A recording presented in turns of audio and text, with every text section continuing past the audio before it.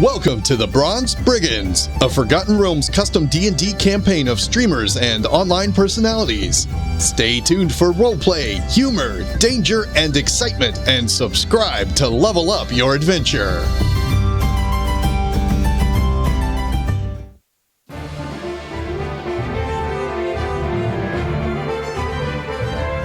Last time on the Bronze Brigands, the team finally made it back off the mountain. With the winds of Mount Speartop at their back, they decided to teleport back home over the course of 4 trips, powered by Biffle Chip's magic. Biffle Chips. When you want quality magical automatons who only sometimes gain sentience, think Biffle Chips. The team delivered their report to the leaders of the guild. To the dismay of everyone, there was much to report. Zither gave her abbreviated version, but Jack decided to step in to give the long story. Like some types of biscuits, zero shortening was involved. The conclusion of the story felt like the appropriate time to show everyone the cause of all the commotion: a living dragon egg. Brahm was less than pleased by these turn of events. It seems like the war is taking strange and interesting turns.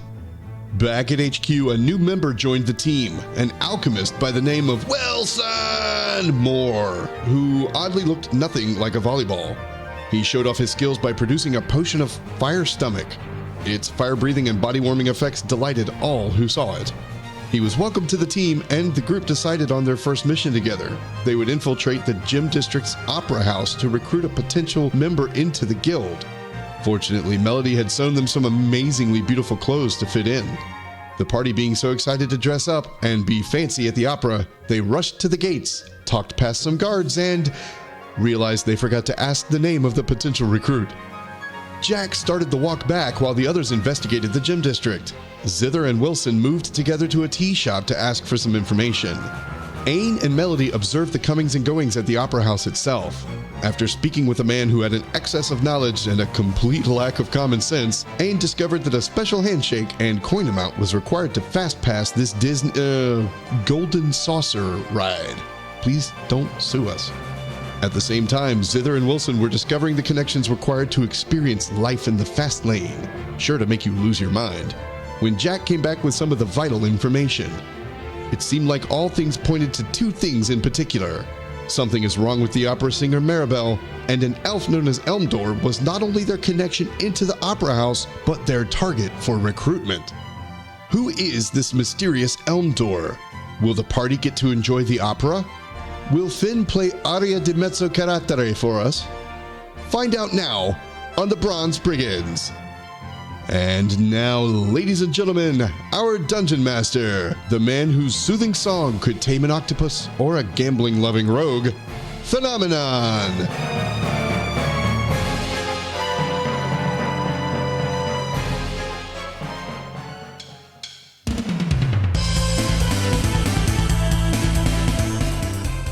Got some weird ideas about me, I tell you.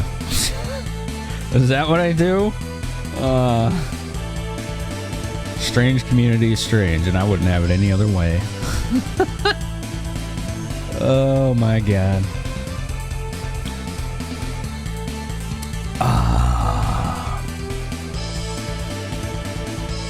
Hi. So if you saw the tweet, this is our 25th session. Like, we've been doing this for 25 sessions. Like, holy crap. That's amazing. I'm pretty floored by that. Thank you. Like, this could not be possible without the support of all of you folks out there. So thank you so much. I'm glad you enjoy the show. Remember, it's not my show, it's our show. The players are the stars of the show. I'm just the storyteller here, the DM. So yeah, let's say hi to people in chat. Durian's here, Visceral, Burger Tank, Dinner Tank, Miss Chloe, hello, Rackadactylactylus, Mysterious Dude. Who else we got? There's Sammy, he's people clapping. Excuse me. Solar Cook, what's up? Drinking coffee, and then I'm going to drink something else. Who else we got out there? We got lurkers, of course. All you folks. Adonis. You guys lit up chat. I'm going to tell you right now. Pat yourselves on the back. That was a very warm welcome. Lots of hosts. A lot of hosts. Oh, there's Chebbers. Hi, Chebbers. I can't scroll up any farther.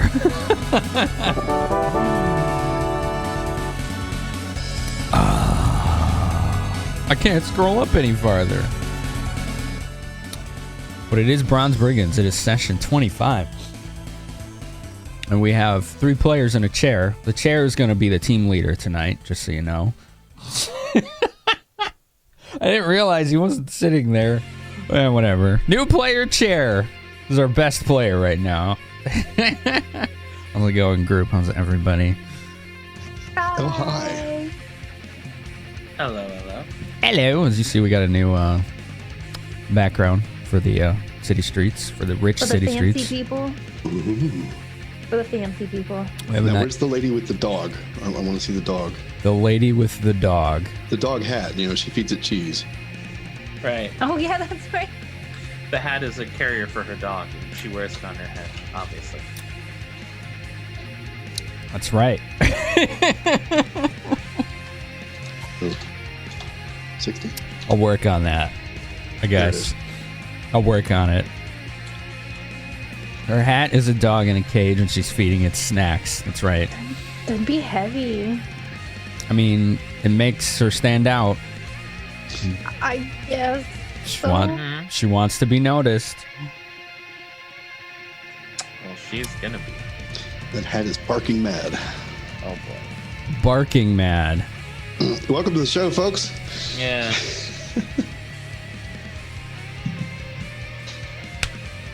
As we left off last week, you were all attempting to determine, well, not so much determine, but if we can go to missions here. Missions. This is where we left off last week. We need more members. And there's a guy in the Gem District who's specifically good with enchantment style magic. And he's also really rich, which is good and bad. Because one, it means he probably doesn't give a fuck about the guild, as far as you know. But he could be a big asset to the guild if you could recruit him. So you're here to meet him, see if there's anything you can do to recruit him. That's effectively what the mission is. And before we get into the game, how about we do, well, let's wait for Solo to get back, I guess. I don't know where he went. Unknown. He vanished. I believe his door was a portal that he stepped through. There he is. The chair now has a person on it. Technically, every door is a portal, but Oh, no. We're not going there. You want to do another portal maze? No. You sure? No, I gotta wash my hair. I gotta go. You gotta wash your hair. Please don't. So I gotta go cook some salads. I went out to go throw away the trash, and which should have taken like 2 minutes because my trash bin is like right outside my door. Mm-hmm. And as I was opening the door, my trash bag just ripped right open Missed on the floor. Oh, Rip trash. the I didn't worst. want to get yelled at by the building manager, so I had to like pick everything up.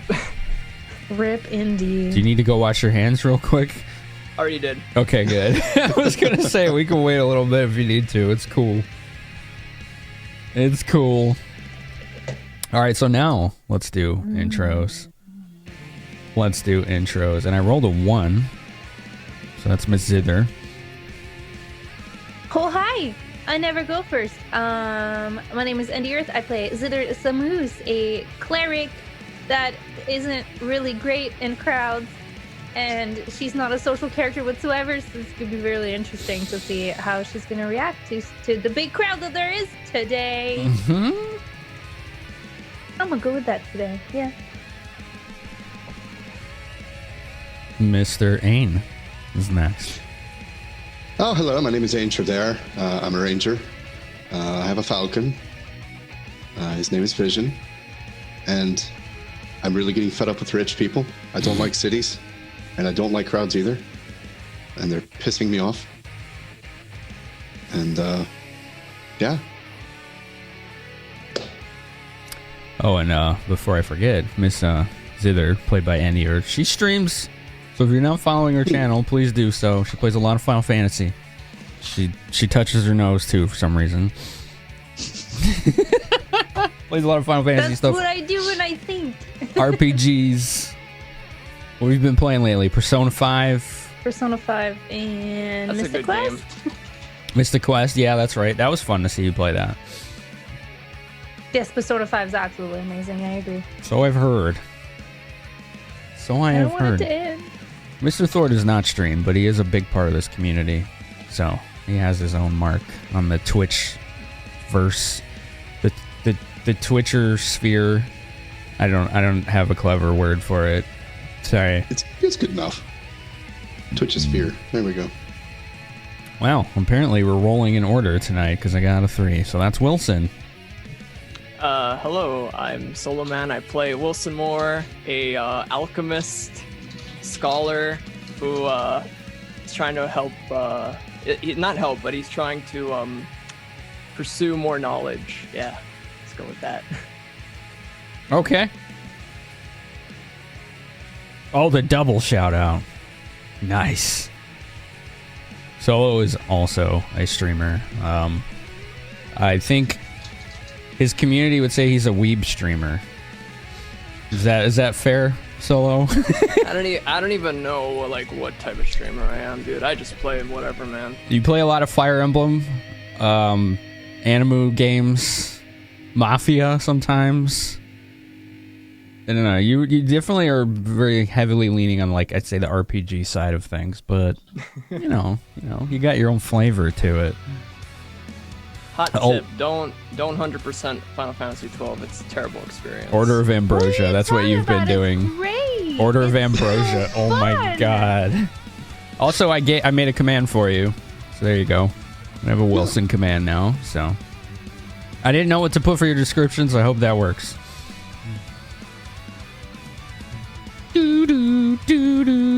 That leaves. I like it. Okay, thanks.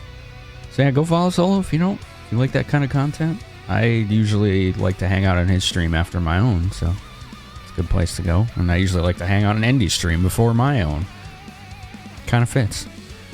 That leaves Mr. Jack. Yeah, hello, I am Ace Burrito, and I play Jack Smokesong, who is a bard, and that's all you really need to know. If you want to know anything else, Stay tuned. right, pretty much. The hook. Jack is a drinker, a philanderer, a liar, a gambler. Not a thief, though. That's dishonest, really. But tricking you out of your money is okay. Yes, it is. It's for a good cause. Right. And that cause is self-motivation and entertainment. Right. And yeah, that's about it. I think that sums up Jack pretty well.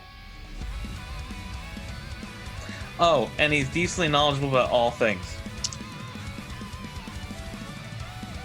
I've actually noticed an interesting thing about that. You almost always roll 10. Which means you usually know a little bit about something, but you almost never get the full thing. So I'm I wonder if this is going to bite you in the ass someday. It's because I can take a 10 for free. You can, yeah. But yes, you're right. But as I gain more knowledge, that 10 matters more. It's stronger every level. True. And you can take 20 once a day. Right. And that has changed the campaign. When you guys were traveling south through Cloud Peaks and you started seeing the quote-unquote meteor showers, and you put 2 and 2 together, and then you divided by an imaginary number and put all these equations in there. 2 and 2 together. I did fucking calculus in the sky. Yeah. It was okay, now I understand everything. And I'm just sitting here as the player what? What did I just learn? Are you sure that's what I know? All right. Yeah. Whatever. Rolling it. He had an epiphany in the mountain, basically, at night before going to bed. He was thinking about it long and hard, and he had an actual epiphany. And it changed everything. And of course, Ace is also a streamer. He streams every Sunday afternoon. I'm usually hanging out in there before my stream on Sunday. So he'll be there tomorrow morning. Well, morning, afternoon, whatever. Morning, depending on what time zone you're in. Evening, depending on what time zone you're in. I don't even know what to call solo because he's like 6 hours behind me or something. So it's like, are you a night streamer or day streamer? 4 hours. It's only 4? Are you sure? You're day, but you're in the past. 3:30 p.m. Wow. I thought Hawaii was further back than that. I stand corrected. Fair enough. So, that is the crew. I am the DM, of course. I made this campaign many years ago in Pathfinder. If I could, I'd probably run it in 5th edition, but it's a bit late for that now because I've heard 5th is so much simpler and easier to play, which, you know. Could transpose. Yeah, if you want to take D&D off for a couple months while I redo everything. No. I don't either. I looked at a tool that was designed to take from Pathfinder to 5e, and the tool takes longer to work through than just re-rolling the character from scratch and trying to recreate.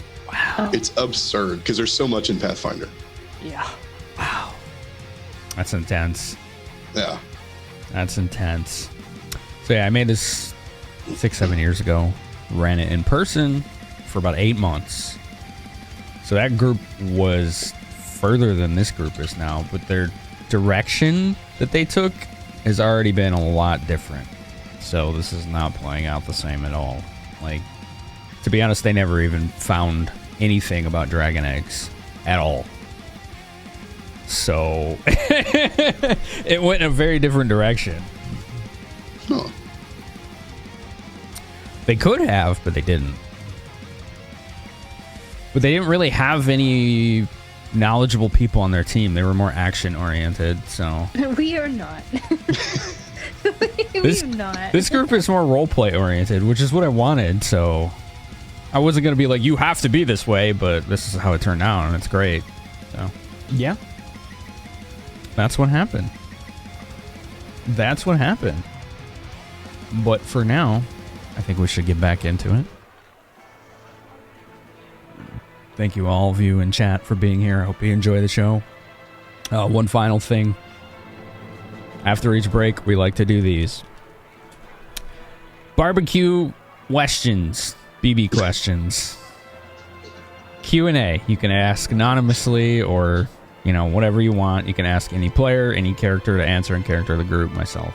However you want. We answer those after breaks, so take a look when you got a chance. Give us some good ones.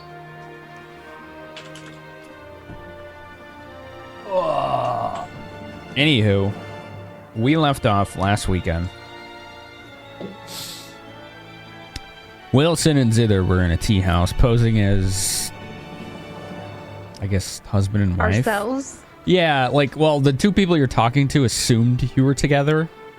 Right, that's right. And you just never, like, denied it. Basically. At least you didn't, Zither. I think Solomon just played right along with it. He's like, oh, yeah, totally. I think I just went with,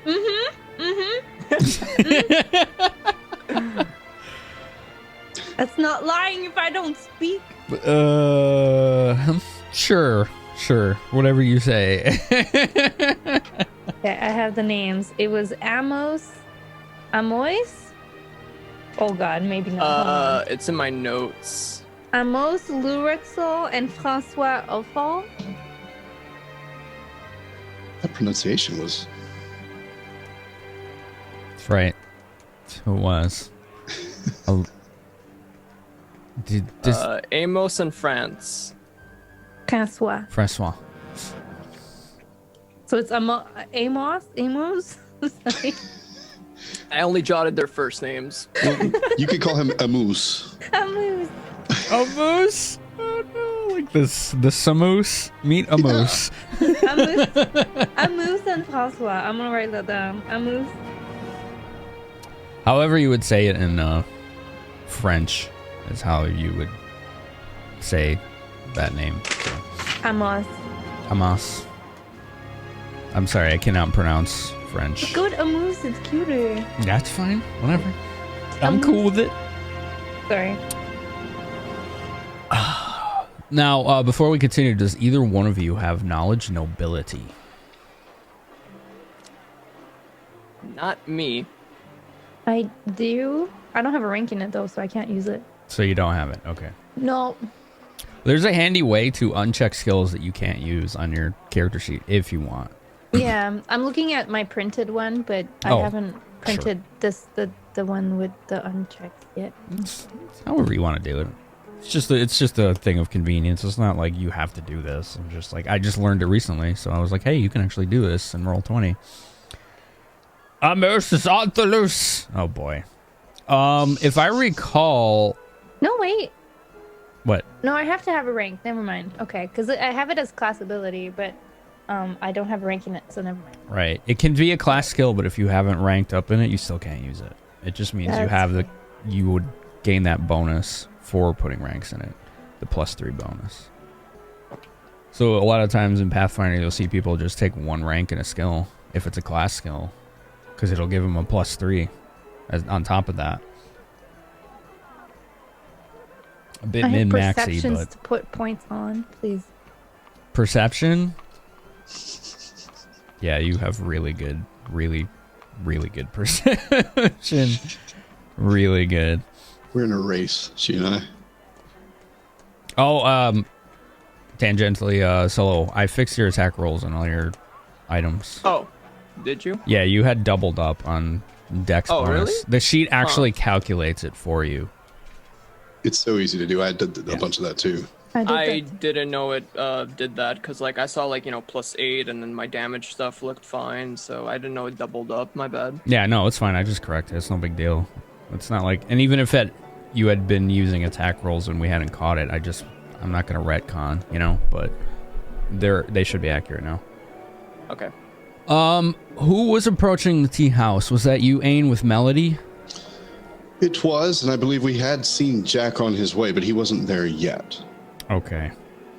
All right. Well, we'll just wait until he gets back. So I think Melody and I were sitting at a table.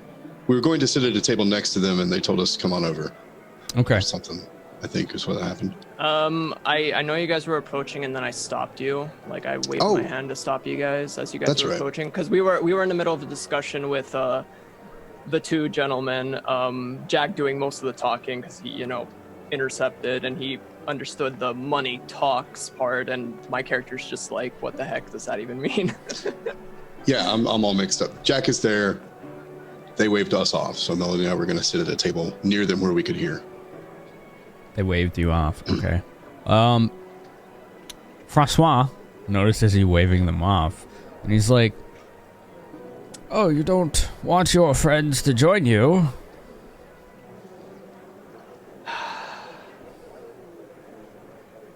I turn to them. Would you guys like to join us? I didn't think he'd notice. Well, that's why I rolled it. Gotta trust the dice. So. I suppose. But, And he's like, and the other, Emma, how do you say his name, Zither? Amos.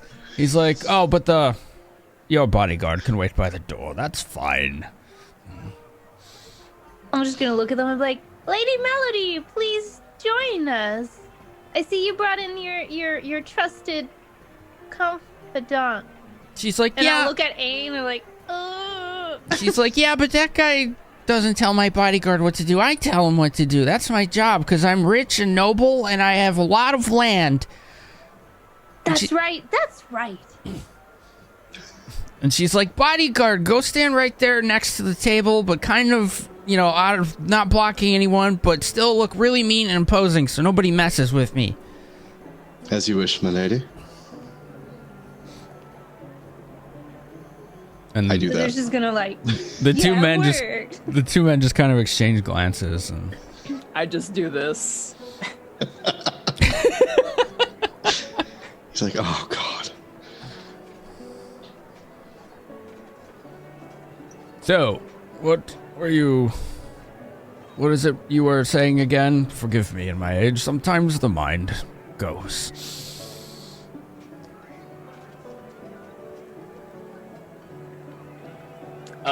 Who's he addressing? Just the group, basically. Oh, all right. Well, for me personally, I am a doctor. I specialize in the medical arts. What about yourself? What would you do? Oh, well, it's a bit surprising you haven't heard of our family. And then Melody's like, oh, I just got here. I didn't hear. Who are you? And so they say their names again. Amos, was it Loruxel and Francois Ophal, I believe. So let's see how Melody does here. I gotta check her roll. If she has it. Let's see how she does if she has it. I forgot. She does. Okay. She's like, I've heard the names, but... Well, my dealings are kind of... outside of... I don't know who you are.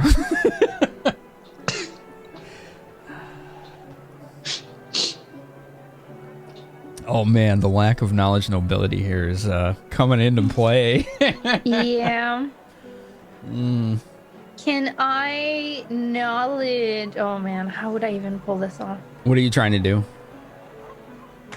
Can I perception to see if I see any kind of identification on their clothing, like a crest? Oh, that's nobility anyway. Mm-hmm. Like a stone that I know that comes from the north. Let's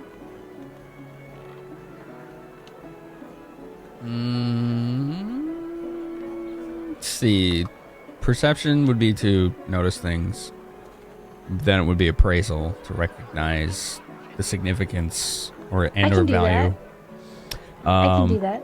But more importantly, you, I think, are the only one here that's actually ever heard in character the name Ophal. Me? Yes. Mm-hmm. Can I roll intelligence to see if the player remembers? Yeah, go ahead. You mean the character? That's 19. Okay, it's coming back to you now. Is it? Your first mission, one of the side objectives was to retrieve a drunken idiot who was the son. Williard! Yeah, Williard Ophal. And that was Francois, right? And he mentioned his name? They both said their full names. They are like pompous about it. When they said it, they both sounded very self-important and kind of smug, just saying their own names. Ophal, I've heard this before. Wait a second. And I'll point to Jack, but didn't Jack made really good friends with your son Williard? I thought we saw him at a tavern once, right? And he kind of leans back. His demeanor changes a little bit. Like his face kind of flushes. And he's like, "Oh, yes. Williard, he's we'll say a worldly fellow." How is he doing? Oh, we sent him to one of our holdings up north near Waterdeep to handle business affairs up there for a little while. It seems like the countryside out here just wasn't suiting him recently. He needed a bit of time away. Trouble? I'm asking them. Was there trouble? And he's like, no trouble. Never, no worries. I understand. And he just looks really uncomfortable right now.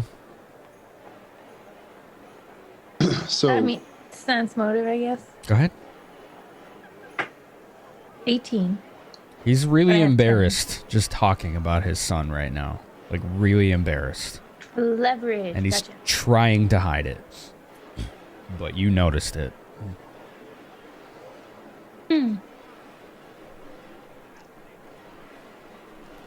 I've Ains heard his name, like when he said it. So I actually do have a rank in knowledge nobility.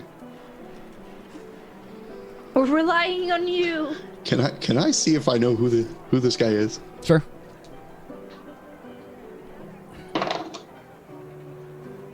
Ooh, that's a 17 plus 3, 20, dirty 20.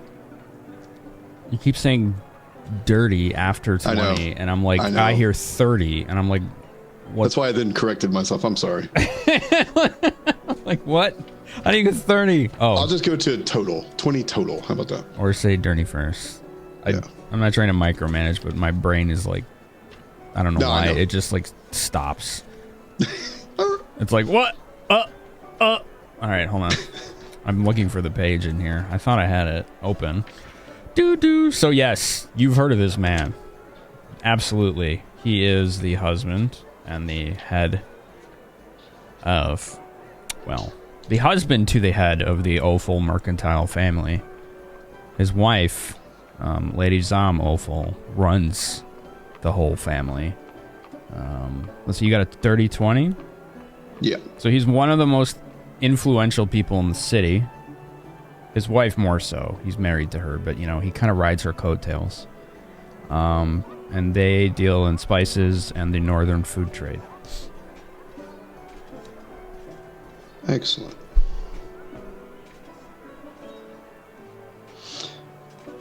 I don't have any good way to communicate that at the moment because I'm busy bodyguarding. That's fair. And I'll turn to Jack and be like, he's the father of your best friend, Now, Williard. Oh. And again, he looks... Oh. Again, he gets this look of just, like, trying to hide his embarrassment, Zither, and you notice still. That's why I'm pointing it out. He's kind of doing like a sigh through his nose and holding his tongue. so I've been away for quite a bit doing my business, and my memory isn't quite up to par per se. So could you remind me what your family specifically is, just to refresh my mind?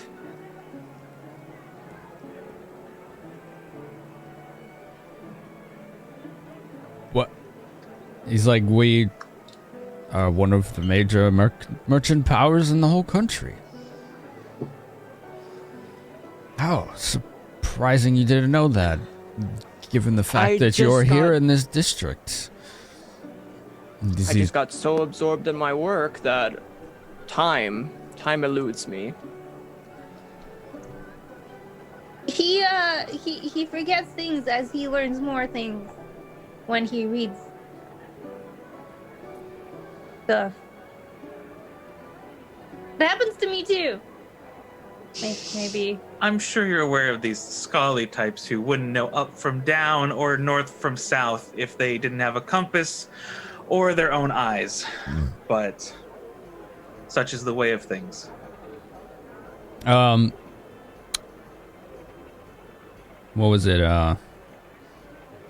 Emus is kind of eyeing Wilson, just like doing one of these, like, praising him, sizing him up. I just have like this relaxed pose.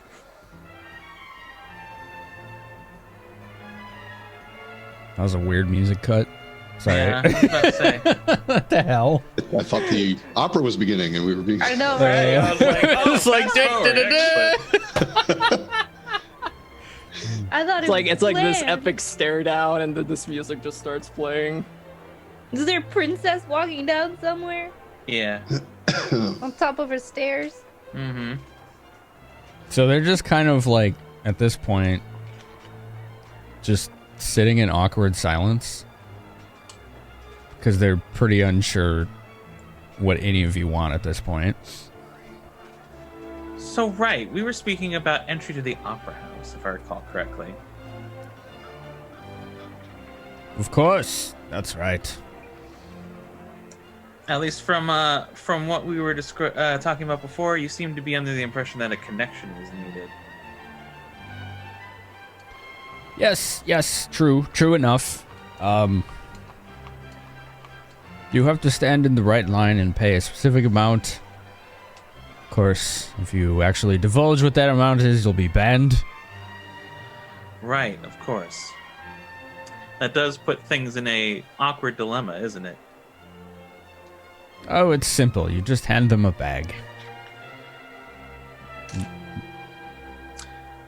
A bag.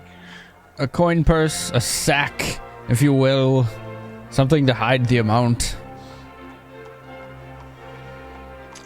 I see. How would they know it's the right amount if it's... Sense motive? Like, I'm not trusting anything this guy's saying about that. Go ahead. Alright. I will. But of course I didn't set up my dice tray or have my dice prepared or get anything done today because everything's a crazy mess. Okay. Enough of that. Sense motive, go. Okay. If I recall correctly, I believe sense motive is one of my bardic performance skills, which means that this 16 is a 34. That's pretty good. So, initially you're like, okay, I think he's telling the truth. And then you kind of notice some familiar patterns that you've seen with nobility and elite. He is actually telling the truth, and at this point you recognize he's doing so because he is very confused by this group of people. He doesn't understand confusion. He doesn't understand your intentions, and he's kind of wanting you to leave. Is basically like he just seems very uncomfortable with all of you at this point, and kind of regrets the decision to invite you to join him. But he's telling the truth. He is, yeah, as a matter of convenience. And I'm going to try and catch Jack's attention, just a little hand movement, and look right at him, and just kind of nod, like meaningfully, like yes, that's true. Kind of thing. Well, if that is all, and I assume that you would tell me if that were not all, I think that about concludes our business together. So there's just gonna look like kind of a Jack, and then I like A, and then be like, it does. I just sit there silent. All right, and then what's the? You know what? No, I'm gonna do this. I'm gonna motion to one of the waiters and be like, check, and then make a snapping noise. And a well-dressed elven man kind of, power walks to you, not some with the hand motions, but like a fast walk. Yes, their lunch and tea are on me. The ladies is on them. So, if you could hand me the amount, please. And he's like, of course. And he just kind of leans in and whispers it into your ear. It's like 85 gold. Okay. Like an outrageous sum, but... All right. I drop 10 platinum on the table and then get up to leave. It's like, gentlemen, it has been a pleasure. I will now take my leave from your company. Do enjoy the rest of your day. I get up. Pleased to make your acquaintance. I'll get up and bow and be like, thank you for the tea, and like kind of just hurry behind everyone. And they seem suddenly gracious again. And, the pleasantries return. The confusion is gone. And they bid you a good day, and that's it. Right. So as we leave, as we leave the area before we exit the tea house, I try to hand over Jack 50 gold like sleight of hand, if that's possible. So you're trying to hide it Yeah, I'm trying to give him 50 gold while hiding it. from who? Like, from like prying eyes, like people who are looking around. Just, Okay. you want me to make a check? Yeah. He wants to do this thing where your friends want to give you $20 24. for gas, but you don't want to accept it, so they put it in your fridge or something. Perception? Yeah. Perception. A whole 22. So I'm doing it in a way that Jack knows, though. Okay. That he's Just getting no it, one but no else. one else. Yeah. okay. Okay. So, goes through. Nobody says anything. So you think? I mean, Jack, he's making it obvious to Yeah, you right. and only you, to you and only you. So he kind of does. Oh, fine. He kind of does this like fake handshake kind of thing.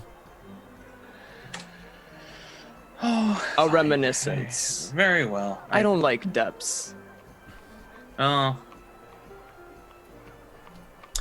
I mean, as far as I'm concerned, it's funds required to perform the mission, so I would have probably just gotten reimbursed from the guild. But thank you anyway.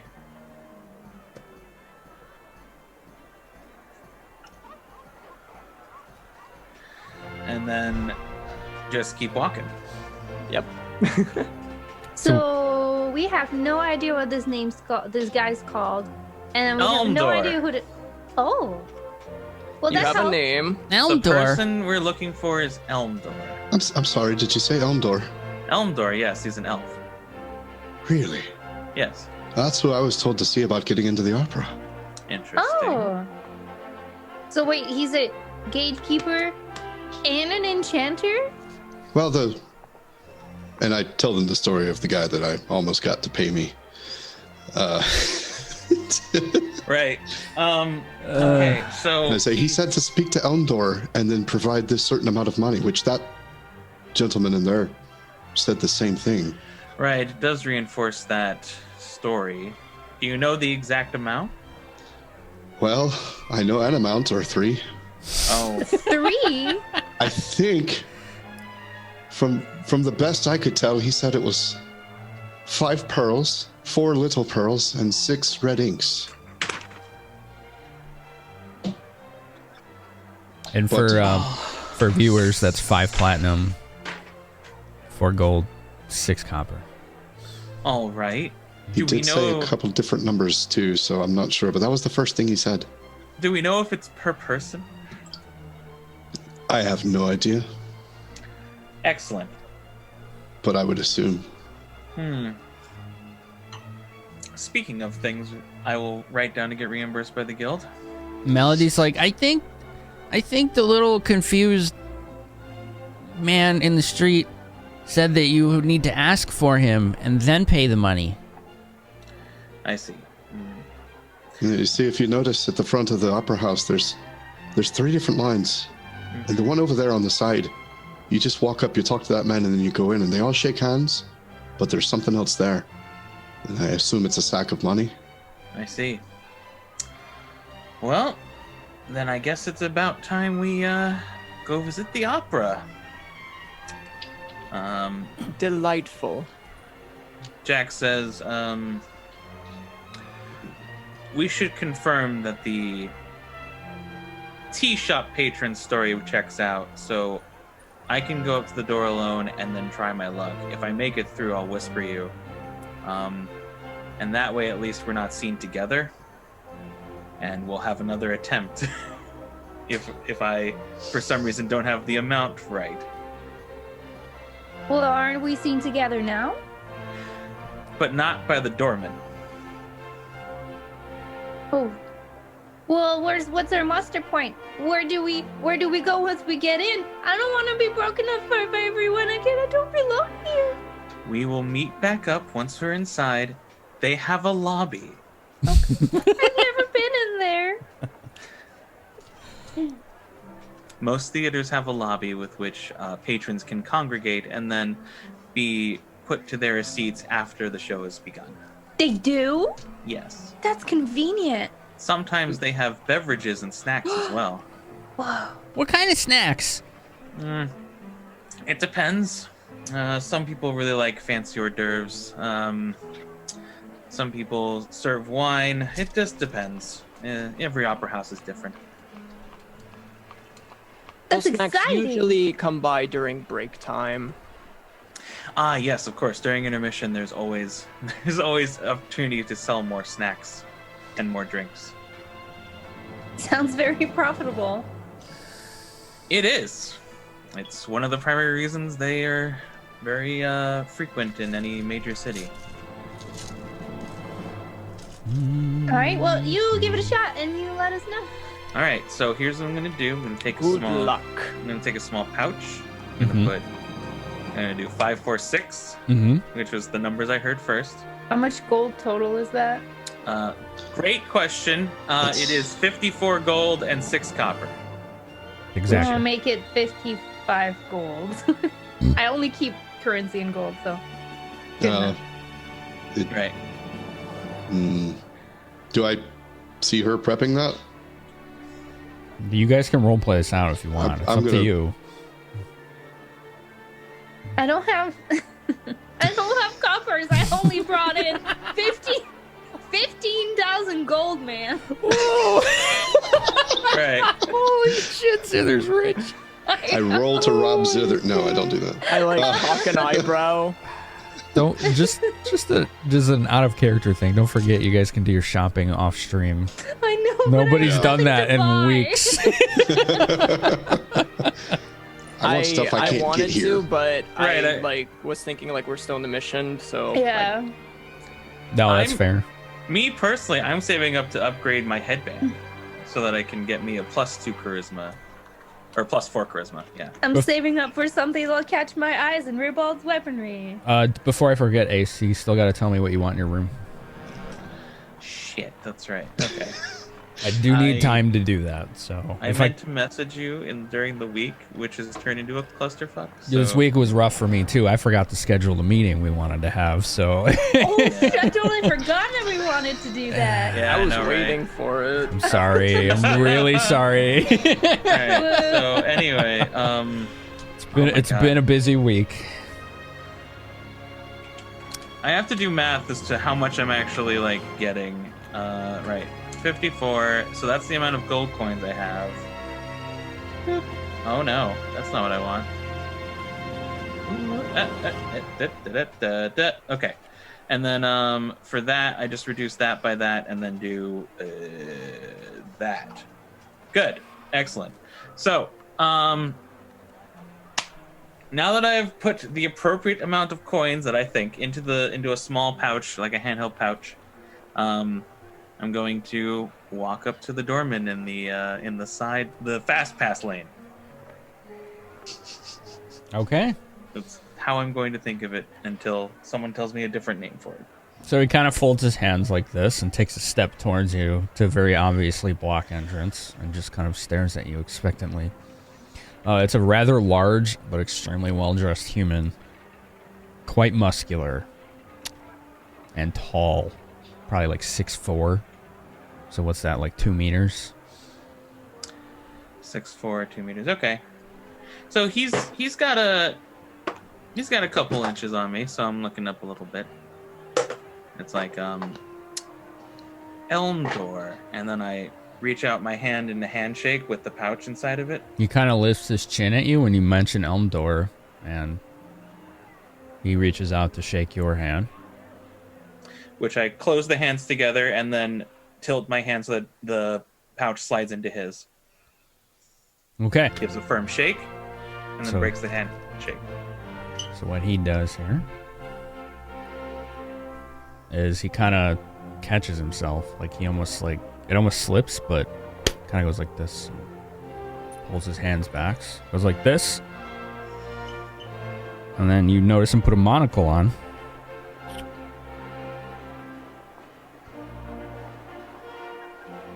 And then he looks at you. And after pocketing the pouch, he kind of goes, "May you enjoy the show, sir." Hold hold on. I'm going to actually do something here. Okay.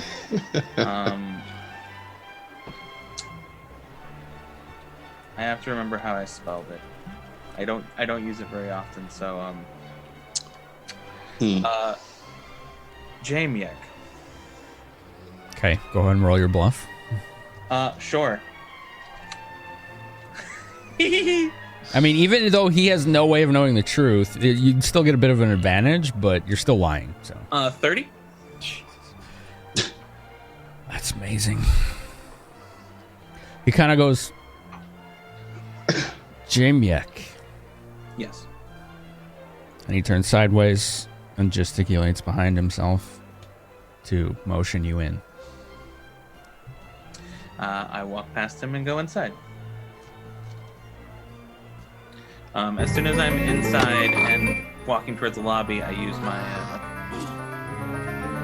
Oh, go ahead. I just got thrown off because I forgot to turn alerts down. Oh, okay. I was like, is he telling me to shut the fuck up? No, I don't know. I'm catching up, dude. Got it. Okay. Sammy with 5 gift subs. So Hell yeah. thank you so much. And as a reminder, tomorrow's blessings can also be gained through bits and donations as well, equivalent amount. So $5, 500 bits. Thank you, Sammy. You guys have 5 blessings. Go right ahead, Ace. I was going to say, as soon as I'm inside and I'm walking towards the lobby, I'm using my badge to whisper to the insignia. Thank you. To whisper to the others and be like, okay, 5, 4, and 6 seem to work just fine. Mention Elmdor at the door, handshake, and everything should work out. Seems simple enough. So all 3 of you hear this. And as a reminder, what this is, just as a reminder to the group, and of course viewers, is they have insignia, which are basically like, they signify what guild they're in, right? The Bronze Brigands. But they also are magical insignia that lets them cast message at will, which is effectively a long-range whisper. So they can be heard by outside eyes if they're extremely perceptive. For example, Zither herself could potentially catch a message. She could hear it, like the noise of the whisper carrying in the wind, for example, something like that. Oh, sure, right. Or, well, you call her the God Eye, but she's got good perception, so that encompasses more than just seeing. I did forget that mentioning the amount is a bad idea, but you know. Too late. All you said was 5, 4, 6. You didn't say anything else. Mm-hmm. True. You were at least furtive about the mentioning. Mm-hmm. Okay. I'm very curious if we might be able to get in as a group, but probably not a very big group. Well, I believe. go ahead. Go ahead. No, you go ahead. Well, maybe Melody and Ain can get together because, well, that he guards her, and then maybe we could put up the bluff and then go together too. That might be That's what I was faster. thinking. Split off into pairs. I'll get a family discount. Student. So as you're having this discussion and you're hearing these messages, Jack, you feel a hand on your shoulder from behind. I feel a hand on my shoulder from behind. Mm-hmm. Okay. A hand with a strong grip. I turn around. There is a man wearing a finely crafted, very functional, but also very well kept and impressive looking leathers. Are you fucking kidding me? And he's Okay. He appears to be maybe some kind of security or something. Sure. And he's like, "So, your name?" Jamiek. Jamiek. Perhaps you're new here, Jamiek, but that right there, and he's pointing at your insignia, is a good way to get the attention of people we don't want in here. My apologies. I seem to have done something out of turn. I will and I'm slowly taking the insignia from my lapel and sort of just putting it away in a pocket somewhere. I will just leave this somewhere it can't be seen. Of course, I understand someone of your prestige probably is used to utilizing such eldritch methods, we'll say, but within this city and especially within this house, we want to keep within the letter of the law so we can conduct business without prying eyes. Of course. And I would certainly not want to endanger your business or anything that you do here. I am merely a patron of the arts. Very good. Just know we'll be watching you, but we watch everyone. It's for your safety. Of course. Thank you again for a job well done. And he kind of makes an exaggerated bow to you, takes a few steps backwards, and then spins and walks away briskly. All right. So, who's first? Let's go. You two first. By the way, Huh? do you have the exact amount? I have the approximate amount. It's my belief, based on the way that that man said it and the way... Anyway, I believe the amount and the exact configuration of the coins is part of the, shall we say, password. No. Do you have extra I can switch you with? I do. I only have everything in small pearls, I think it's called. Little pearls, yeah. Small Little pearls. Same thing. pearls. I don't have any inks, was it? Red inks. Red inks. I don't seem to have any red inks. I've got a random jumble of coins, really, in my coin purse. Yay, So- bank! For any of you players, if you don't actually know in character, or even as a player, what an aphorism means, you can roll for it, for knowledge local, and I'll tell you, or you can just ask your group members. So, like, red ink is a fucking weird thing to effectively call a penny. There's a reason for it. Because it's red. No. I mean, it's red-ish. Copper is red-ish. I kind of I thought the implication was kind of like red ink means they're like debt, like it's not worth even having. Correct. Mhm. Everything in Athkatlan is based around commerce language. Even, Right. yeah, even their just day-to-day speech. So we talked about it before, but one of the worst insults you could give someone is, may your true books be written in red ink. I mean, that's like saying, I hope your life falls apart and you just suffer. Yeah. It's Right. basically wishing someone Wow. was homeless. Yeah. Wow, brutal. Yeah, it is. So they call copper pieces red inks. So I'm going to take out the proper amount. Okay. Yeah, we're just making change here. Yeah. So, And Go I'll to the take... local change machine and just, I'm sure there are money changers, but Ains got all kinds of different, just from traveling and everything. So, I mean, yeah. I've got I'll, coppers, I've got Commerce silver, I got whatever. I'm sorry, not commerce, but currency exchange is a popular industry in the city because of how many different nations come through this city for trade. It is the biggest trade city in the known world. Like, even Waterdeep is much bigger than Athkatlan, but Athkatlan does way more business, if that makes sense. So it's like almost 10 gold?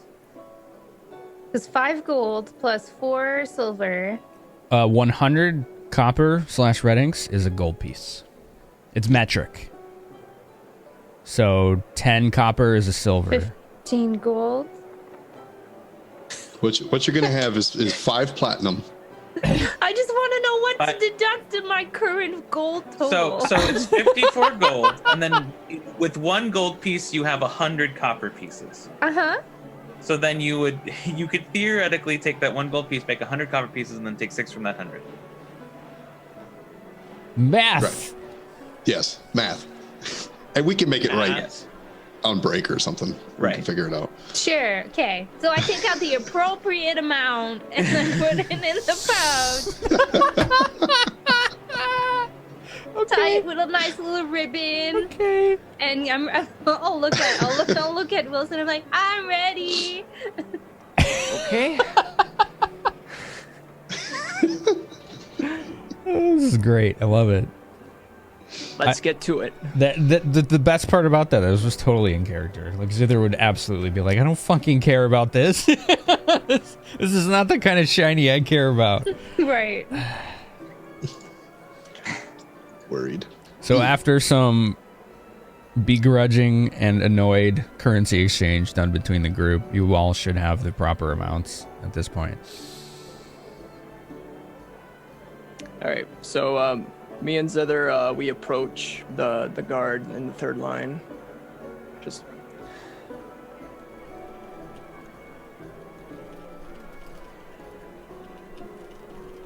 walk on over there. Give my hand out, like in a handshake with like the pouch being hidden. So the man looks at you with his hands folded and he's like, your business here?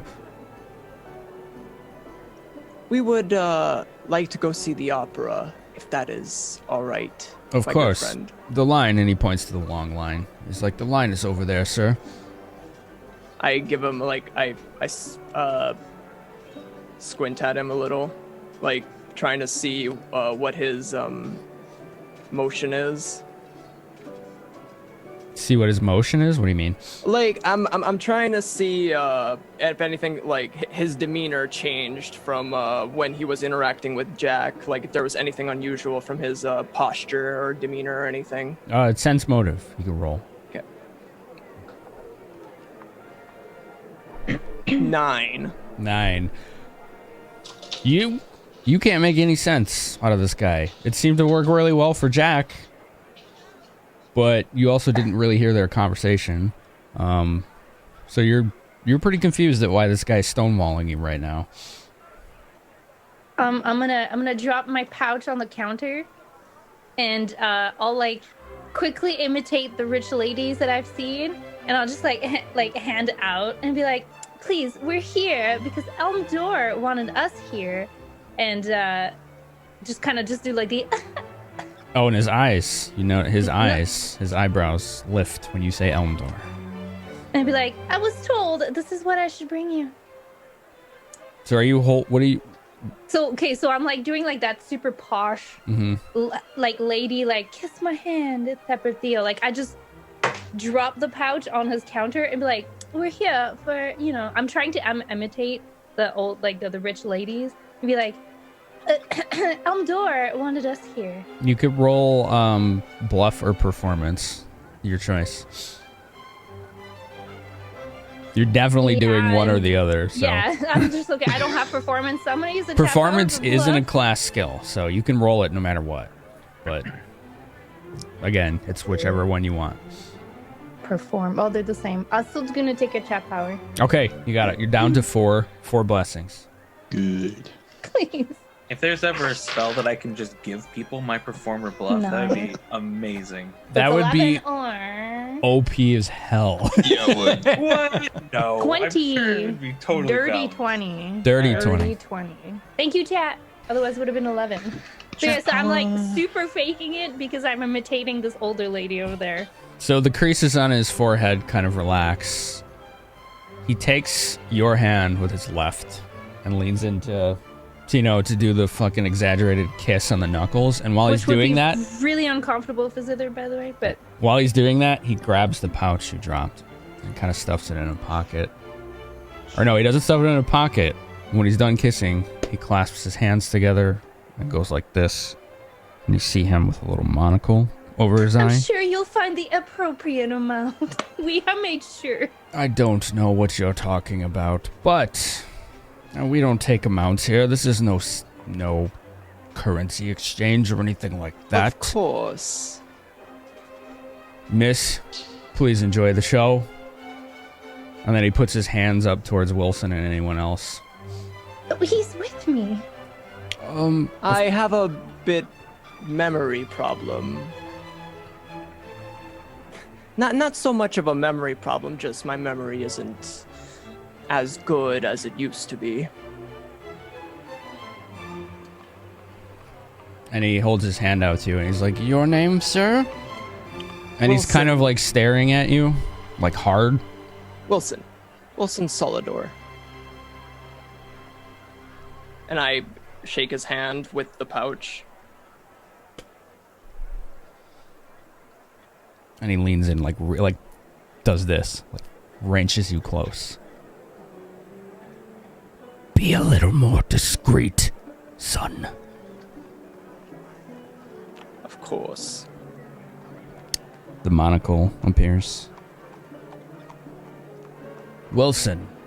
Of course. Yes, your appointment is ready. Please. Enjoy yourselves. And he looks to you, Ain, suspiciously, and Melody. We would have held back just a little bit. Apologies. That's okay. All right. Before we go up there, I would take the blinders off of Vision and give him the command to roam. So, but I'm going to let him go and let him fly and find somewhere to roost. Whatever. Catch a rat in the streets, something, and just he'll wait for me out here. I'm not going to take him in there. And then we'll go up there. Okay. So we're trying to make sure it doesn't look like we're directly connected to them, I guess. Gotcha. Yeah, we'll approach. I'll kind of, look like I'm walking in front of Melody, bodyguard-ish or whatever. Just walk up and kind of stand to the side and let her approach him. I know my place, etc.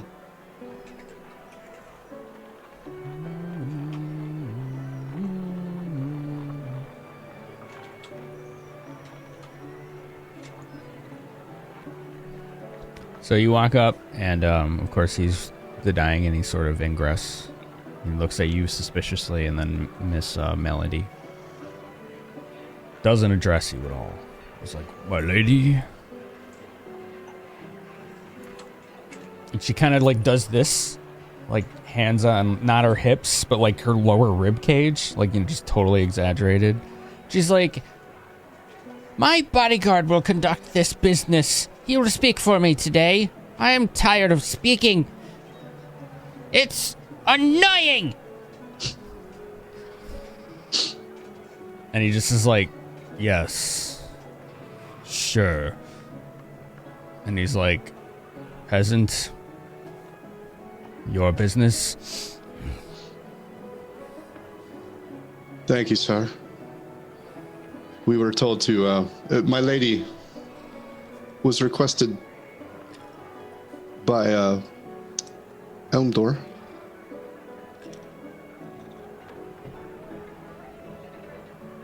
Popular guy today. Is that so? I feel like he's a popular guy every day. It is. If you don't mind if I approach. And he kind of goes like this, like he just offers his hand. And I've got both our little pouches, so I'm just gonna, I'll shake his hand and put them both in his hand. Does the little thing with the monocle, exact amounts, as I said.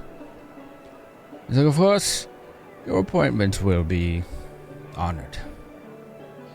Enjoy yourselves tonight." Thank you, sir. Milady. All right. And she's just like, but there's still her hands like way up here, almost in her armpits. Like it just looks so dumb. Like not even close to her hips. As we walk in, I'll just say, Melody, relax. Okay. All right.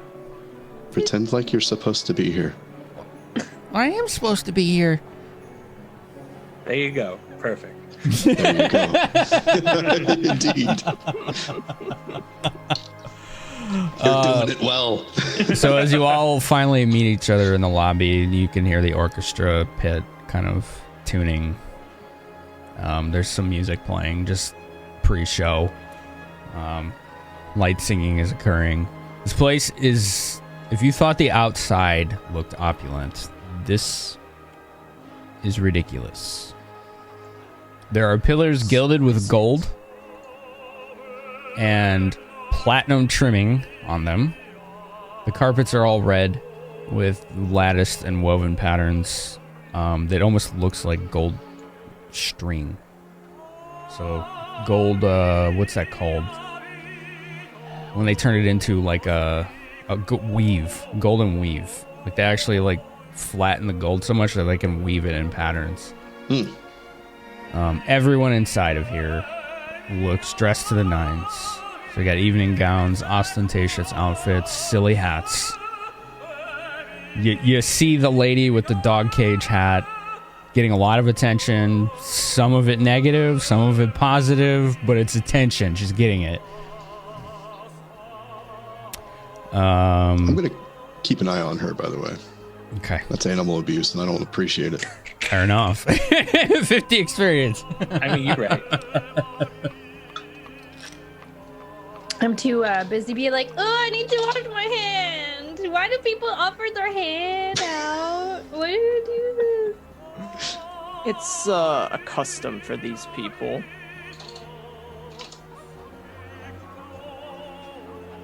So unpleasant. Melody's like, I like dressing up, but I don't like showing it off to these people. Same. I never felt this pretty yet. I don't feel comfortable here. Oh yeah, I forgot she made your dress, so Zithers probably has wearing the best dress she ever has in her life right now. Compared to my just cleric cloaks, yeah. Or robes, I guess. And Jack looks like someone took a bard and tried to make him look 300% as ridiculous. Which he fits right in. Just Right. He looks like he belongs here, like he's been here before. Don't worry too much about all of the pomp and circumstance that people throw around. It's sort of like saying hello or good morning to them, at least. You know, it's interesting. Everyone looks at me with disgust and then doesn't see me anymore. I'm almost invisible here. You are 100% invisible unless you go into the wrong place. Even the well-privileged acknowledge that they need underlings to help them. Can we get perception checks, everyone? Oh, absolutely. I'm maybe good at those. Maybe. 34. Wait, actually, 16. whatever. What is my perception? Oh, I also got a 16. 30. Yeah. Okay. You right. You right. What'd you get against Zither? I didn't hear it. I'm sorry. 34. Jesus. I rolled low, I'm sorry. Ain Right. Zither. There is an older gnome dressed very ostentatiously, walking with purpose and a stern look on his face directly towards Ain.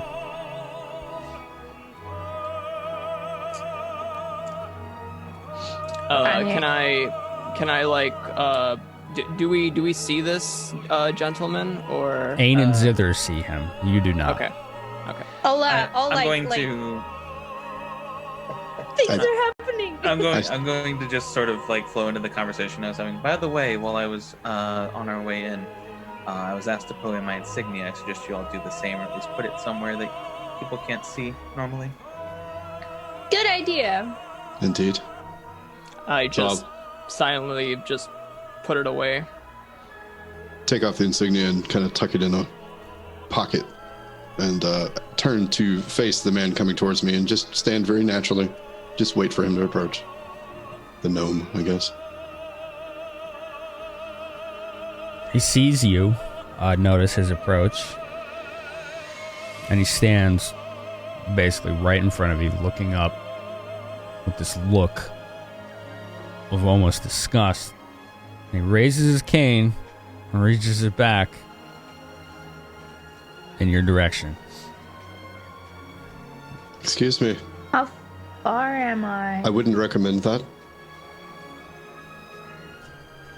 How far are you? I mean, you're all just standing next to each other, like in a circle, like people that know each other would.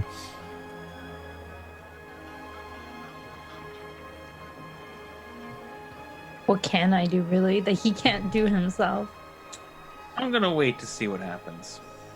Do we see this going on, or is it just Ian and Zither note like in this interaction?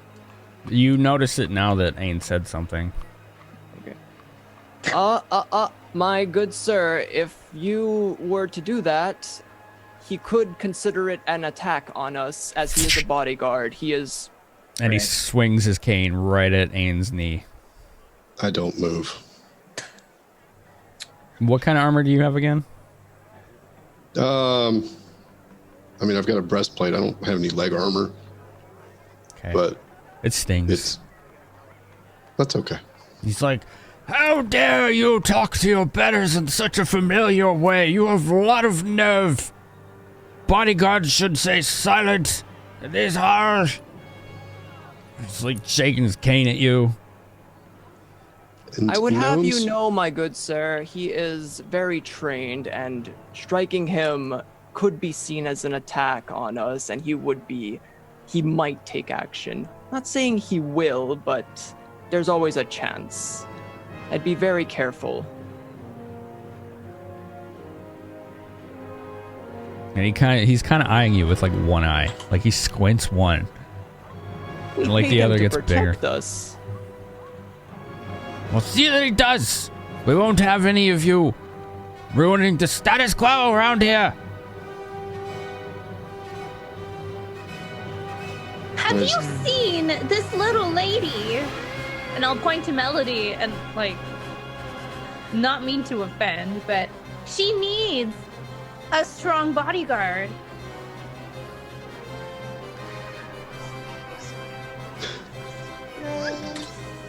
By the way, Holst, very good call on the music. Thank you, sir. It is, yeah. I was wondering if anybody would know it. I have a music degree. I know these things. Right, I was about to say, if anyone. Fair.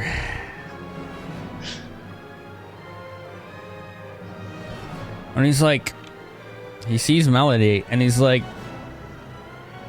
you should control the help, or they'll get unruly and they might revolt. Did he wave his stick at her? Yes.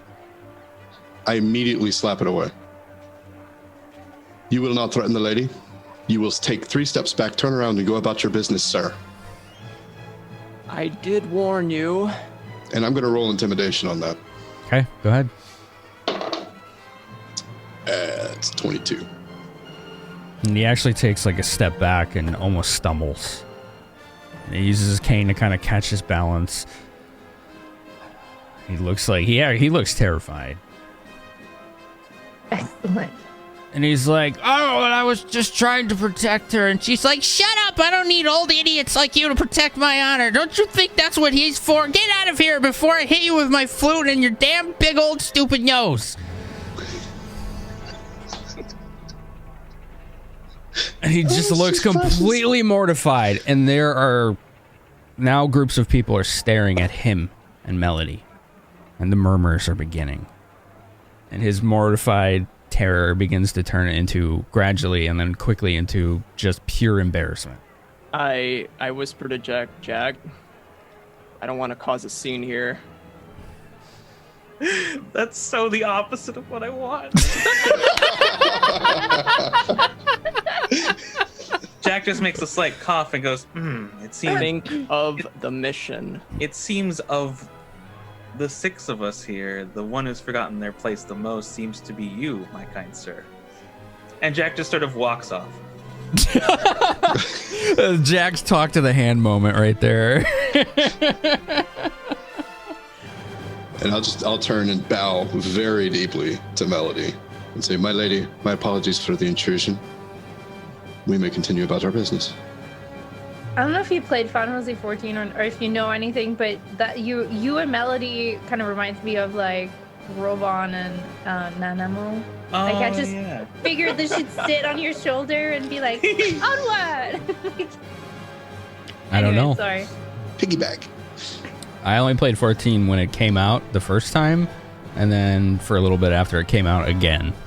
So I've never played any expansions. Just kind of my imagery right now. I don't know anything about it, but it sounds like it's a good thing, so.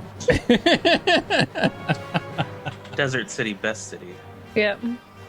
Sorry, just tangent. It's just that's my imagery right now. I could talk your ear off about 11, but 14, I'm just like, sorry. I don't know 11. She's like, oh, we need to get out of this place soon. We have to deal with idiots like him. And he storms off. And people's eyes aren't looking at you anymore. They're following him. So, yeah. It looks like, as far as social standing and appearances and reputation go, all he accomplished right now is sullying his own. Good. Nice. And kind of under my breath, I say, may I suggest we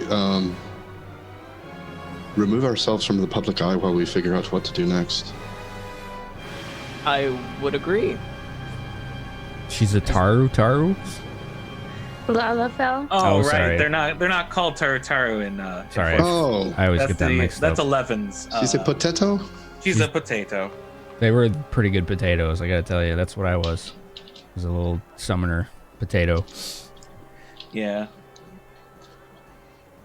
All right. And with that, we're gonna take our first break of the night. Good work, everybody. You got in the opera house. We did it. Nice job.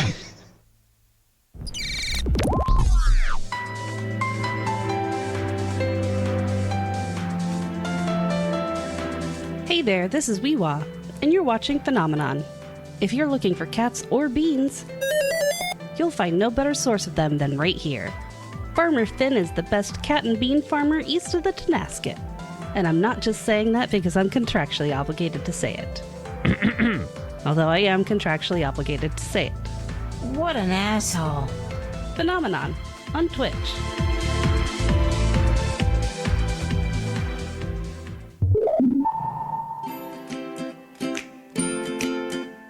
Bad humors have you in bad humor?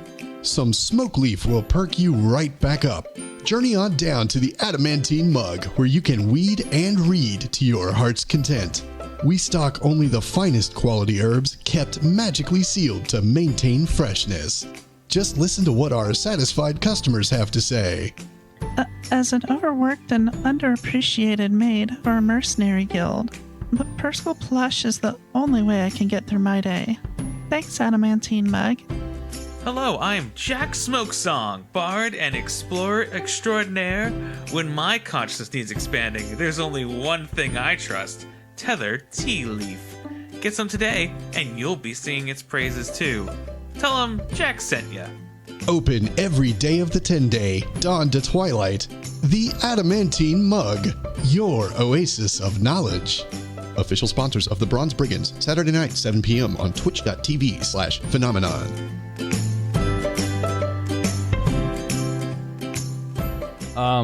Experience.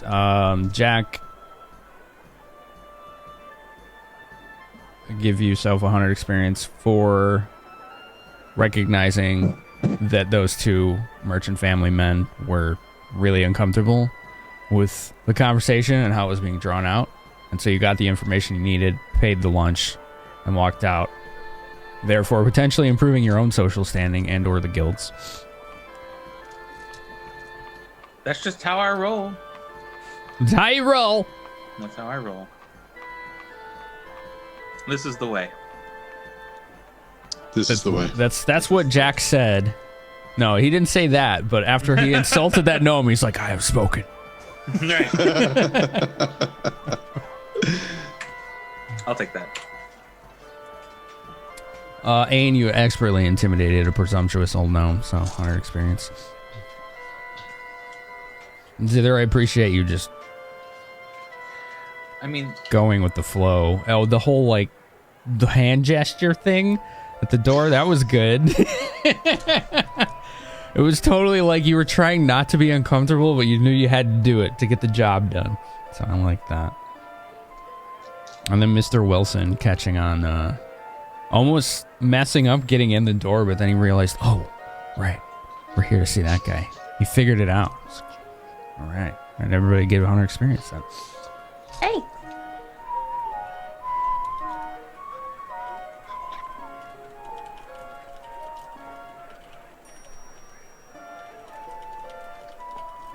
Okay.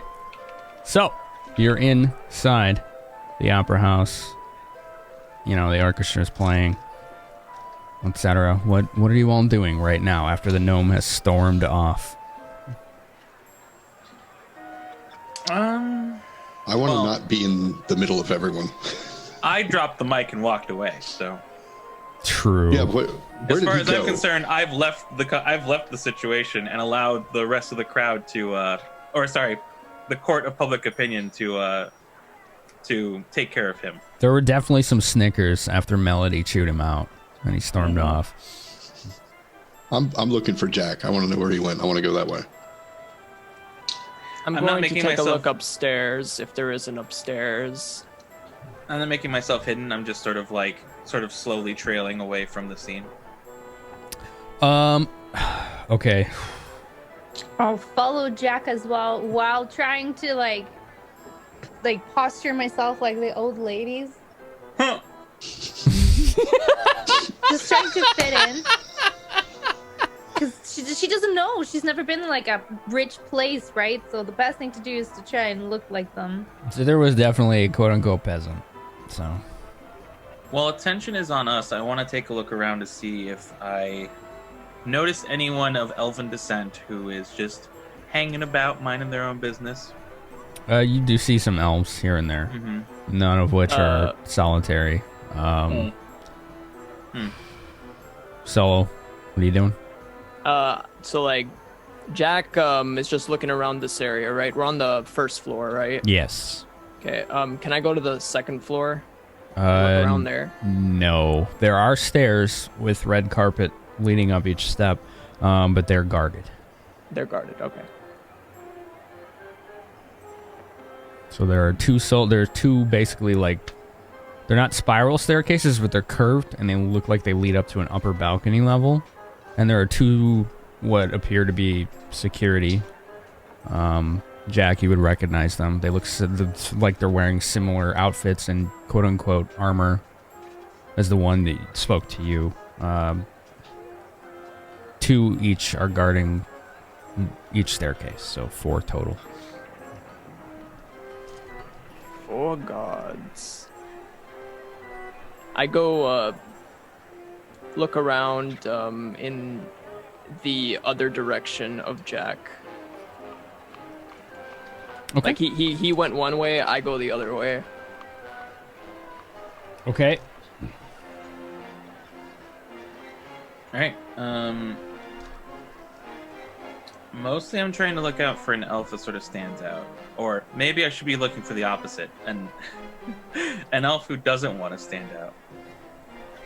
But I'm mostly peering around and seeing if there are elves or the company of elves or something just stands out about someone. I'm looking for not suspicious behavior. I guess in a room full of peacocks, I want to try and find the sheep, so to speak.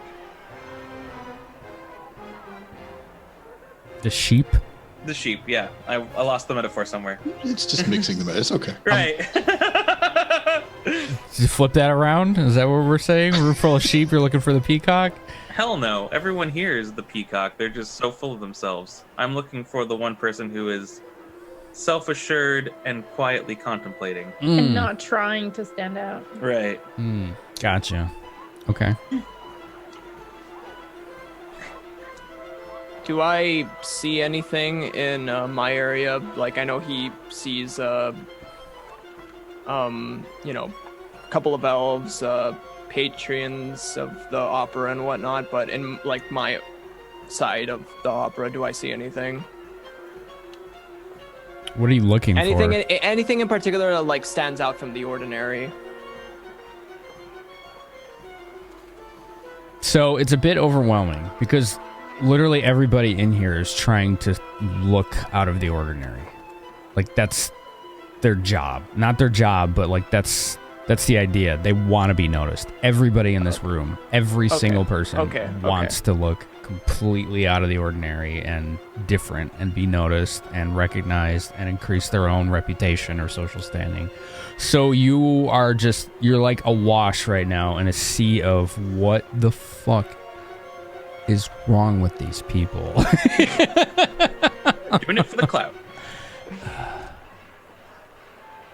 Like, normal convention is, okay, look for someone out of the ordinary, and you're just like... Well, I meant, like, I want to look for something that's... Well, are they all out of place? Everybody here looks like they are made of money. Alright, then I need to look for someone that appears normal. Gotcha. And how are you going to go about doing that? Can I just, like... try and, like... You can roll perception. See something that catches my eye.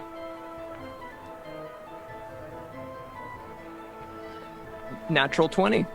Nice. Okay, but what's the number? Because on a skill 32. check, there's no auto fail, auto success. At least in Pathfinder. 32. That's really good. Nice.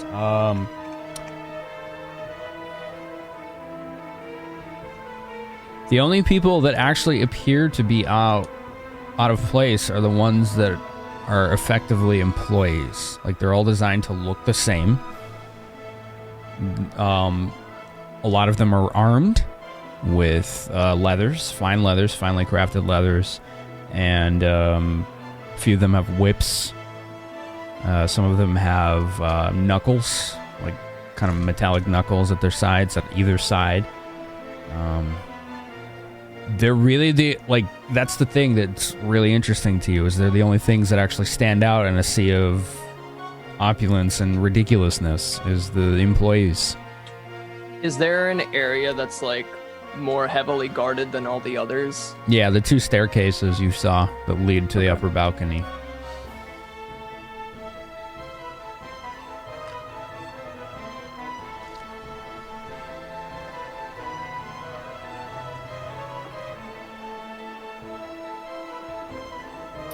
So, alright, Zither and Ain, what are you doing?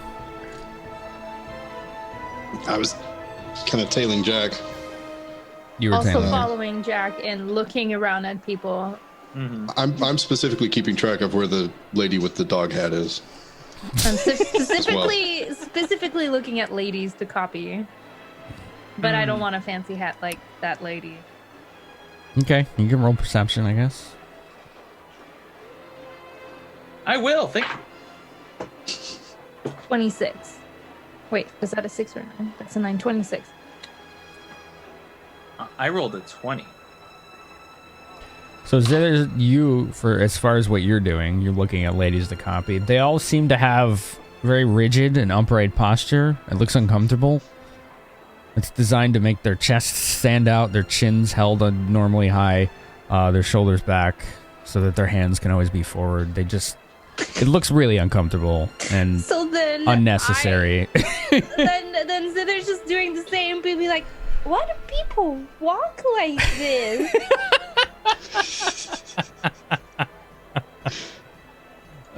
Jack, what were you looking for?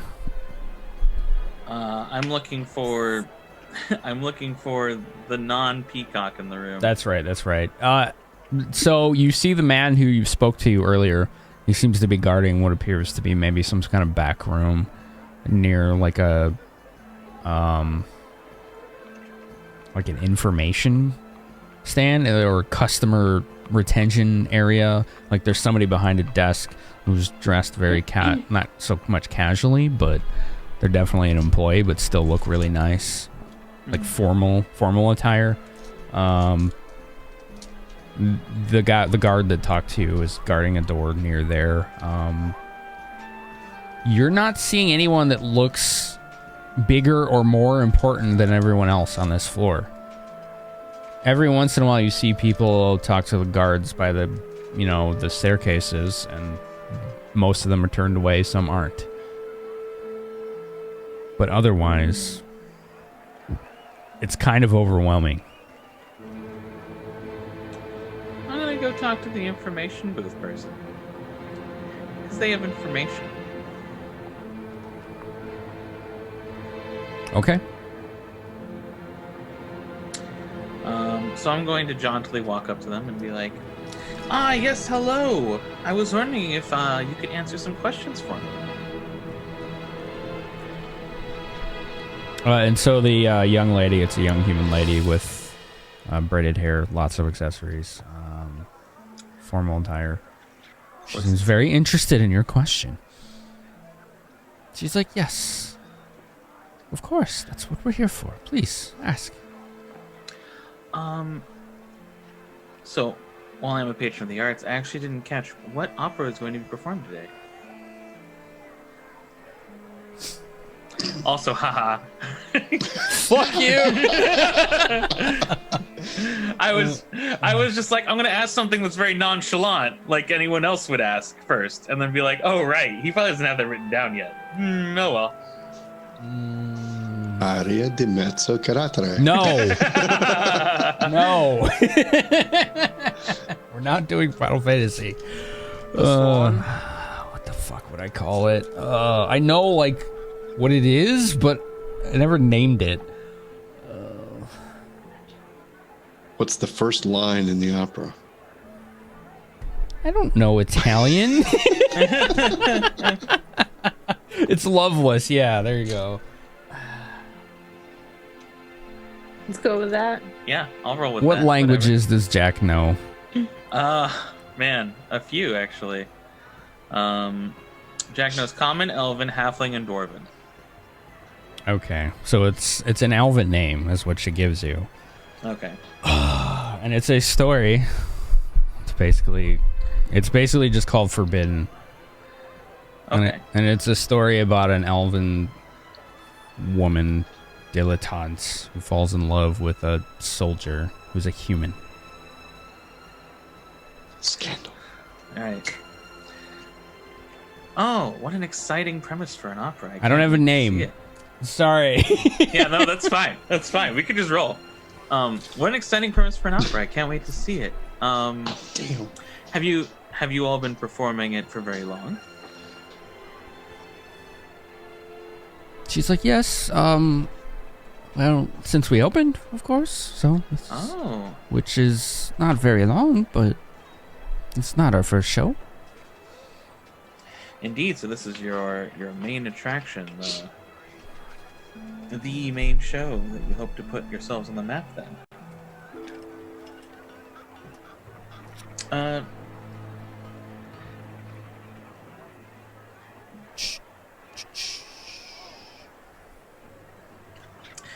Okay, sorry, I didn't know if you were doing something, and I didn't want to interrupt you. No, you can keep going. All right. Do you happen to have any information that's not about the opera? Perhaps. What is it you're looking for? Well, in particular, I had heard some, let's say, unpleasant rumors about the main star, Maribel. And I was wondering what you knew about that. Are we going to be disappointed by the show today? She's like, I would never expect any type of disappointment from our performances.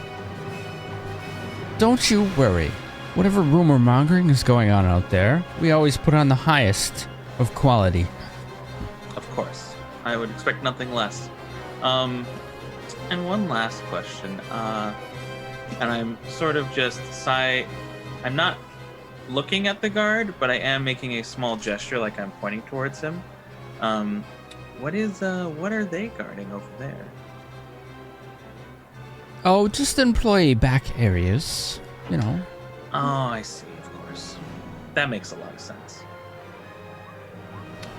Will we get to see, I'll just go for it, whatever. Will we get to see Elmdor today? Oh, do you have an appointment?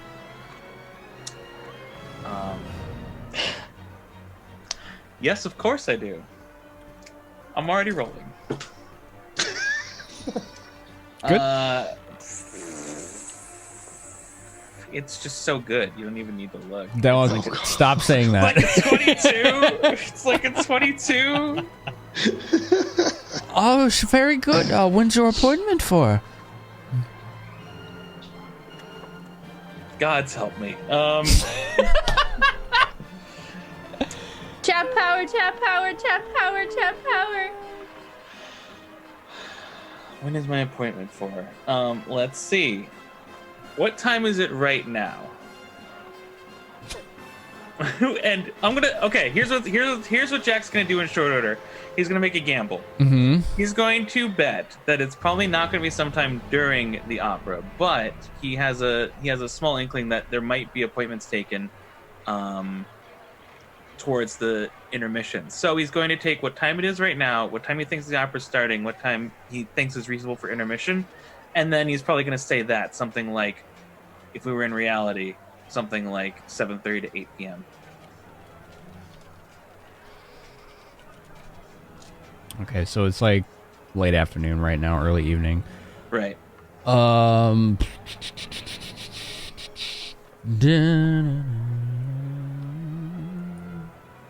So you just spitball the number, basically. Yeah, I just spitball the number. Yeah. Did you roll for it? I'm about to. Okay. I didn't chat power because I forgot, but it's a 33.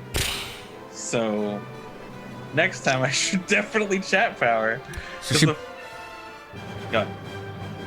Okay. I was gonna say the initial lie that I told that was a 22 was a 4. So I probably should have learned my lesson from that point, but I didn't.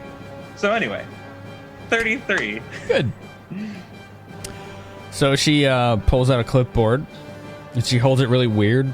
Like, you ever seen someone hold a clipboard like this where they like nook it in their like elbow and then like just hold it like this? Yeah. She's doing that. I don't know why, but that's what she's doing. It looks very pompous and just Sure. cumbersome. Yeah. She's like,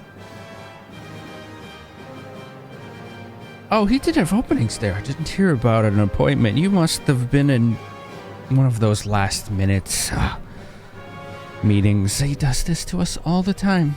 Yes, I'm very sorry for the inconvenience. Of course. Well, all right. Well, what I'll ask you to do is, enjoy the first 30 minutes of the show, but then we'll have an usher retrieve you. Of course, this time is during the show, so he'll expect your presence at his private balcony. Of course. Will the usher direct me, I assume? Of course, you would not be able to get up there otherwise, unless, of course, you wanted to try by force, which, you'd be surprised how many idiots think there's money up there.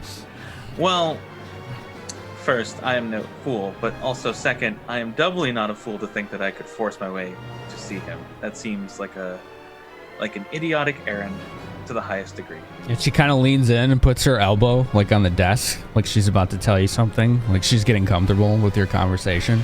Yeah. She's like, oh, you should have seen what happened to the last one. He's still cleaning out the latrines. Oh, boy. How embarrassing. I don't know how Elmdor does it. He just kind of convinced the man that his new life's purpose was shoveling shit. And she looks like she just scandalized by saying the word. I love it.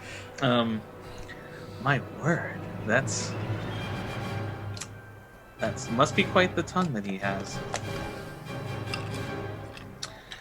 Well, at any rate, thank you so much for the information. I will, of course, enjoy my portion of the show, and I thank you very much for your services. And then Jack sort of like plops a pearl on the table. And she's like, as custom, she just kind of like puts her palm on the desk and slides it into her other hand, open. Enjoy the show. We'll speak to you soon. Thank you very much. And then walks away. What's Wilson doing? I'm heading back to the center where we, split off. Okay. And as you make your way there, you see, you kind of see Zither, Ain, Melody, and Jack off in the distance. Kind of a little bit past the center. Because you said you went the opposite way, right? Yeah. Has anyone seen anything interesting? I've not had much luck except for noticing the most secure, the most guarded area out of this entire area seemed to be upstairs. There's a lot of old ladies Oh man. Did you see that one over there? Have you seen her? We saw her outside. Look at that hat. She's got a dog in her hat. How would her neck support that? I don't know, but I've half a mind to go. Well, I mean, maybe once we leave, you can. Easy No. now. It's not right. Creature deserves to be able to move freely. Maybe it's dependent on her now. Well, I'm quite sure it is, but still. Cooped up in her hair like that. Easy now, easy now. Mm, We have a job to do. I understand. guess.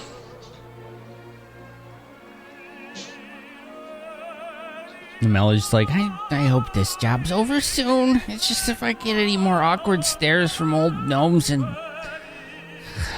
just creepy old men. What is it with this place? It's full of This is old how men rich people- eyeballing young people. It's gross. There's rich people. I don't know. At some point, Jack walks back up to the group, who he sees sort of clustering around. Have you found anything interesting, Jack? Well, actually, I did. It turns out that I have an appointment with Elmdor. And my eyes just like shoot up in surprise. And how did you manage to get that? I asked nicely. Whoa! I understand. What a concept! Are we And all invited? I make no intention to hide the fact that I'm not exactly being truthful with the way I said I asked nicely. My character just assumes he bribed. I'm not sure how the appointments work with him, but I didn't want to tip my hand too much. An attendant will come to get me in the middle of the opera, so during that time frame, I will be speaking to him, I assume alone. And I will be enjoying the opera. Yes, and you all can enjoy the opera. Thanks for your hard work. Oh boy. If one of you wanted to accompany me, that might work out, but I don't think it should be more than one. Would you prefer me? I can be a consultant of some sort. Jack's sort of mulling it over. Both you and Zither have good insights. Why not? Wilson, you can accompany me up there as part of my entourage to the appointment. Of course. And I'll enjoy the music. Yes. So, Jack, from what I recall of the description, this man is wealthy beyond our imagination. He has no reason monetarily to join us. You hear this behind you, Ain. That he is.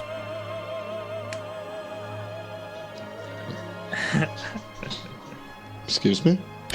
Elmdor wishes to speak to you all immediately. Oh. But we don't have an appointment yet.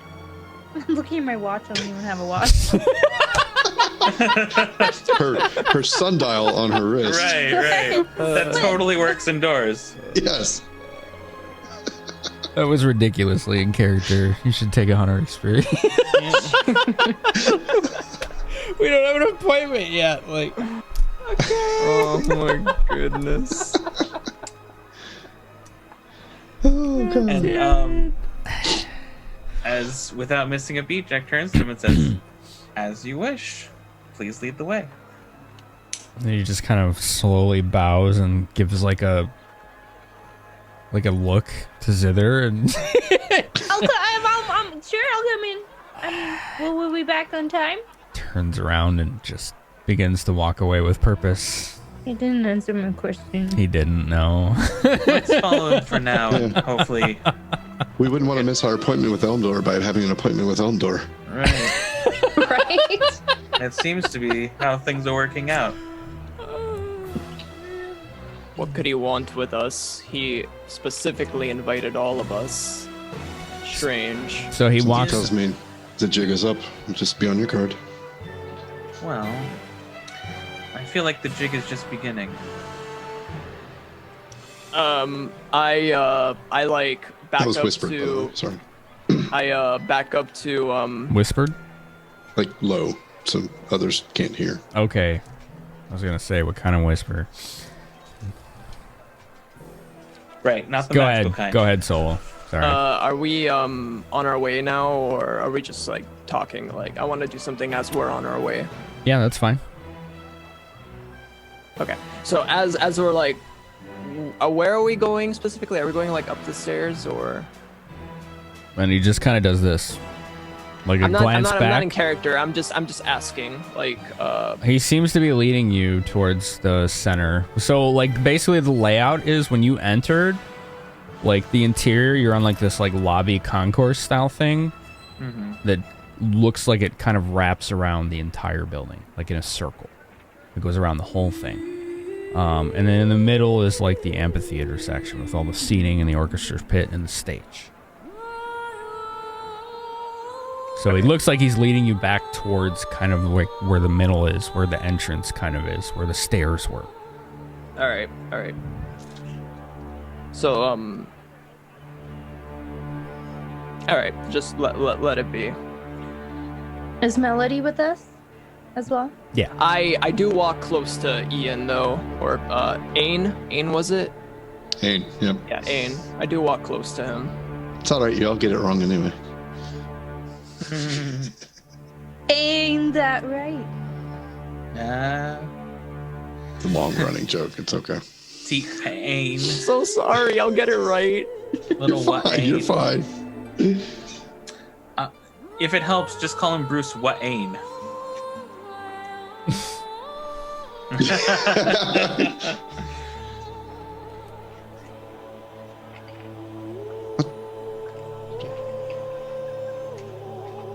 All right. So he leads you eventually to the center staircase, and he walks up to two of the guards on one of the staircases, and he just goes like this, raises his arm, and they just kind of make a berth as he's walking. He doesn't even miss a step. Doesn't even miss a step. All right. Well, we just keep on keeping on. Yep. And you guys make your way upstairs. As we're going up the stairs, I very stealthily slip and Ain knows that I give him this, but I very stealthily like slip him this small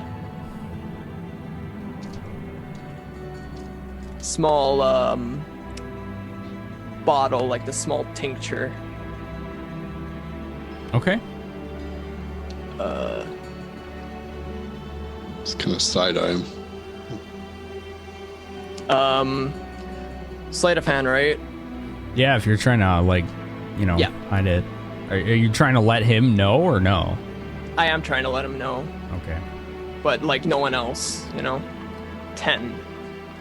10. Okay.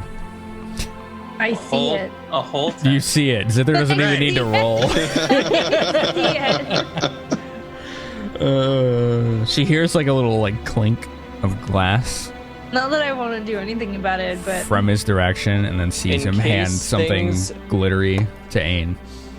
Well, as he's In trying to hide it. case there is some dice. Ah. Very well.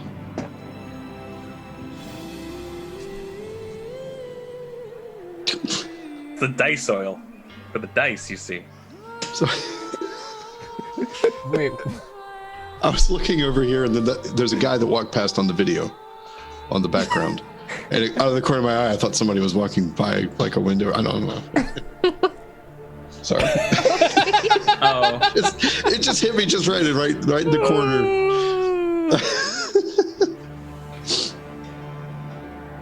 Sorry. Yeah. Very well. I understand. I just kind of pocket that to where I know where it is. I can get to it. I don't know what it is, but apparently will help if things get dicey. Mm-hmm. It's dice oil for the dice. Right. It helps my rolls. Right, exactly. There you go.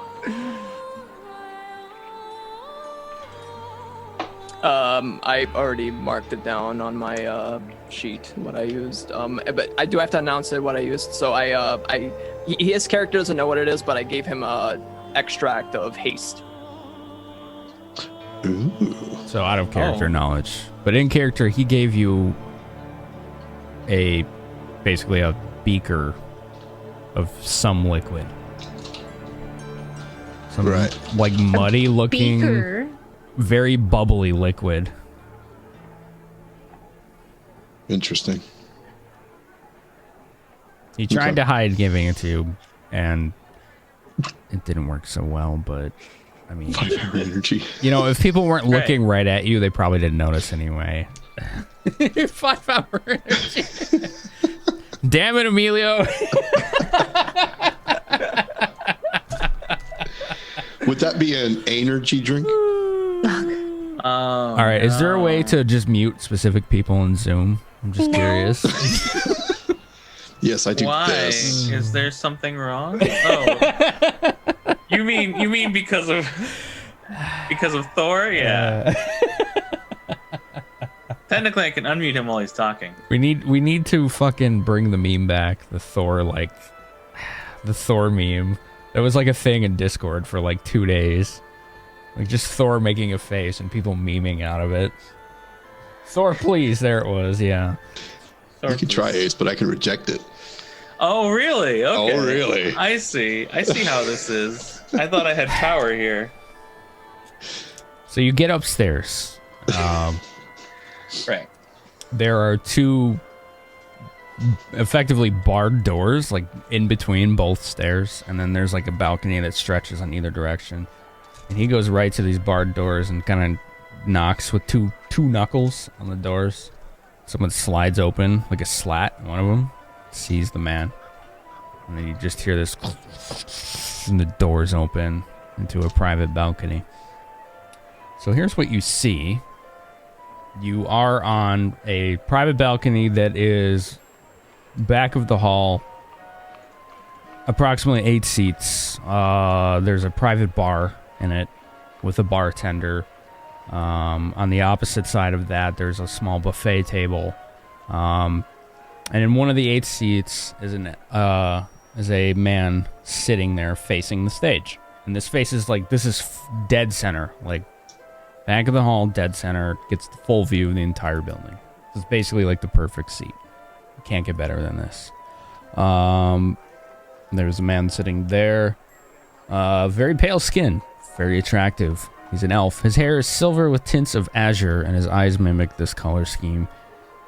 He constantly has a look of confidence, and when pressured, usually responds with a smug grin. Blah, blah, blah, blah, blah. So, there's a very silver,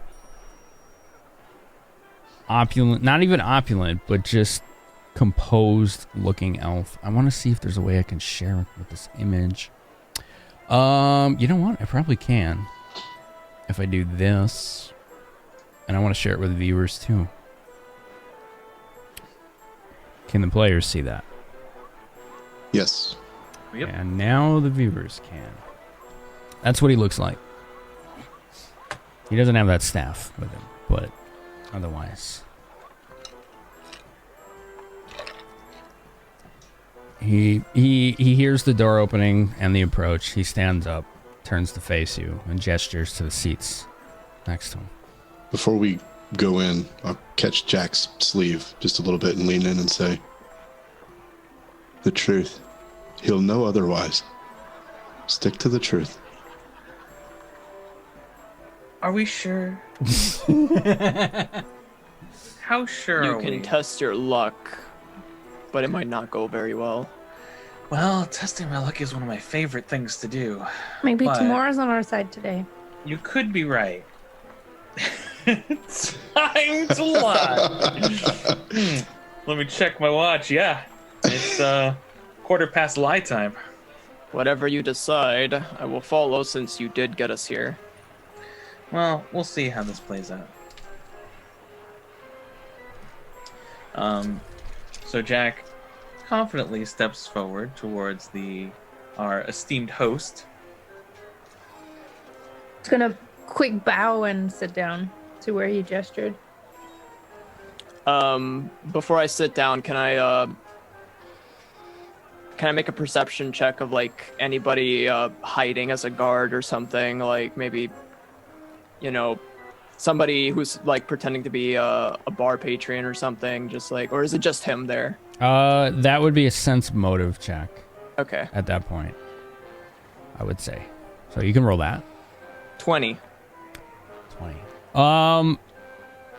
You take a look at the bartender who's at the bar. So like I said, there's a private bar, and there's actually a bartender behind it. So it's not just like, a bar like you would have in your basement, right, or whatever, if you were some rich middle class asshole. Anyway.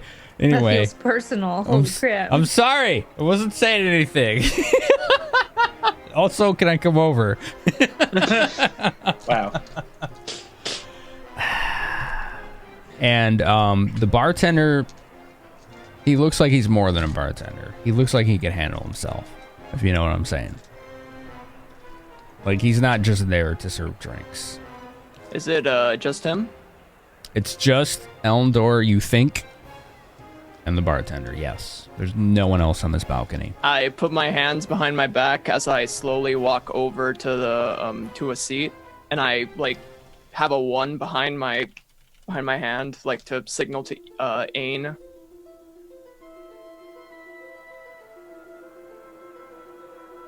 Yep.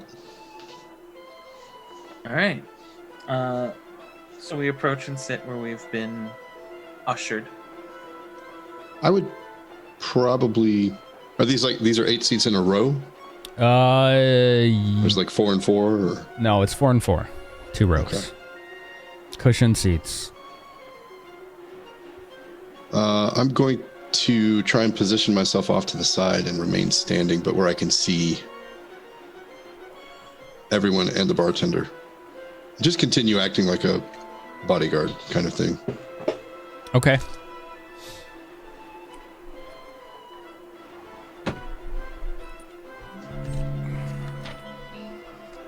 Give me a minute. I have, like, as you know, like 20 character sheets. 10,000 character sheets, all with their own. 100 million. $1 billion.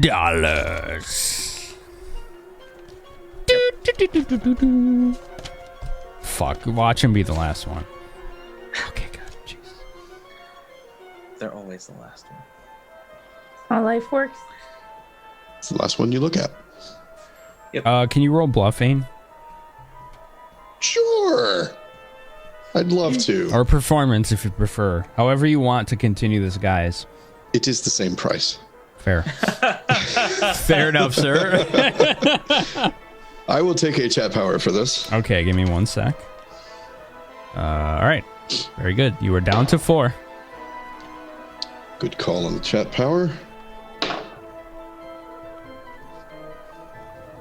A little bit better. It's going to be a 13. Oh boy. 13. Okay. So Jack sits down. Zither and Wilson, are you sitting down as well? Yes. Melody sits down right next to Jack. And then he looks to you, Ain, and he's like, "Sir, the guise is no longer necessary. Please sit."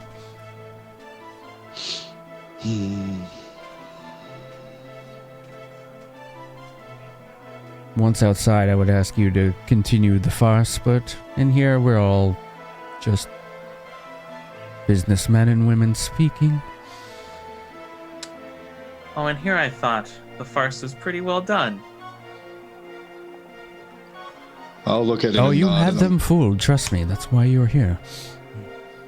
I'll look at him and nod, and I look at the bartender, and very meaningfully nod at him, like I know what you're doing or who you are, kind of thing. And have a seat. And he just kind of folds his arms with this disappointed look on his face. And then the bartender does. Mm-hmm. So, you're looking for me.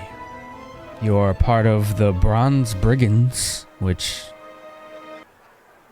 it amazes me you built up such a reputation with such a name.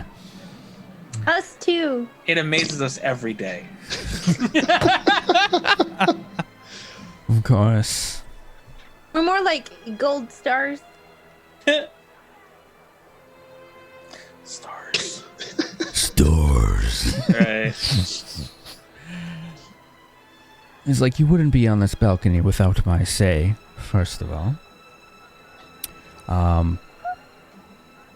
But I do say that you probably have something interesting to tell me if you went to such lengths.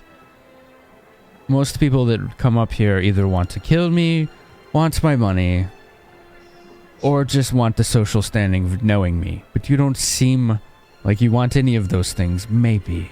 It depends. Why are you here? 2 reasons. Reason 1 is that we hear that you may have some issues or problems that we could help out with. Part 2 is that we also have some issues or problems that you could help out with. In Athkatlan, I believe we call that a fair trade. So that's what it is. Let me guess. Balzepho. You are correct. He talks too much. He talks a lot. And he looks at Zither. He looks at Zither. Andy, will save if you could. I'm good at that one. Oh boy. We're doing this already. Really? We're doing this already, are we? Yeah. Will save. Well, I have a +10, but I rolled a 2. Oh no. Okay. This is going to be an interesting thing to roleplay for you. Okay. When he looks at you, you need to tell me out of character the first thing that comes to Zither's mind, or surface thoughts, when he mentions Belzepho and that he talks too much. So arrogant. What else? Like imagery, sounds, His blue hair. smells, anything. And he's always naked. Emotion. What kind of emotion? Annoying. So would it be like revulsion, distaste? Like what kind of emotion would she have? Like first thing, like Annoyance. Yeah. Ugh, Belzepho. Of like, he's not using the power that he has properly. But still respect, I guess. Like, it's some kind of, I don't know. Like, so they would see Balzepho like as a role model of what not to do. now roll But- perception. Okay. Go ahead. You I can don't know how to continue. explain. No, you can continue, but roll perception but- as well. 31. But yeah, so it's like what not to do, but at the same time, it's like respect for getting where he is now and building everything, if that makes sense. I don't have a word for that in English. I don't Okay. have a word for that in French either. All right, God Eye. So you notice rather quickly that when he mentions Belzepho, he looks in your direction and he's looking you right in the eye intently for a while. And you and only you pick up on this because he's looking right at you. That every kind of emotion that goes through your head almost coincides with a very subtle eye movement that he makes. So he's like, I know that he's reading me. You don't know that, but you feel like Okay. there's a weird coincidence with the way he's reacting to you right now and what's going through your head. Okay. So I'm gonna like open my eyes and stare at him even more. That's all I got. Fucking assert dominance. See him staring at me, staring at you. So he looks around. And he looks to Ain. And he addresses you. Like, he walks up to you within, like, a foot. And he just goes right to your eye. And he's like, what do you need from me? Like, just addressing you. It's very weird. Like, he was just talking to Jack. And then some of you may have noticed him looking at Zither. But he walks right up to you, Ain. And says that.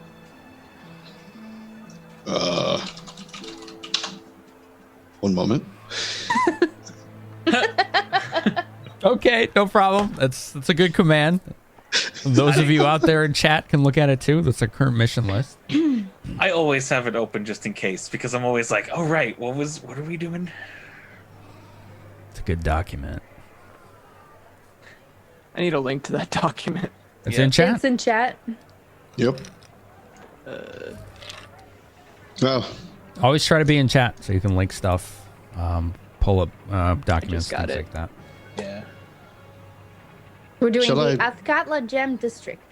yes. Night at the Opera. Why did you do that? Anyway, That's I didn't do alarming. so I said, shall I address you as Eldor or? All right, can you roll a will save? Yes. Oh boy. Yes. Oh, good. 23. 23. That's pretty good. I rolled an 18, so not bad.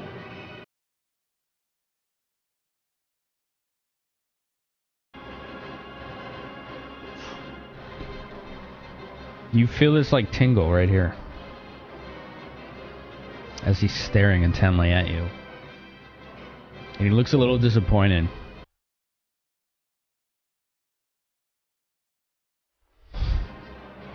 Curious.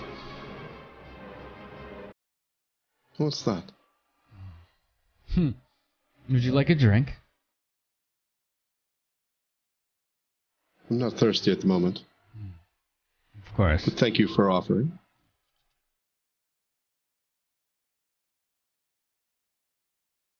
So, all right, and go on with what you were saying about why you're here, basically. Whoever is saying it. Right. I was asking, shall I simply address you as Eldor? If you please. If you please, sir. We, and we being the Bronze Brigands, are becoming more and more embroiled in some of the conflict that's occurring. I'm sure you know of, given your status. Ah, yes, the Civil War. It's perhaps a bit more than that now. There are things involved that we don't fully understand yet.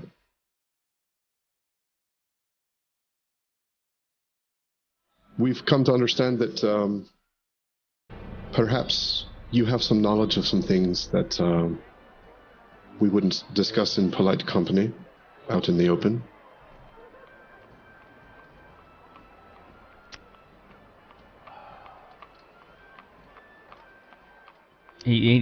So what he does is he kind of stands next to you, Ain, and he kind of looks like he's like using his ear to listen to you.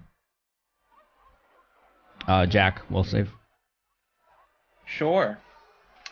I have to ask, is this an enchantment spell or effect? No. It is not. Okay.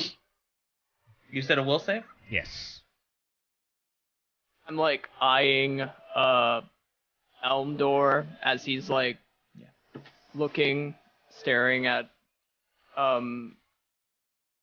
my party members, like one by one, very suspiciously.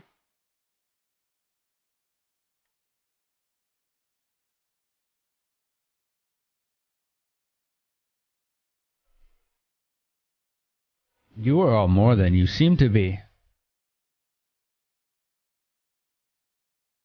Well, clearly the reputation of the Bronze Brigands wouldn't be built up by, let's say people who weren't capable.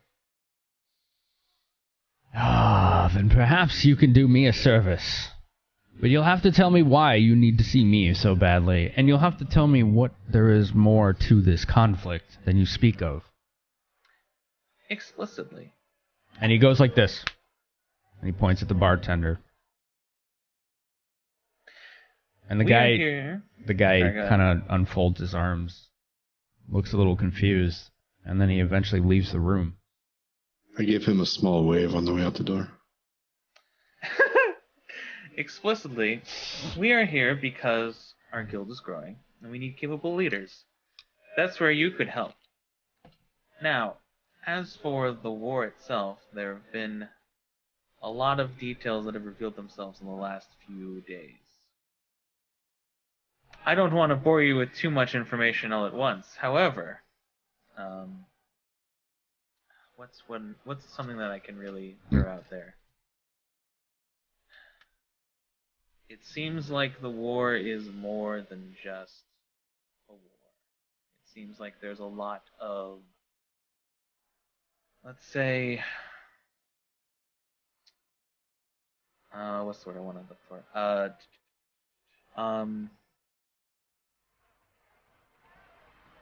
Terrible dealings that are happening around the country. We've seen towns plagued with the undead. We have seen wizards who do nefarious experiments in the name of the Rifthaven Rebellion, and more than that, we've seen a possible return of dragons. And you think this is tied to the war? I think it's all tied to the war. Now that's some intelligence that could be worth a lot of money. It would be. To the right bidder, I'm sure. But that's more about your world. What I'm curious about is why Belzepho thinks you need our help.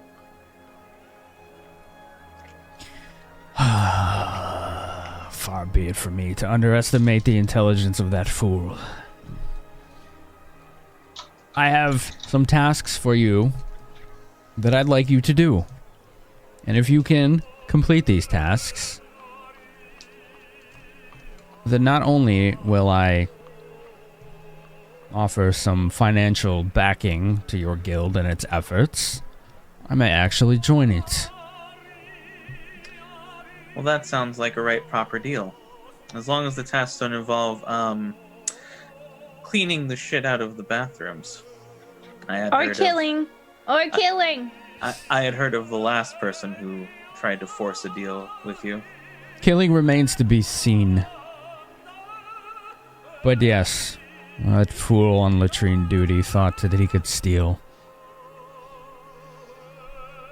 He's paying for it. Justly so. Out of pocket, shall we say. Time is the ultimate currency. So, we have 3 things that will keep this opera house going. They all need to be addressed in order for me to have the time to devote my efforts to your cause. The first, my promoter, struck it rich in the markets and quit suddenly. We need someone to promote the show before it starts. There are 4 hours until the opening act. Second, there's a foolish tax collector trying to shake me down for more taxes, or he will falsely and publicly report a shaky stock and major losses. Regardless of the truth of that, should he report this, it would be a huge financial blow. And finally, Mirabelle has been very distracted lately. I'd like you to talk to her and get her mind back into the performance. Oh, I was like, who's Mirabelle, the singer? Yeah. All right. And Jack's sort of like trying to memorize these, maybe writing them down. And he looks to the first part and he's like, show promotion? Sorry, the first task seems a little, shall we say, a non-problem? And Jack sort of waves back towards the lobby. There are people lined up just to try to get in. So I guess, what part of promoting the show, what more promotion do you need? A lack of promotion shows a lack of attention to detail, and those who are patronizing our establishment will recognize that and not want to make an investment in a place who's just going through the motions. I see. It's part of the show. Can you folks see that, by the way? Yep. All right. Yep. Yes. What do you want done with the tax collector? Opulent. Sorry. Shut up! I had to have my Jack moment. Now I'm back. I need a thesaurus, all right? Oh no, that's not at all what I meant, but yeah. Decadent? Hedonistic? Excessive? I don't know. These are all good words. These are all excellent words. You could use some of these words. Alright, so the tax collectors, do they have a name? Well, I assume they have a name, but that's really just a polite way of me asking what it is. You know, that's a good question. I didn't ask. I locked him in an office and told him we'd be with him shortly. That was 2 hours ago. Oh, very ideal then. I like your style, sir. Interesting. When they're upset, they make mistakes. And finally, do you know any of the details of what Maribel's been distracted with? You'd be surprised the things she could keep from me.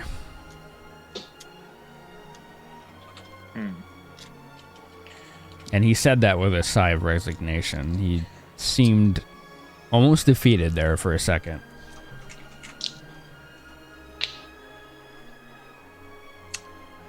Pardon me for prying, but I assume your relationship with Maribel is purely professional? Yes, thankfully. Sense motive. Sorry. She's a bit much energy for me. Go ahead. 26. He seems like just exasperated at the mention of her name. Like an employee that he just has to deal with, not one he wants to. Okay. Carry on. Sorry. No, that was good. Like It's like, bam! you can't find things out without trying these things. Right. Alright. So, I'm looking sort of around to the group real quick. 6 of us, we could break up into teams of 2 to take out each task. Very Melody good. and I can talk to Maribel. Ain and I. Girl talk. That's We'll appropriate use talk. of those resources. Ain and I will talk to our lovely friend that's locked up. I miscounted, didn't I? I did. Math is not my strong suit today. It's all right, Jack. That You could go leaves- promote the show. Well, if I must, I suppose promoting the show seems like a honest day's work.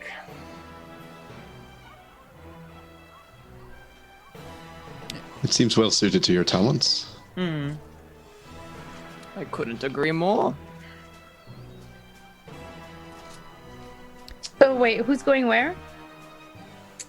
You and Melody are going to talk to Maribel. Yeah. Those 2 are going to speak to the task collector currently locked in a, I'm not going to say dungeon, but let's say waiting room. And you're gonna promote. I'm going to go promote. Oh boy, Oh, that'll be fun. I'm gonna go hype man this up. look at the lickety. And look at this cat. Secret cat. She only does this when I have like paper on the desk. That's why it only ever happens like this on Saturday. I don't have paper on the desk any other night. Right? He's like, feel free to have a drink before you go if you'd like. I suggest, or, well, I assume that you're up to the task. And he eyes Jack and Ain as he says that specifically. He doesn't look at anyone else when he says that. Oh, I'm sure we can perform quite excellently. It is, how to say? It's, oh man, I had a phrase and then I lost it. I'm sorry. I totally fucked up. If there is someone who can gather a crowd, I assure you it's no one else than Jack. We have an excellent way of completing tasks assigned to us. And I'll just stand up and look at him and say, "Where's this man? Point the way." There's an office by an information desk on the first floor. He's holed up in there.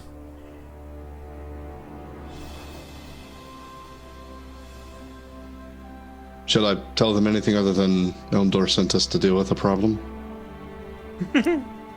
I don't care of your methods, so long as the job is done. Very well. Free reign. And where would I find Mirabelle? I'll have an usher escort you to her dressing room.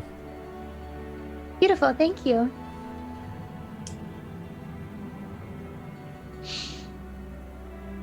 Wilson, shall we? Let us go. We have a job to do. So Jack's promoting. Wilson and Ain are going to talk to the tax collector. Zither and Melody are going to talk to Tom. Mirabelle. See Yeah. what's going on. So I like it. You guys all came up with a plan like that. Feels good, man. Feels good, man. All right. It's a bit early. It's a little bit early, but I do need to take the next break right now.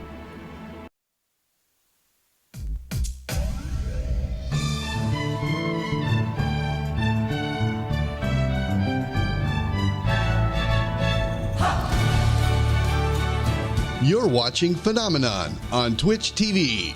Brought to you by Ribald's Weaponry, the one-stop shop for any weaponry needs. If you are in need of making someone slightly less living, make your first stop Ribald's.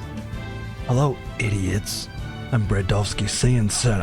I mean, no, don't ignore that last name as I've abandoned it due to my dark and mysterious past.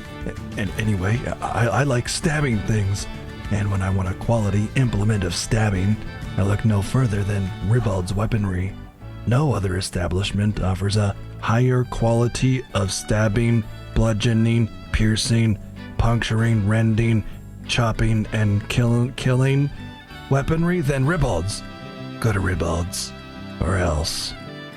Hello, my name is Zither Samus, a local cleric of Shantia. I enjoy shopping at Ribald's Weaponry simply because there's such unique stuff in there. Like, this one time, there was a super cool dagger with black metal with a blue stone in there, and then right next to it, another dagger that looked completely different with a purple stone in it. When you never see the same item twice. I feel like I have to go every week to make sure that I get a good look at everything. And I think they even offer on-site sharpening services too. Oh, and if you ask really nicely, they can even show you other cool stuff that might not have on display, like... When you tangle with a Ribald blade, you really get the point. Ribald's Weaponry, the finest slice, cut, or stab of life. A participating sponsor of the Bronze Brigands, Saturday nights at 7 Central on twitch.tv/Finamenon.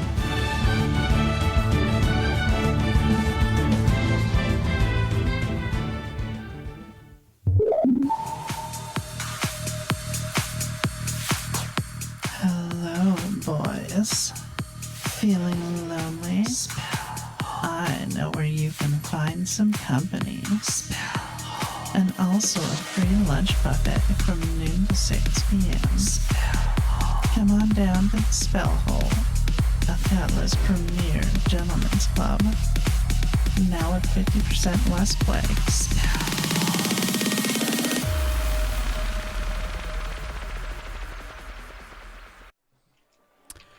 All right.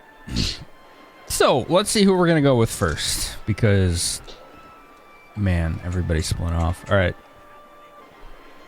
D3, so 1s and 2s, Zither and Melody. 3s and 4s, Ain and Wilson. 5s and 6s, Jack.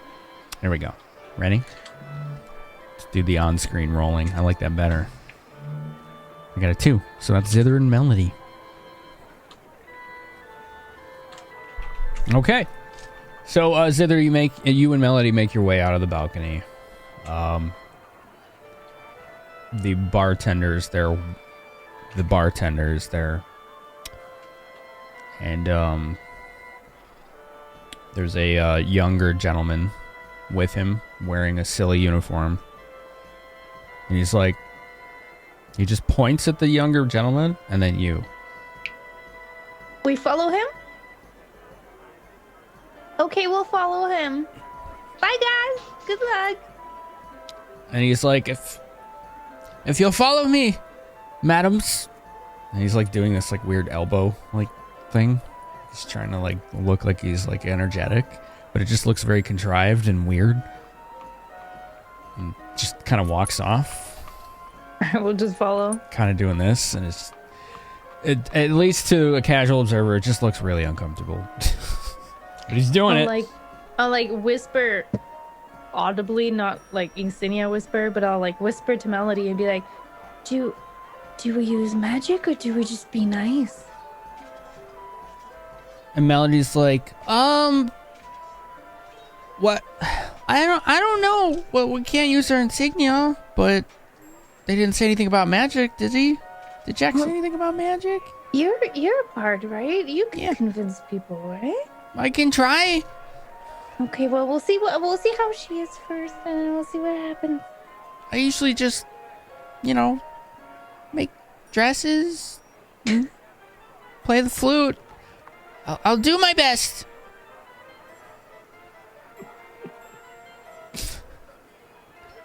Oh God, this is gonna be interesting. She has almost no social skills of any kind. Me neither. I guess I have diplomacy. No. This will be fun. Somewhere like Jack just shivers. Right. Just like, I have a bad feeling about this. Right. Just because you're a bard doesn't mean you're good at all the social skills. There are many kinds. Here we go. So the usher leads you down the stairs, takes you around the concourse to the back of the building, and there's like a guarded area. Like it's like if the front entrance was the center, if you went around to the other side to the back center, there's like a room there where the concourse kind of ends, and it's guarded. It's like a dressing room almost. Well, that's where it's leading, but it's like you can't tell until you get inside. But once you get inside, there's the dressing room for all the actors and actresses for the opera. Okay. Before we go in, I just want to double check. So he said that something was going on with her, that she feels weird, and he wants to know why or how to get her back to her senses, right? Did I understand that right? He said Before I go in. He said she's been really distracted and her performances have suffered, but that even he was unable to glean why. Does that make sense? I think so. Okay. Oh my god, how many champagnes do we have? You have 4. Alright, well, we'll go in and we'll look for her. I've never seen the chick, so this is gonna be interesting. Hi, I'm here for, Mirabelle? And the usher, like, before he closes the door, he hears you say that. Oh, excuse me. And he's like, oh, just look for the one with the dusky eyeshadow and the long brunette hair. She's wearing a blue dress. She should be anyway. Okay. Isn't that everybody here? But okay. Alright, so I'll go in and I will perception to see who's wearing a blue dress. 24. There's only one woman. She's sitting at a mirror by herself, kind of brushing her hair. Just staring at herself in the mirror. Okay. So I'll like carefully approach. I'll be like, Mirabelle? And she's like, mm-hmm. Mirabelle, can I steal like 5 minutes of your time? Mm-hmm. But, hello? Mm-hmm. She's just kind of brushing, preening herself. She's saying like she's, mm-hmm. I know, she's being rude, basically. Yeah, she's inattentive. I'll walk behind her and I'll be like, may I? And I'll start brushing her hair. And she kind of hands you the brush and is looking at you through the reflection of the mirror. So, how would I want to approach this? I've heard that you haven't been 100% lately. Mm-hmm. And she kind of like, like shrinks as soon as you say that. She's like, you're new here? I am. I'm apprentice wardrobe chat power bluff. Oh, God. Oh, boy. Please? Let's Yes? go, clap, clap. Oh, first roll is 17, so that's 19 or 16, so I'll take 19. Okay. And I've brought here with me this lovely seamstress. She could make you the most beautiful gown you've ever seen. Which is not a bluff. Oh shit. What did you say you were an apprentice of? A wardrobe. Oh, okay. And she looks at you. She's like, kind of sighs. She's like, why do people never tell me the truth?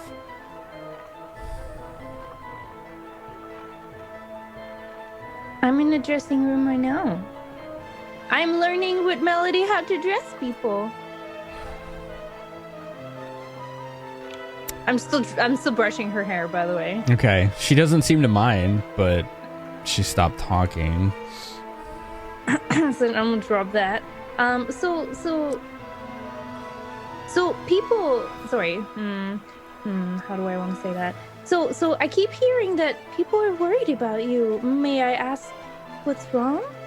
She's like, how can I trust you? I'm new. My job is to absorb and be silent about things.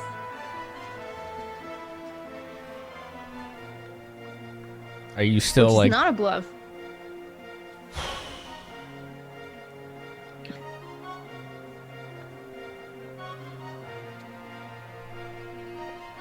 All right.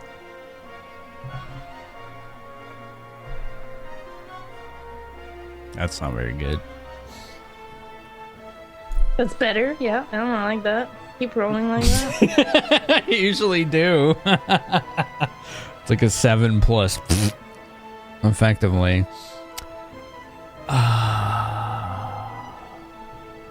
So she seems silent for a while and isn't answering your question.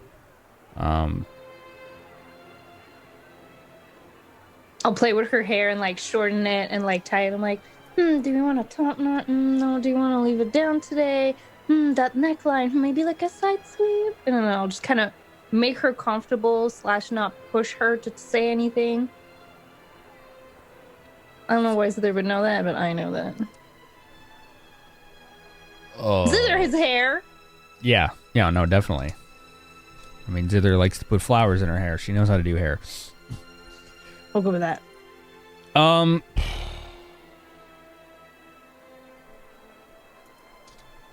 And so Melody's like, well,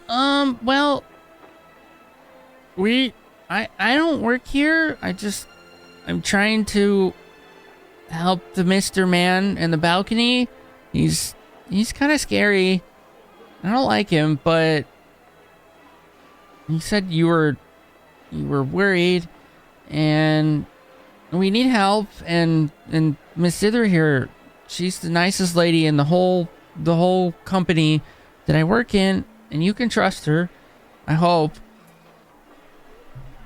I would just love to help you. People are obviously genuinely worried about you. Is that... Hold on.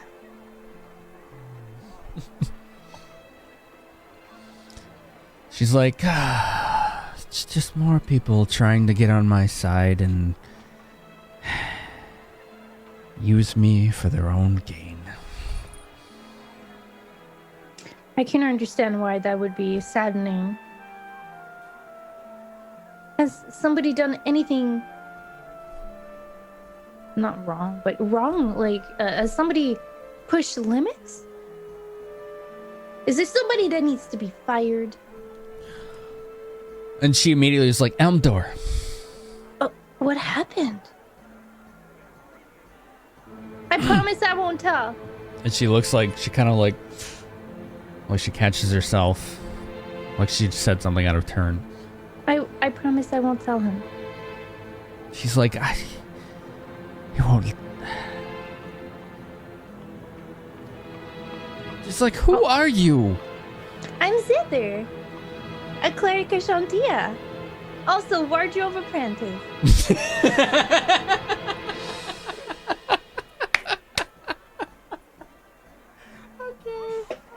Roll diplomacy. You get a bonus. You get a bonus this time. What bonus? 4. Sweet, plus 14. Let's go. 26. Wow, you got good diplomacy. Diplomacy is the only thing I can do. And she's like, Shantia? My parents were clerics of Shantia? What a wonderful coincidence. Oh, isn't it?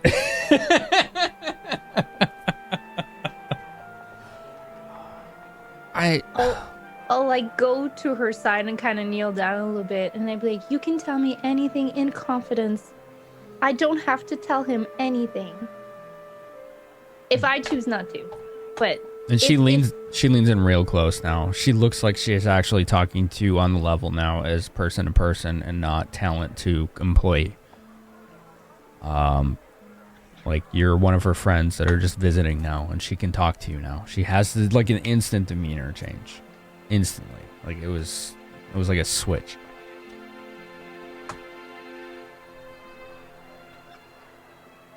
Sorry, I was looking at chat and I got confused. Anyway, she leans in so that only you can hear, but not too close, because she kind of like leans in to get really close, but then recognizes that you're not human and sees you can probably hear her. So she starts whispering. She's like, I want to leave. Where would you go? And she gets this like starry-eyed look in her face. Like, I'm in love and I don't want to do this anymore. I need to leave. Is that why you can no longer put your heart in your work? Is because somebody stole your heart? She's like, and she does this very like exaggerated, like almost adolescent, like slump in her chair. Like it's all she can think about, and it's dominating her mind.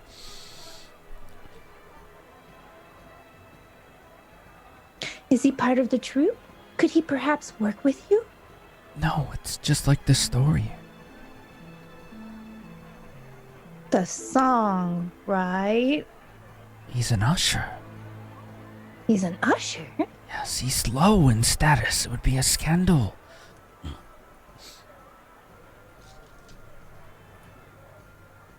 Sorry, I'm just writing down as I go. No, go ahead. Do what you need to do. But scandal sometimes is great publicity. Okay, roll diplomacy again. That's not a lie or an intimidate. That's a 10, 11. Sorry, that's 11 plus 10 is 21. 21. I can math. She's like, you have her interest, but she's not sure what you mean. So she's like, what do you mean? Well, people will be talking about you. I mean, I'm sure some people would be upset, but at the same time, I'm sure some people would love that story. That wasn't high-pitched enough, I'm sorry. She's like, have you seen the show? You know what it's about, right? As a matter of fact, no, it's my first time.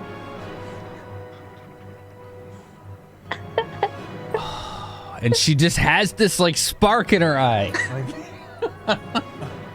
She's like, I'll show you. Yay! You'll understand.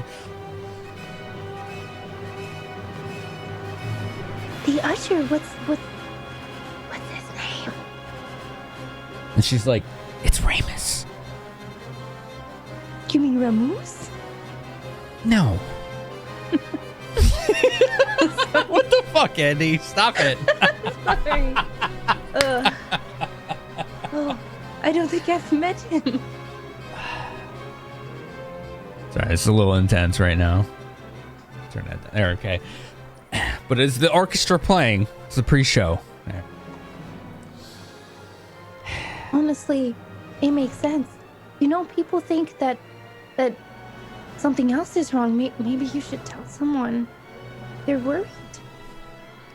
I understand. Well, no, I don't. Actually, no, I don't. There's never been in love. I can understand that if somebody stole your heart, then your heart wouldn't be in your work anymore. But what if you sang for him? What if you meet in secret? Well, we have been meeting in secret. Okay. But that's the part that's... And she's like... No, I understand. Wait, are you under a contract here? Why can't Yes, you of leave? course. I'm under contract. It's a requirement of employment in the city. How long do you have? 3 years. Oof. I'm not sure how to solve this. Could you ask Elmdor to maybe have him closer to you? Do you think he'd be mad? Elmdor wants no distractions. That's why you're here, right? Yeah, but that would solve the distractions, therefore solve the problems, and everybody would be happy. And she just kind of looks at him like, that makes sense.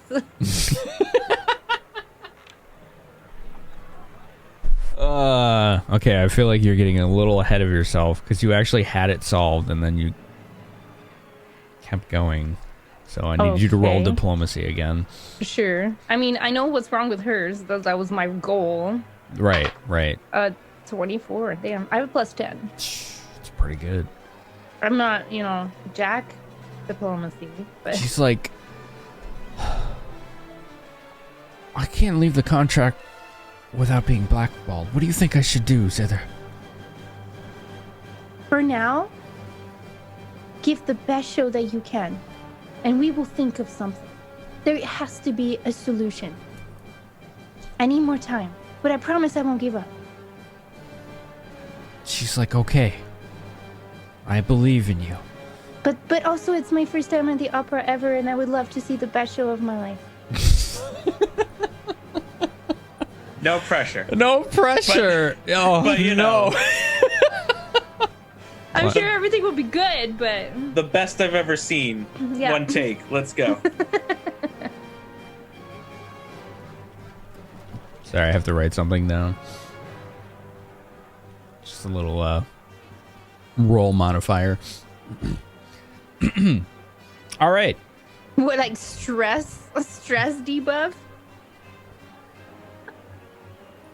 So, Jack. Here we go. Oh man, are we really? All right. So I'd have to promote the show, huh? How does Jack want to promote the show? Actually, let's grab some information from Elmdor. You'll have to forgive me. never been to the Gem District in Athkatlan. How are shows traditionally promoted? You're asking Elmdor, you said? Elmdor, yep. Okay.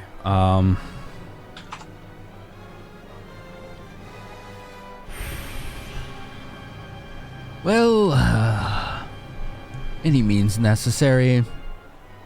Usually the more spectacular, the better. But effectiveness clearly is the most important factor. And who else is in the room right now? He sent away his bartender / bodyguard. So it's just us in the room? Literally the two of you. No one else. Great. He just seems to have this like air of confidence that him being by himself with a stranger is not an issue whatsoever. And so spectacular, but not. And then I'm going to make a small cast of prestidigitation so that like small sparks appear on my fingertips.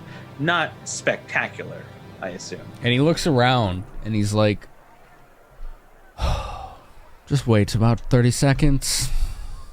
And he stares at you with this look of like resignation. And about 40 seconds later, two of his security barge in to the balcony.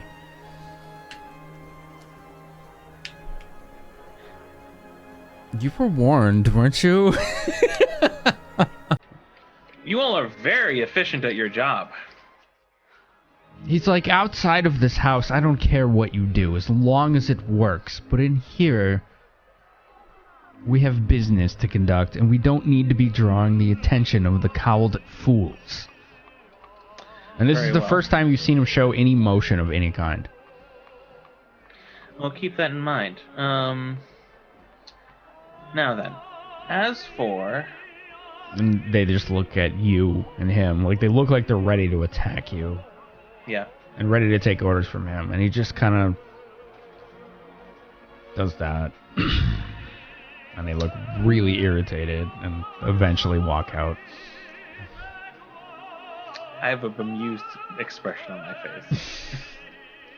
Now, so that's one limit I need to be aware of. And then... In these halls, yes. Very well. Lastly, are there any other limits I should be aware of? Are there any, Any means necessary. Just don't draw the attention of the cowards in these halls. Very well. And he emphasizes those three words. As you wish.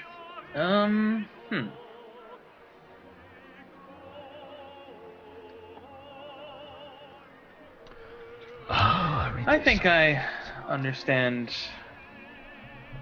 what I should be doing. What would a 30 on diplomacy do to Jack when he says that? That's a 30 for diplomacy when he says that. Yeah. He takes his words very seriously. And he understands exactly what he means. He's like, alright, I have been warned, and I have still been warned again. It will not occur. Roll intelligence. Yep. But whatever my int score is, plus 19. Hold on. Jesus. 21. You are reading between the lines at this point. You're zeroed in on this conversation, locked in. You've been in these kinds of conversations before in your life. It's not the first time. It probably won't be the last time. Right. He emphasized the words in these halls. Yep. And it seems to be the only part of the conversation you think you need to focus on. Yep. He also emphasized the phrase, any means necessary. Yep. So if you put those two together, you can probably figure out what you could do.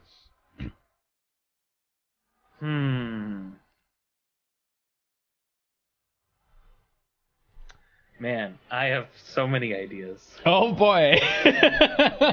I'm just trying to figure out which of my ideas are the best of the ideas. Alright.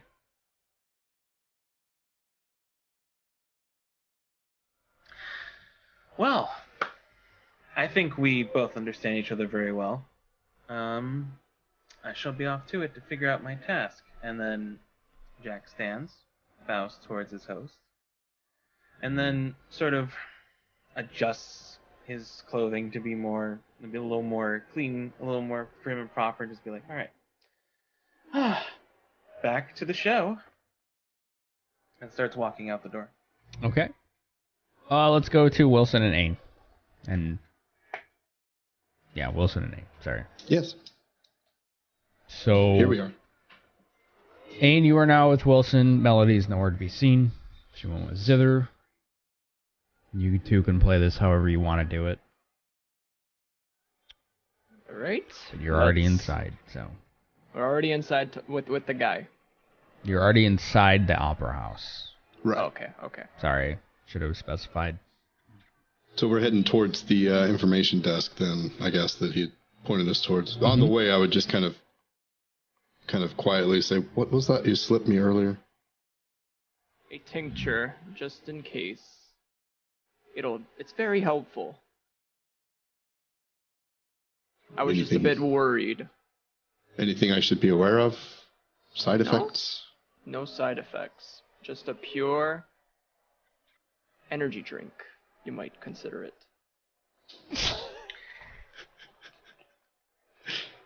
Gotta go fast potion. I'm gonna let you two figure out how to play this conversation out, with or without rolls. I can't even fucking put myself into this. A potion of useful. Gotcha. How long does it last? A couple of minutes.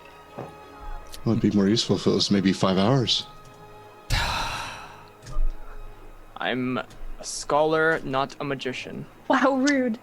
I understand. It's a potion I'm sure of it'll come in handy. It's a potion of bad TV advertisements. That's what it is. Thank you very much. I'll keep it handy. Do keep in mind the effects, or should I say the potion, does not live past the day. It was very fastly made. I made it very quickly, so the effects of it will expire at the end of the day. Oh, I understand. Oh, very well.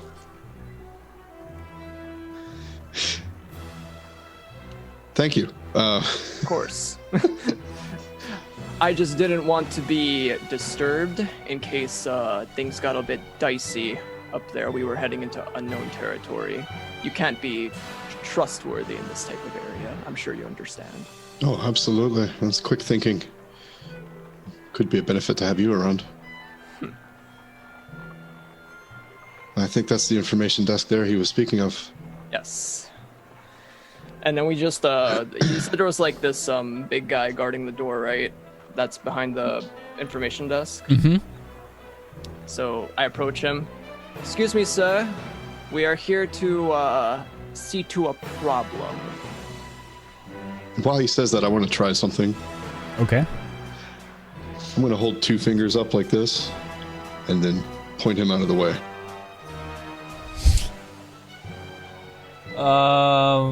Okay.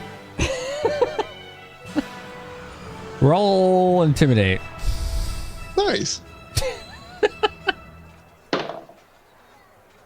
That would be a 23. He looks at you and he's like, he looks like a little like doing one of these, like. And I just nod and then he looks to Wilson. And then he goes like this and motions to Ain like he hasn't said a word, but he's making all these motions and facial expressions. Like everything I've done, he's like.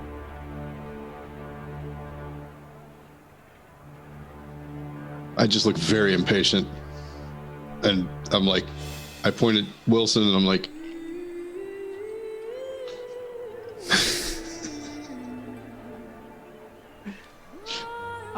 I hear that there was a certain problem that needed to be fixed. We are here to help you fix that certain problem, if you would allow us to enter the door. Okay, roll diplomacy, Wilson. All right. 20. 20. Why you do that? This is our meme. This is our community meme right here. Oh God.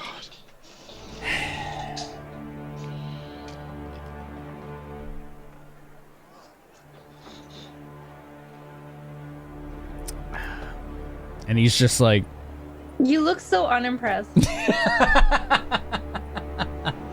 Also very Italian. Yes. Yes. You come to me on the day of my daughter's wedding. oh, Italian. Sorry, I'm probably gonna get yelled at by my roommate later, but you know. I'm sorry. No offense intended to anyone. No, it's true. We love everyone. It's true. He kind of goes like, and just walks off.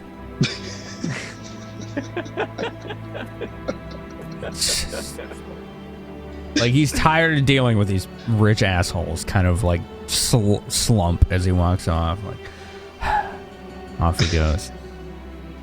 Hang in there. Open the door. Yep. Open the door and enter.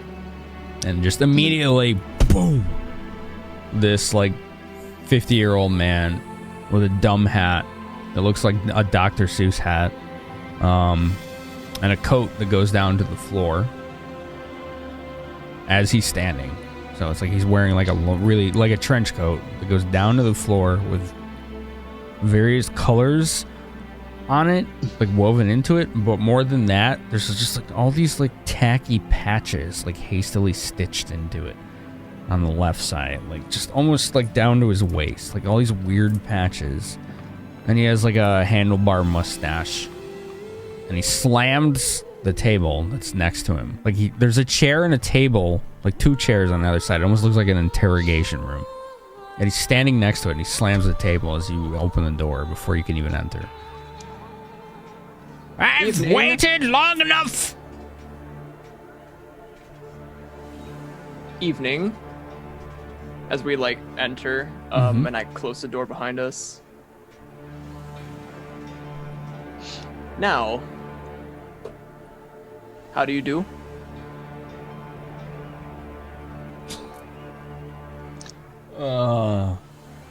How do I do?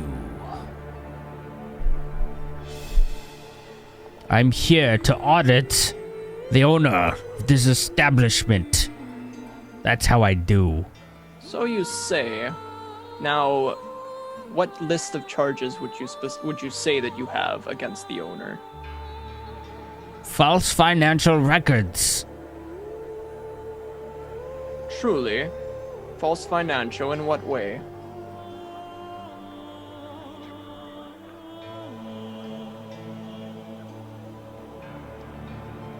And he's eyeing you up and down, and then Ain.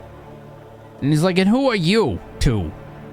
We may either be helpful to you or not helpful to you. Depends on your answers.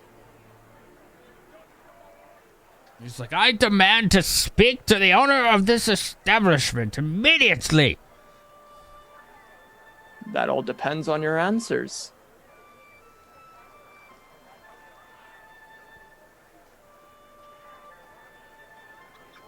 I'm kind of standing by the door.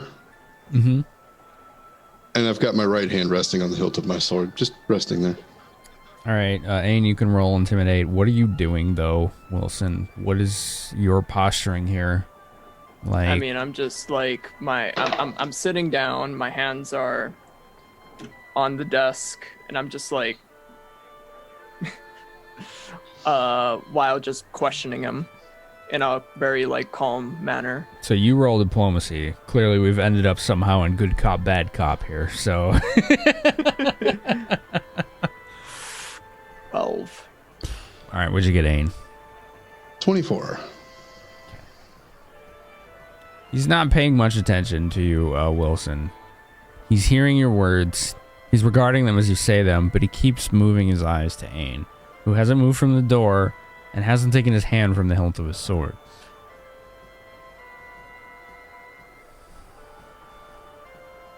What do you two really want? I have work to do. And he said, as he says that, he kind of steps 1 or 2 steps backwards from the table. Well, we have some questions, and you have some answers, do you not? No, I have some questions, and Elmdor has answers. I'm here to audit him and his false financial records. But he claims that everything you say is false. So maybe if you help us answer our questions, we can help you with your quest.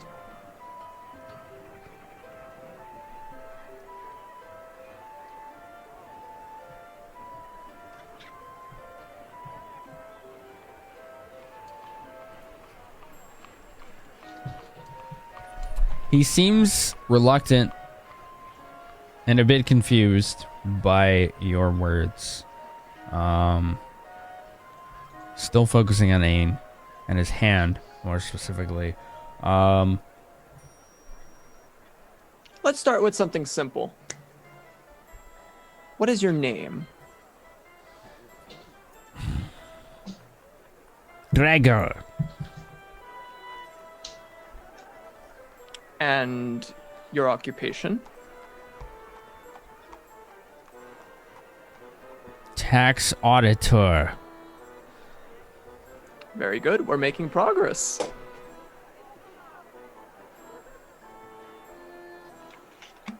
Now, you say he reported false economical records. Am I understanding that correctly? Mm-hmm. Okay.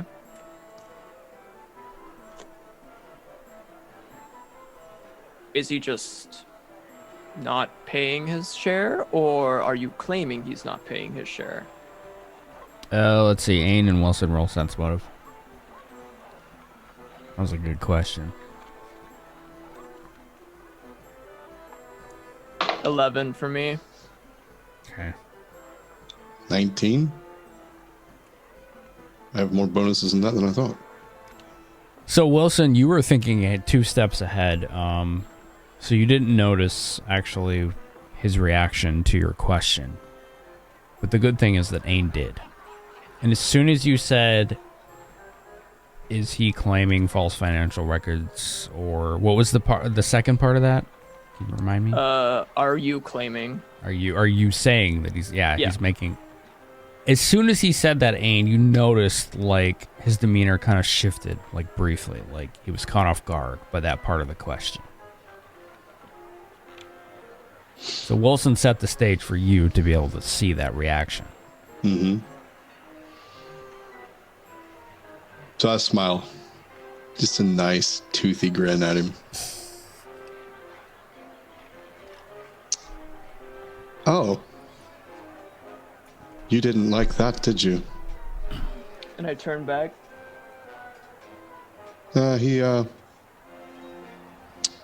Pretty sure it's the second part of that. Really? Yeah. How very interesting. I don't think he's got any proof whatsoever. And I think surely he wouldn't be trying to shake down an incredibly, impressively wealthy and influential man such as Elmdor in his own house, in the middle of the gym district, at the opera, and I draw the sword just an inch, just enough to make the sound of the sword coming out of the scabbard, just an inch. I don't pull the blade out, but just... I hear the price of fraud is quite high here, is it not? And I turn back to him. Let's roll a dual intimidate check.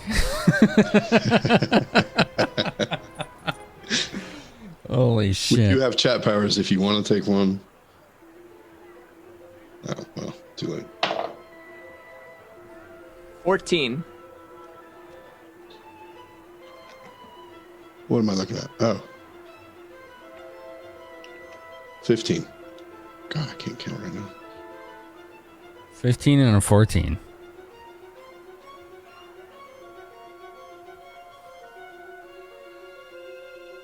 He's like, fraud, I don't know what you're talking about. He's no longer making eye contact with anyone. As soon as you entered the room, he was standoffish and confrontational and assertive. And now he's won't look anyone in the eye. Do keep in mind, should you claim fraud, any type of fraud, your life might be a little bit complicated afterwards. What does that mean? Like I said, I hear the consequences for fraud is quite severe. Surely a man of your stature should know the consequences of fraud. Especially when you're openly pointing, or should I say accusing, of one of the most influential people in the city.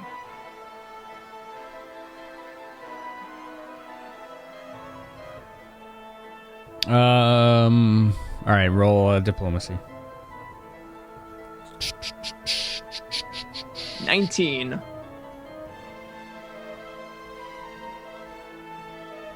He's like, well, I'm sure if we could pay a modest fine, we could forget these circumstances ever happened. Well, that sounds wonderful. How much will you be providing to us then? And his face sours. Just like this slow, look in your direction, standoffish to slow disgust.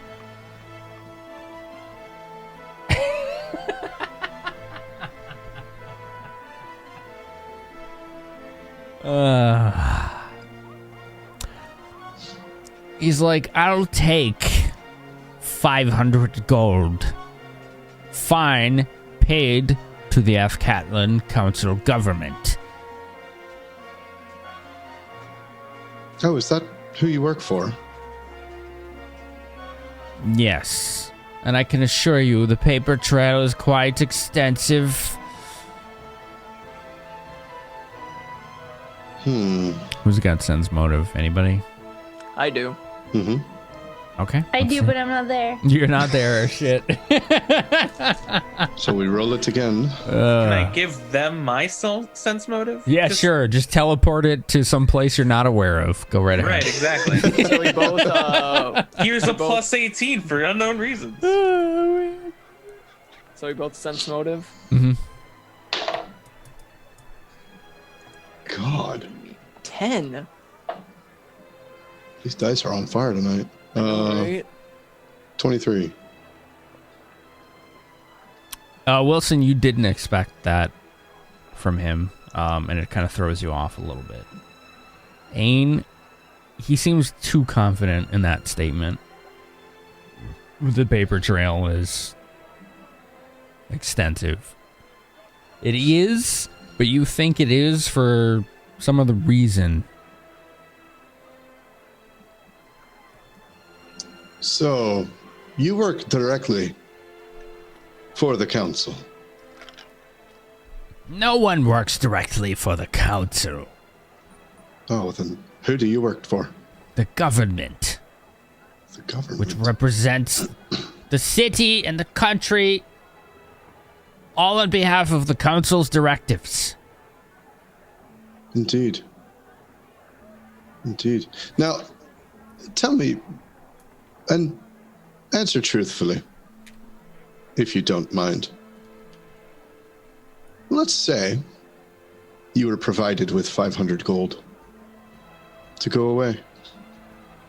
And let's say I inquired with the government, maybe tomorrow, maybe the next day, maybe next week, maybe next month.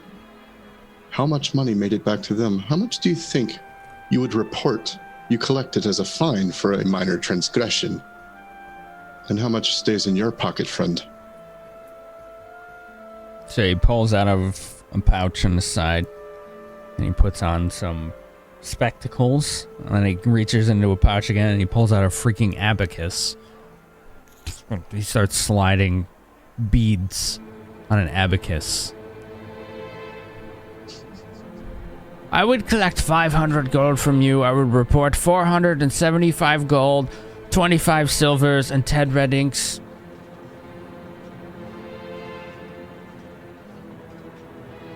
Then, of course, then a stipend, a 10% stipend of the profit would go to a local orphanage nearest to my orphanage as is required by Athkatlan law, and then the rest would go into my firstborn's college fund if I had one, and if I don't have one, then I am free to use that to improve the standing or state of my resident, blah blah. This is normal, rote, day-to-day Athkatlan law. He seems like bored, but still very standoffish and trying his best, given your sense motive, not to answer really the questions you're asking him.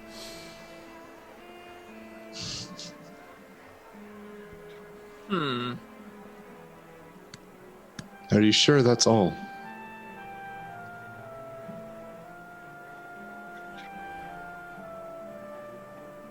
$400. It's quite a profit you keep for yourself, wouldn't you say? No, I wouldn't. But you seem very confident in this paper trail, you say. This proof. These things that make you think you can collect this money.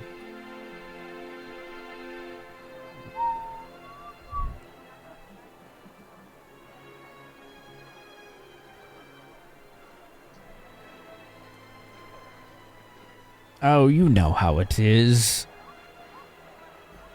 A bit of talk to the media and the criers and a reputation can fall quite easily.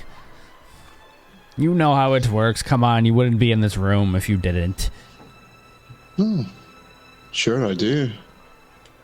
What did you said something about a firstborn's college fund? If you have one, yes. No, I thought you were referring to your own. I do not have children.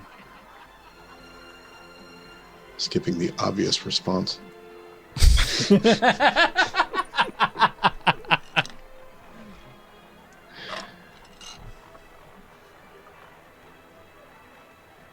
don't know. What do you think?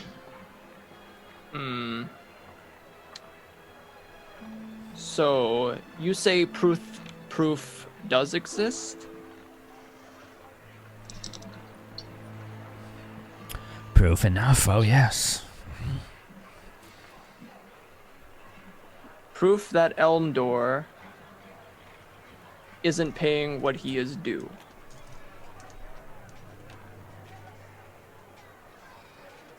I mean, he's still being very defensive and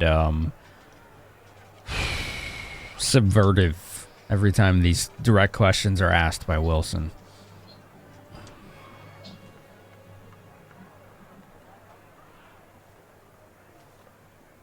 Very well.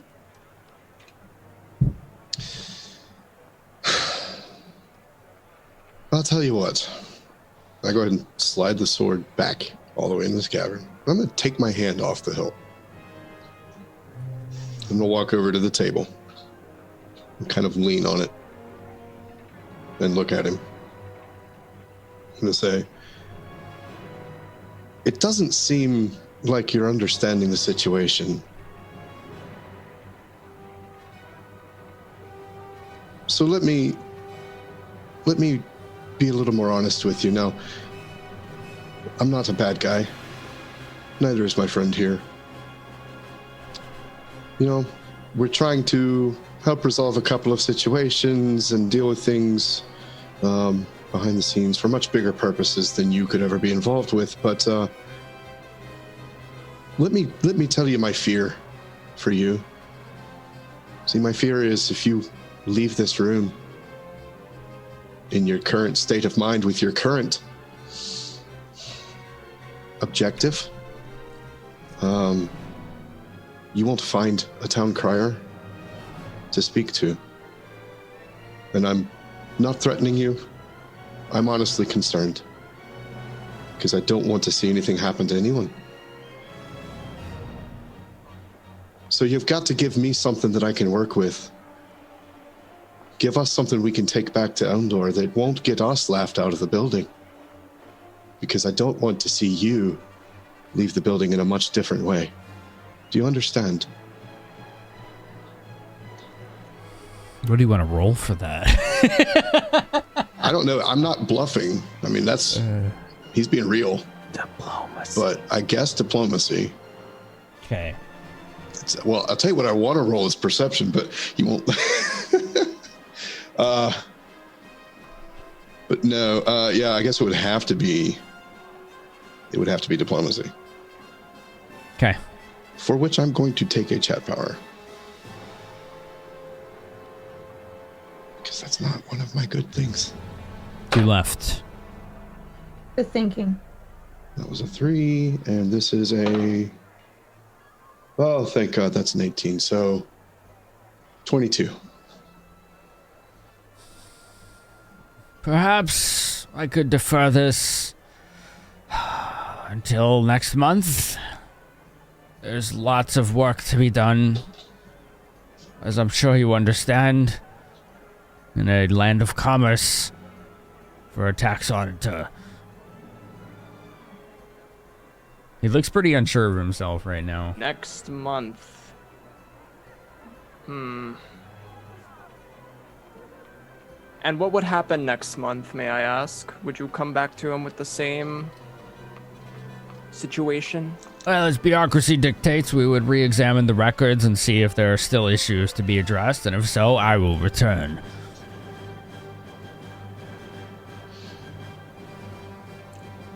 So long as he pays his dues, you would say, then nothing would happen next month? I do not tell the future. May I make a suggestion? You've made many. Well, I have one final.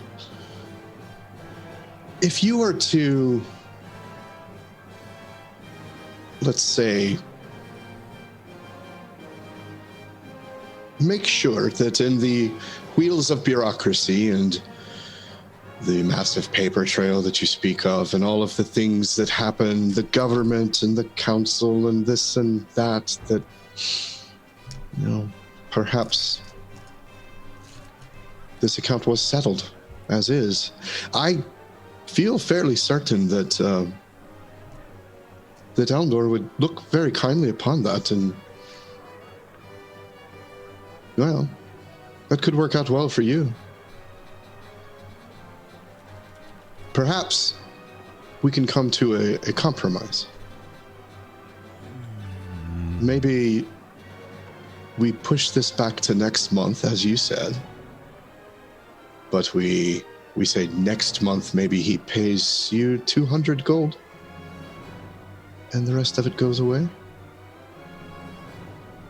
I can't speak for him. I have to, take this to him, but maybe a compromise. He looks again to your sword. And then at all the weird bottles and contraptions strapped to Wilson's inner coat. Perhaps next month the matter will be discussed again.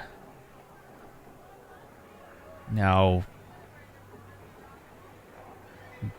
strangest security I've ever seen. If you'll move aside, I have other places to visit.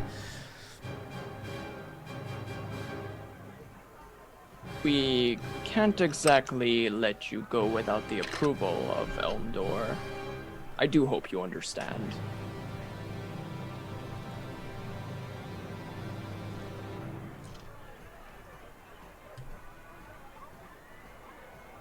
Indeed. If you'll be so kind as to be patient, we'll return shortly.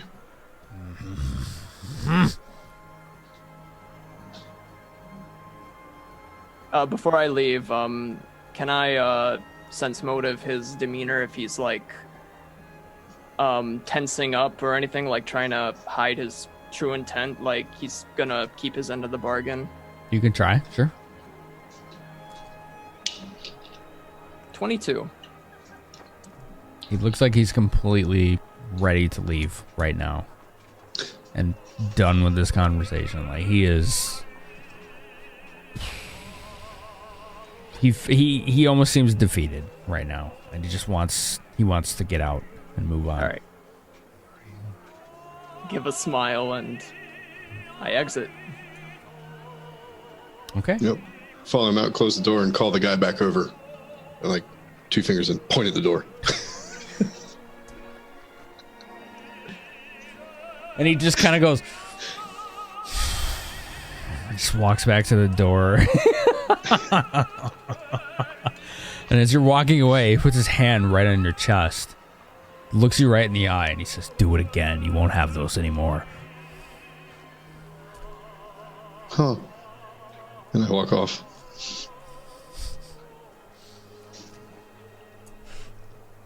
I kind of chuckle a bit. Jack. Where's Jack? Oh shit. Oh, all right. Jack's probably heading back outside because that's where the people are, right? There's a big crowd outside. Mm-hmm. 2 lines and then kind of a third line. And then just throngs of people in the streets of the Gem District. All attracted to the spectacle. So somewhere between where the line towards the Opera House and throngs of people moving about start, Jack's kind of setting up shop there. Mm-hmm. And so I'm not gonna lie, I wish I came like prepared. I was just like, man, I should have written a song for this, but oh well, it's too late now. So Jack's gonna essentially do like a performance, but it's going to be different and interesting, and we'll see what happens.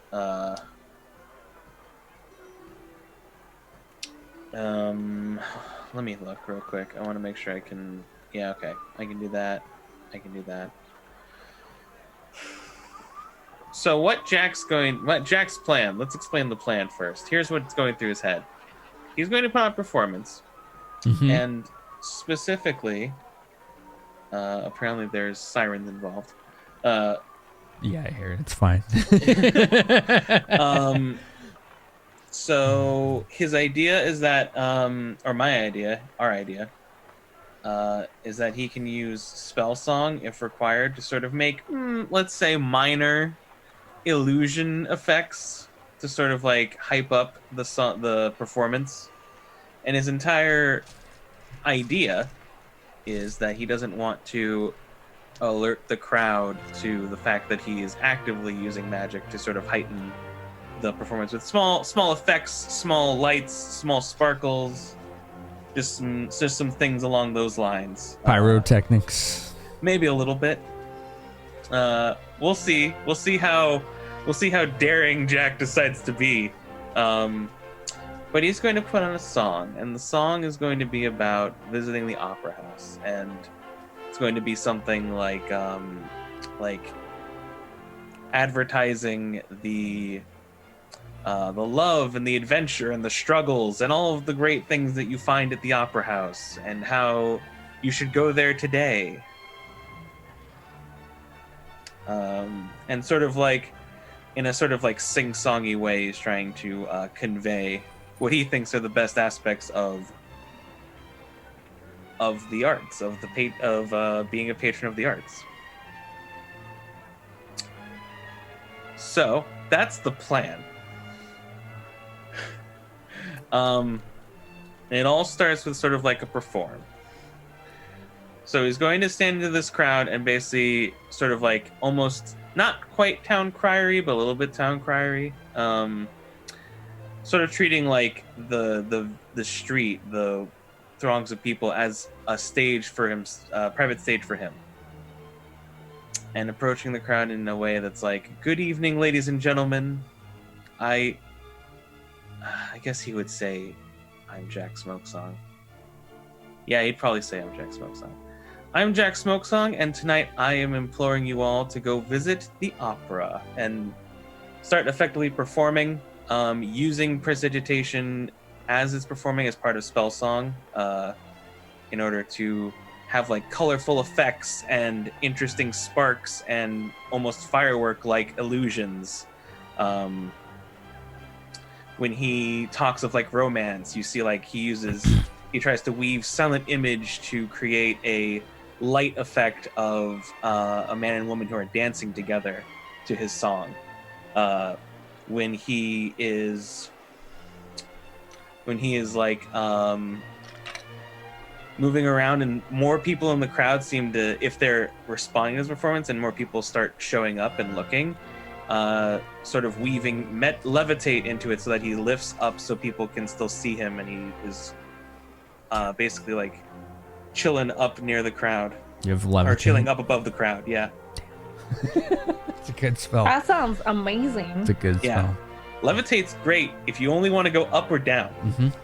It's still really good.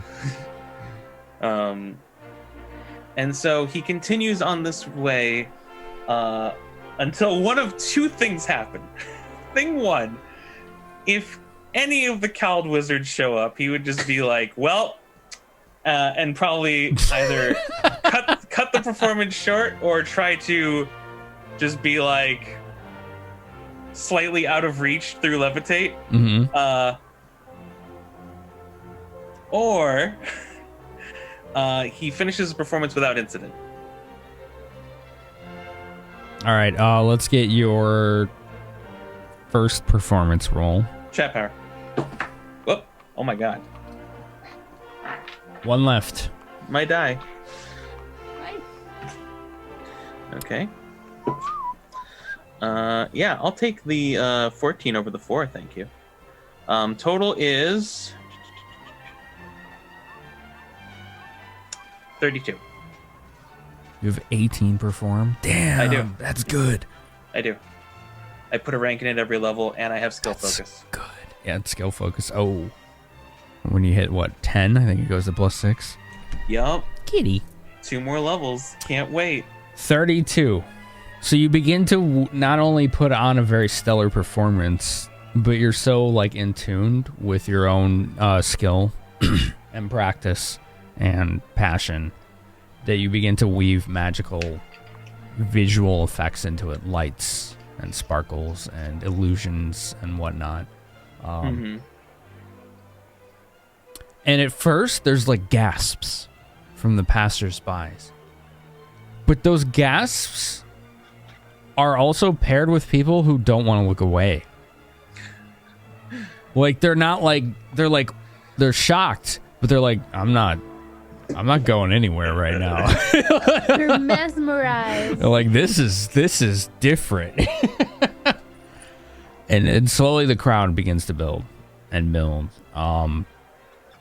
And this, at least in your, experience, this history of either accidentally or purposely using arcane magic in public has always met with taboo and derision and fear.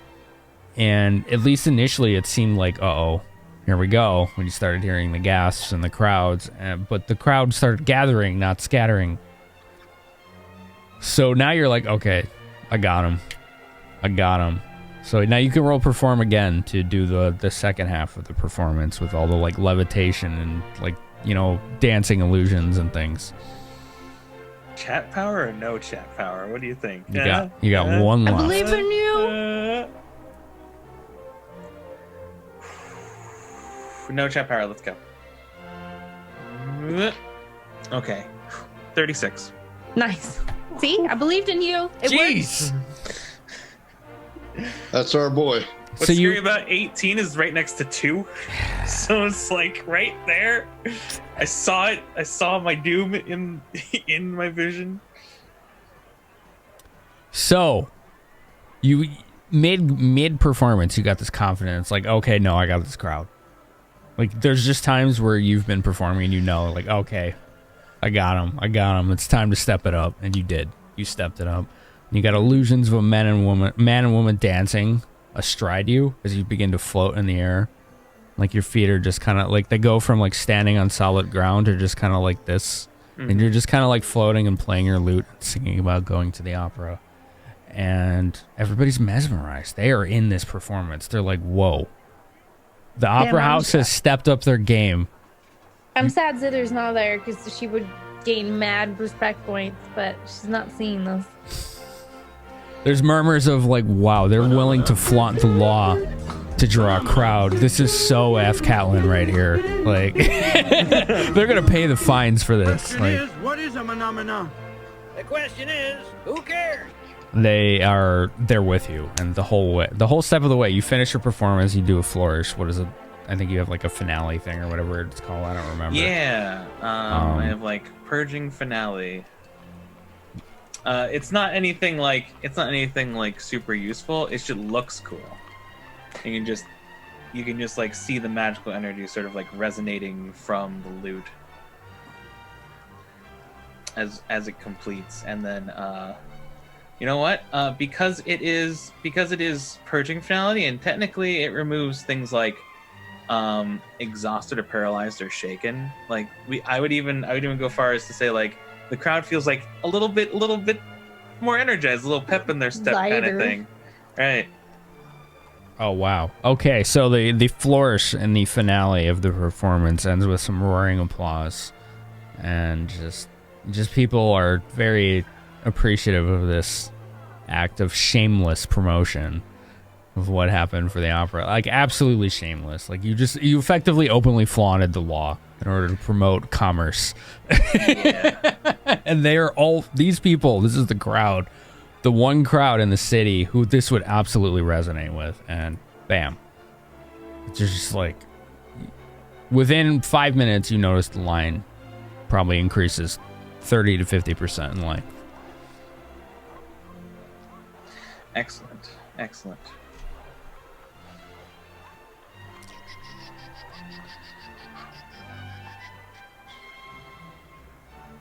All right. So, let me think. I'm pretty sure like a 30 to 50% is like a job well done. Like shake my own hand, pat myself on the back.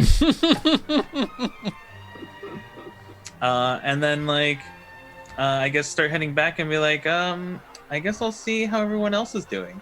Okay. So as you're making your way into the opera house, some older man approaches you. He's rather, I wouldn't say he's quite corpulent, but he's maybe in a bad couple months he could be if he didn't, watch it. And he's like, young man, your performance was nothing short of mystical, and I would love to represent you for our musical recording agency. Well,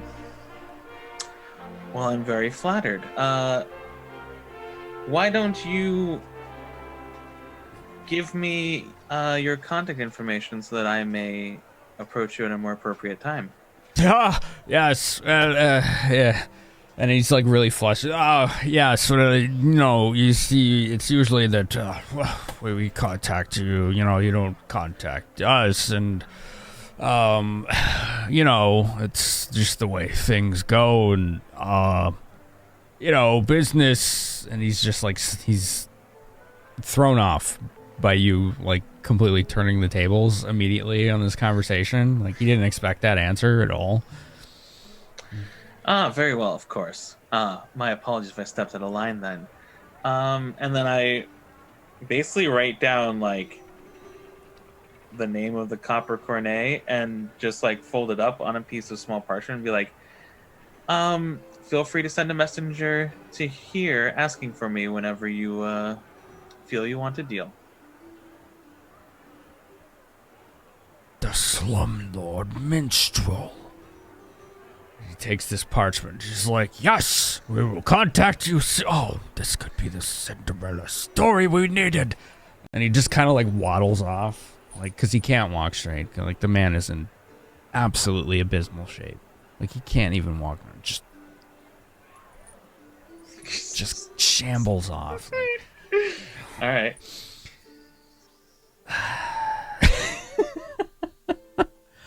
And that brings us to the next break and the last one of the night, because it looks like you all have completed your tasks.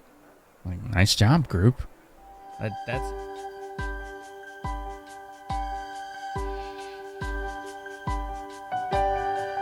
Welcome to Paladin University.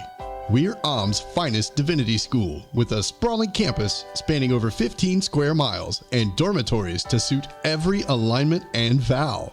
Featuring colleges devoted to several deities, as well as a general college for those wealthy young adepts who have yet to hear their divine calling. We foster basic skills in improving your charisma, martial weapons training, optional writing lessons, donning and removal of armor, and even have a special mentoring program to help connect young hopefuls with servants of their deity of preference. Open to any students with gold and the ability to find us. Our students are our success stories, and they love to share. For example, this fine devotee of Shantia. I'm Maximilian Brightshield, and I am totally a gradualist of Paladin U. Class of... as a matter of fact. You should totally go there. Our financial aid office is always available to help, so even if you're a poor orphaned serving boy from a backwater bar, you too can see your dreams come true. For more information, tune in to the Bronze Brigands Saturday night at 7 Central on twitch.tv/Finamenon. Repayable in low, easy payments starting upon graduation with 17% interest rate compounded monthly. Paladin University not responsible for incompatible deity choice, demonic possession, dismemberment, or divine retribution. Paladin University, your gateway to an enriched life of divine servitude.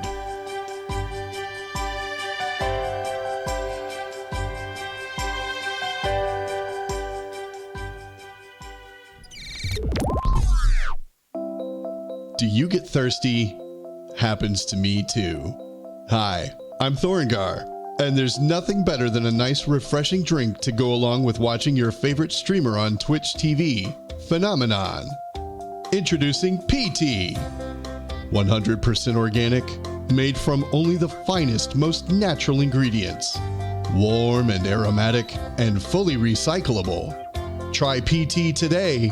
You're in for a treat. Available absolutely nowhere near you at all.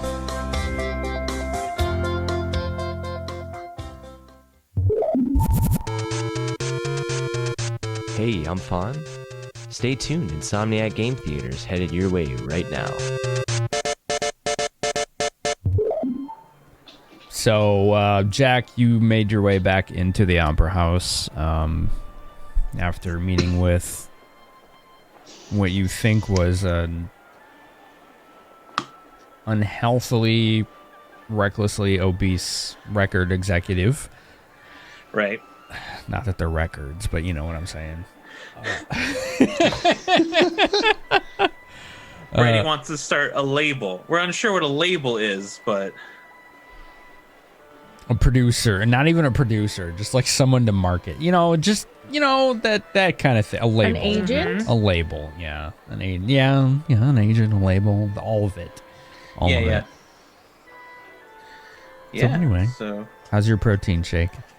It's delightful. And by delightful, I mean there's a bunch of like powder that got clumped up at the top, and so I'm futzing with it with a fork. Anyway, my apologies. But yeah, so record label man wants to sign a deal. I gave him my contact information where to find me. And I'm going back into the Opera House trying to find the others and seeing how they are doing on their tasks. Okay. So you make your way to the man at the door.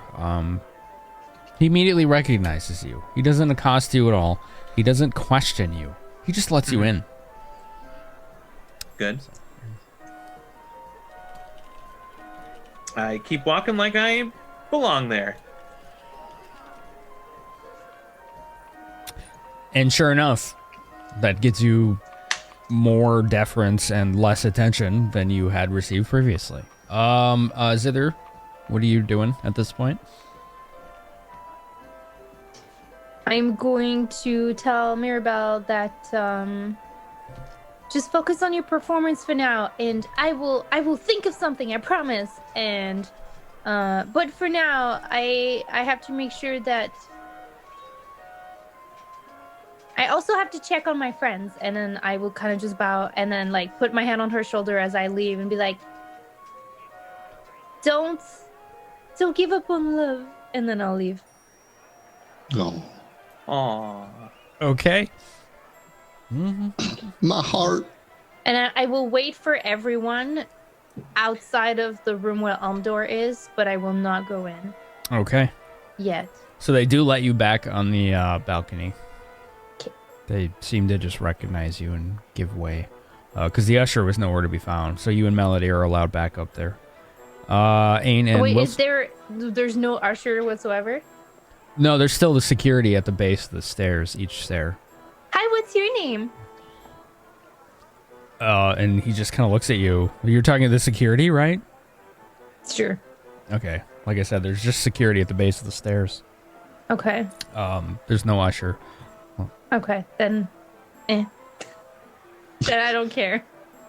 Okay, well, like I said, they recognize you and just let you back up the stairs. Perfect. Ain and Wilson, what are you doing? Make our way back upstairs, I guess. Yeah, we'll just be heading right back up. And as you make your way within sight of the staircase, you do see Zither and Melody walking their way up the staircase towards the center balcony, much further ahead. As you make your way to the security at the base of the stairs, they're just like, your friend just made it up there? And they just allow you upstairs. So as we go past them where they can't see me, I just kind of like 2 fingers and do the thing that I did before, just for myself. Ain finds this amusing as hell. So.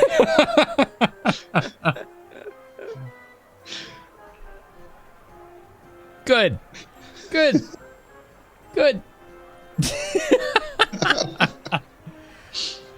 Protein Shake makes his way to the staircase. That's not my name. Sorry, Jack.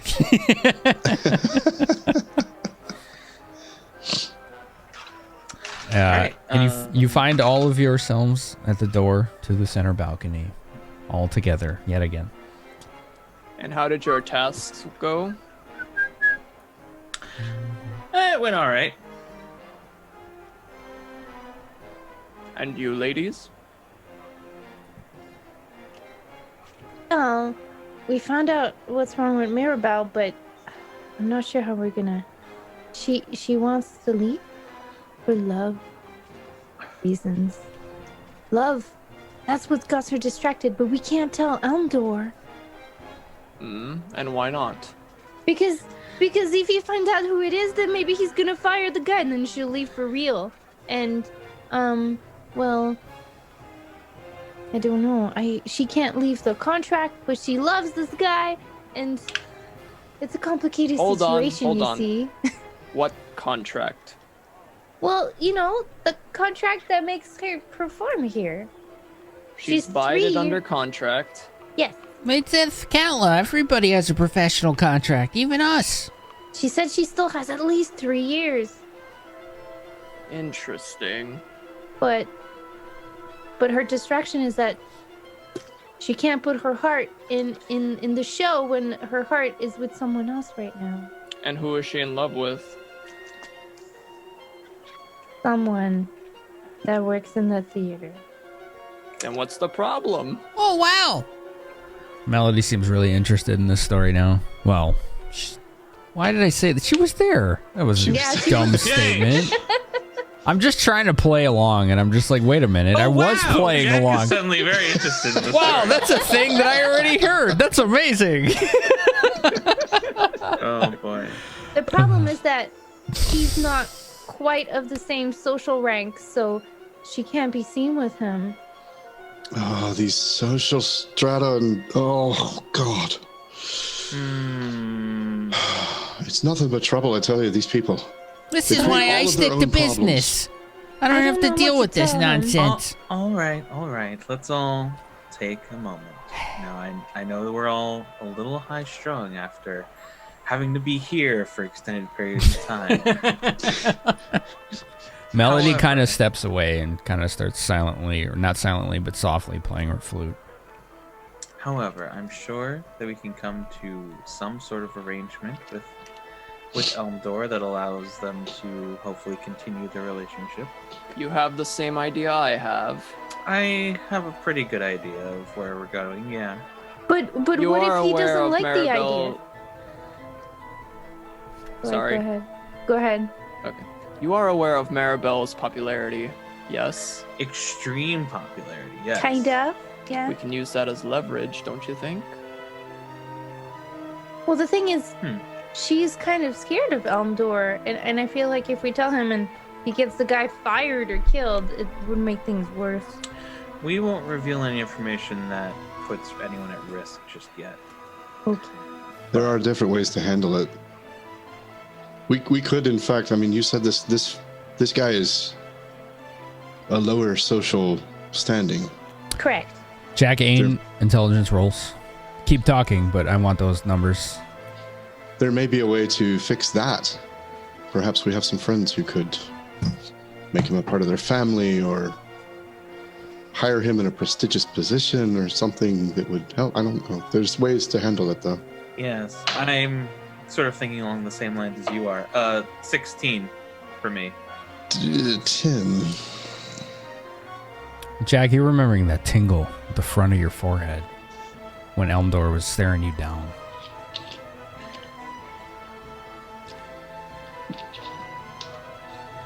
Right. Okay, so I remember. Sorry, go ahead. There was something weird going on. Like, that's... Okay, so that's a tingle. You got a 16 intelligence, right? Right. Yeah. That's only something you've ever felt when it's some kind of enchantment or something infecting your mind. Right. So he has mind-altering magics. Who? Elmdor? Which lines up with the mission statement. One that affects the mind. Any symptoms? Hold on. Jack is thinking. Do you have any symptoms? I might be able to dissect this. I remember feeling a slight tingle on my forehead when he spoke to me, but I don't quite know what it was or what kind of effect was being used. Out of character, can I perform a Arcana check to see if I can like scan any symptoms, like anything from my knowledge? Scan, no. Recall, knowledge. Not scan, but just like recall. Yes, that's a knowledge arcana. Go right ahead. Okay.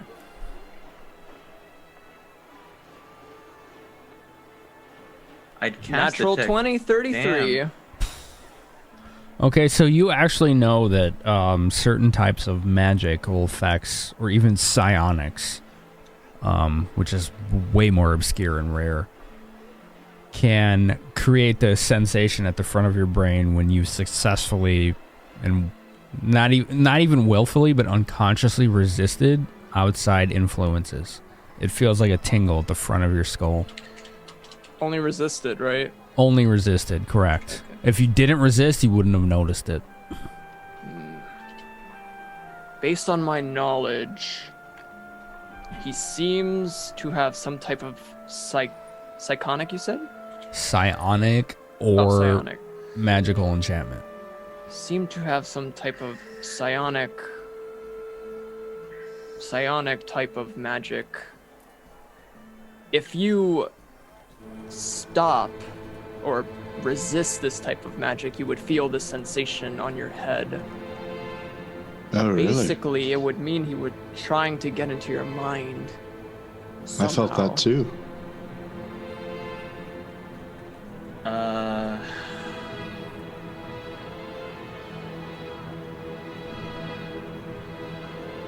Man, I'm upset. I can't beat a 33. That's a pretty good roll. I know. A little bit, yeah. Natural 20. I'm so mad. Like I can't even. I'm like I can't ever. That's like, the a upside 20 of rolling versus just taking 10 all the time. Sometimes you get Sure. the big D fucking knowledge But numbers. even with a 20, I'd get a 31, and that's why I'm upset. I'm like, there's nothing I can learn in addition to what I'm already being told. I'm just like, man, Don't ever assume. Don't ever assume. fucking, I want to. Anyway, Don't ever assume. Just because one person knows things because they're really good at it doesn't mean you learn the exact same things in the exact same way. Okay, I want to take the 20 on Arcana to know everything I want. To know anything that I would know about psionics in particular. Okay. So This would be a 31 total. So psionics is a very rare form of mind over matter style. Not so much magic, but power. Right. It can manifest both physically, visually, and mentally as magic, and even spellcraft can recognize it. But the way it manifests itself and is created is all through the mind and not so much through the conduit between the weave and the person, which is what arcane magic is, right? Like we all know Mystra, the goddess, created the weave, which is the basis of magic. But psionics is like this more like ego, like centric, internal, like I'm able to conduit the power of the human or the elven or the halfling or whatever, the internal self, and manifest that as power. And that's what psionics is. It's not actually magic, but it could be recognized as such, even with spellcraft. So it's easy to misconstrue it, or even be unable to recognize it at first glance because it's so weird, or abnormal, or rare.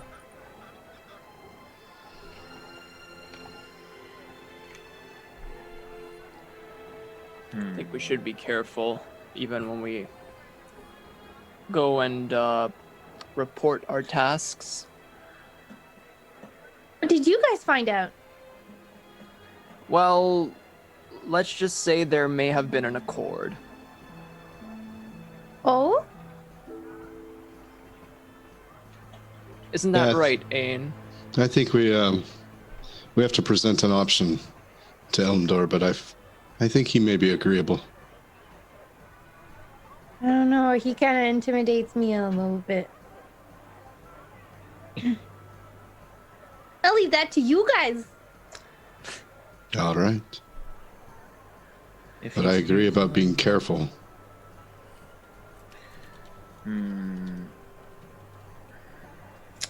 I can't do anything to help Zither right now. Because they would know. Huh? That would be the third time I cast magic inside.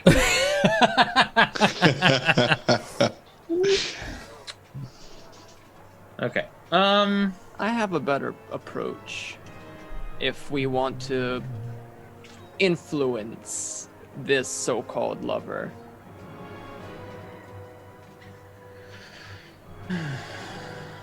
Well, Melody's looking at you now, Wilson, as she stops playing her flute. What's the plan? Staring you what's down. your idea? She's waiting. I'm sure you'll be able to pick up on it, Jack. Melody's like, Shall we? I don't do subtle. Can you spell it out for us?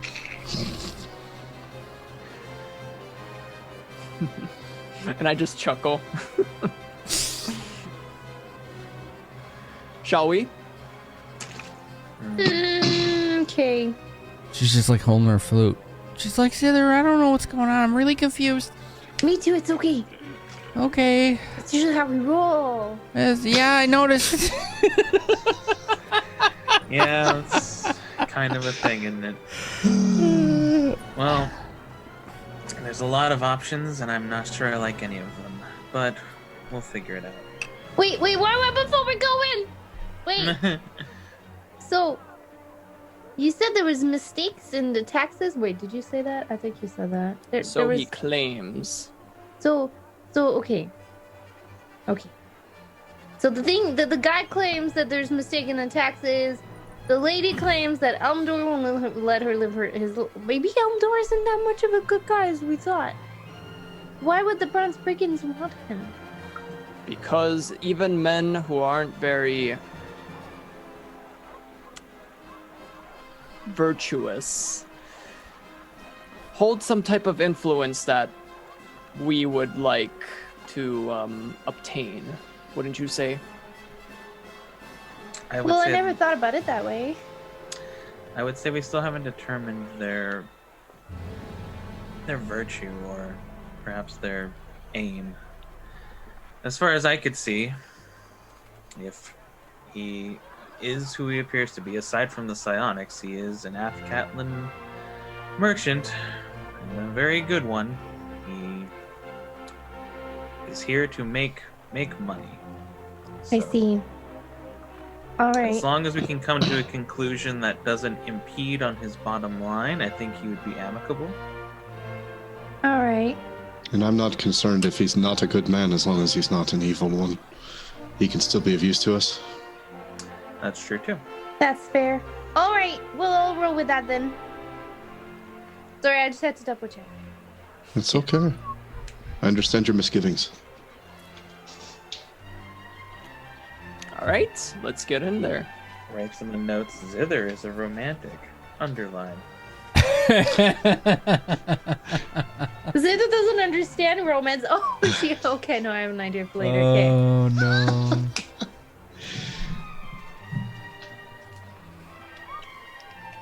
No, maybe I shouldn't do that on screen. We'll see. We'll see.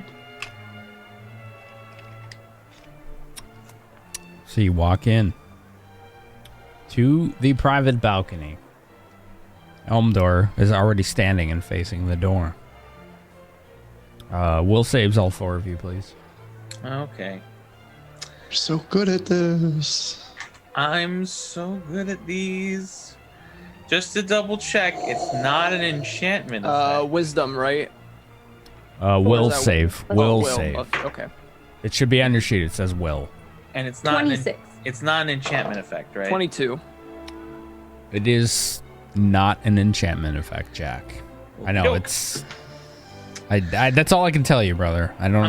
I'm just letting you know that I have a +2 bonus to enchantment effects. I do. Three I know. of the people in your party does. Right. I think that's a half elf thing, right? I want to use my bonus. That's what I know. I'm really getting at. I want you to use it too, but I gotta just. I'm playing it by the book, my friend. 25.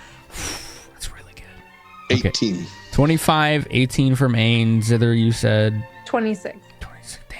Wow. Okay, Wilson. 22. What was yours, Ain?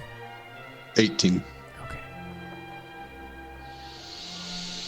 Jack, Wilson, Zither, you begin to feel this. Oh. Little tingle. Oh no. At the front of your forehead.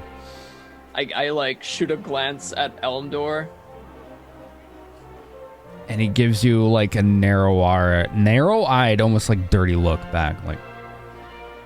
But he doesn't betray any emotion. He just kind of narrows his eyes at you. I make no indication that I am feeling or sensing anything. He looks to Jack, then Zither, and then Ain. Okay. What does everyone do? I sit down where I sat before. So, despite the unpleasantries you greeted us when we entered the door, we have some things to report to you.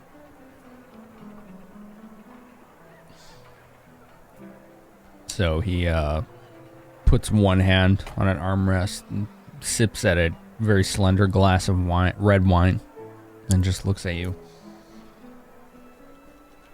rather passively.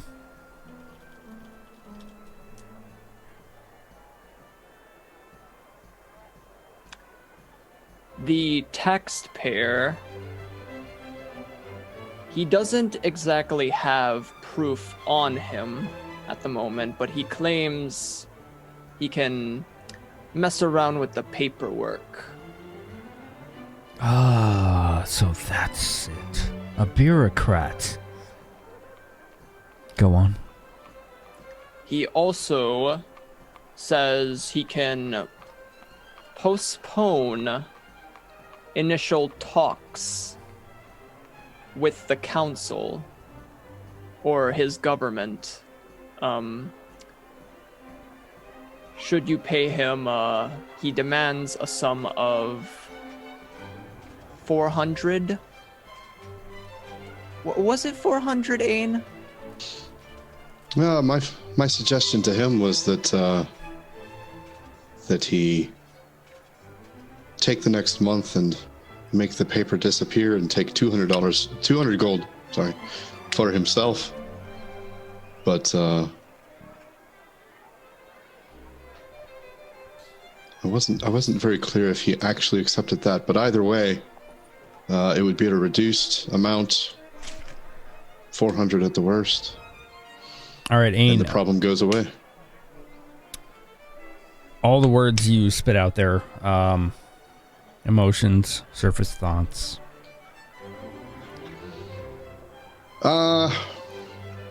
Emotionally, he's feeling a little bit bad that he kind of did that whole thing with the sword. Like, he felt like he may have stepped across a line a little bit. That's why he came back from it. A little uncomfortable with the line he crossed. Okay. Just a little bit. Mm-hmm. He wasn't going to actually hurt the guy, but he wasn't real proud of that. But he also thinks that they made a good deal. He's thinking that Elmdor would be well served in either case to just make the problem go away without hurting the guy. Just pay him some money. He's got plenty. Just make it go away. Take the deal. Okay. And Elmdor simply just sips from his wine glass that he's holding in a very pompous, pretentious way, where he has like 2 fingers sticking out for no reason. So he's holding it with like 3 fingers, like that's impressive. Like just the elitist bullshit posturing that every rich asshole does. Like this kind of thing. Like, it just looks ridiculous, but to him, he makes it look natural. There you go, Jack. The demonstration there. Sorry, I love it. I felt like it was important. I'm not trying to prescribe like what everyone should feel about it, but the way it looks to these players, these characters, that's what it should look like to them, at least. And then they can interpret it their own way. Okay. Zither, what are you doing right now? I'm sitting very uncomfortably, kind of waiting to see how he reacts to what the others are saying. Mm-hmm. Don't really want to tell him anything personally. Very guarded. Okay. So Jack sort of steps up and looks towards him. So about promotion. And Jack sort of just like in a nonchalant sort of way. Well, I decided to put on a performance to try and rouse the crowd to join us at the Opera House, and I may have mixed in a couple of let's say special effects that they wouldn't have seen anywhere else, but especially not ones they would see every day in Athkatlan. And some of them were very impressed by the complete disregard for the common taboos. So impressed that the lines increased by, I'd gauge, about 30 to 50%.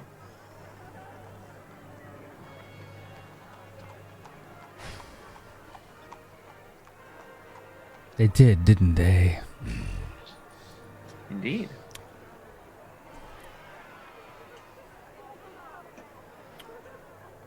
So the Elmdor stands up and he walks over to Zither. And you? What about me? He's like uncomfortably just staring you right in the eye. I believe she has something interesting to tell.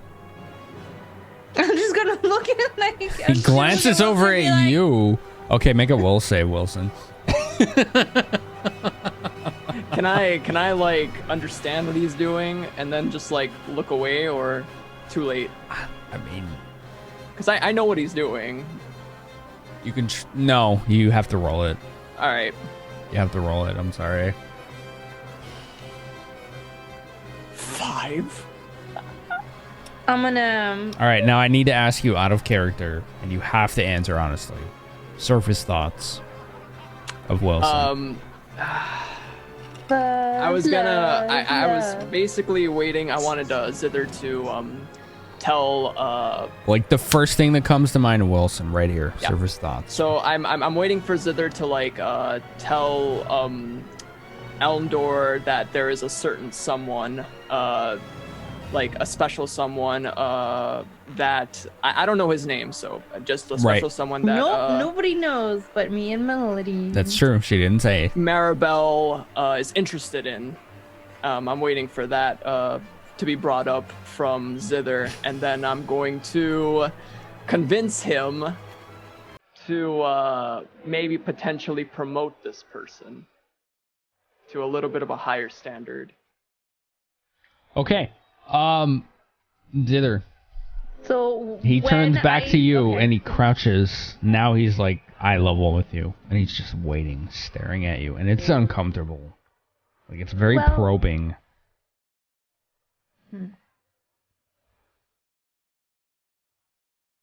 I don't have to. I don't know what I would roll to resist, but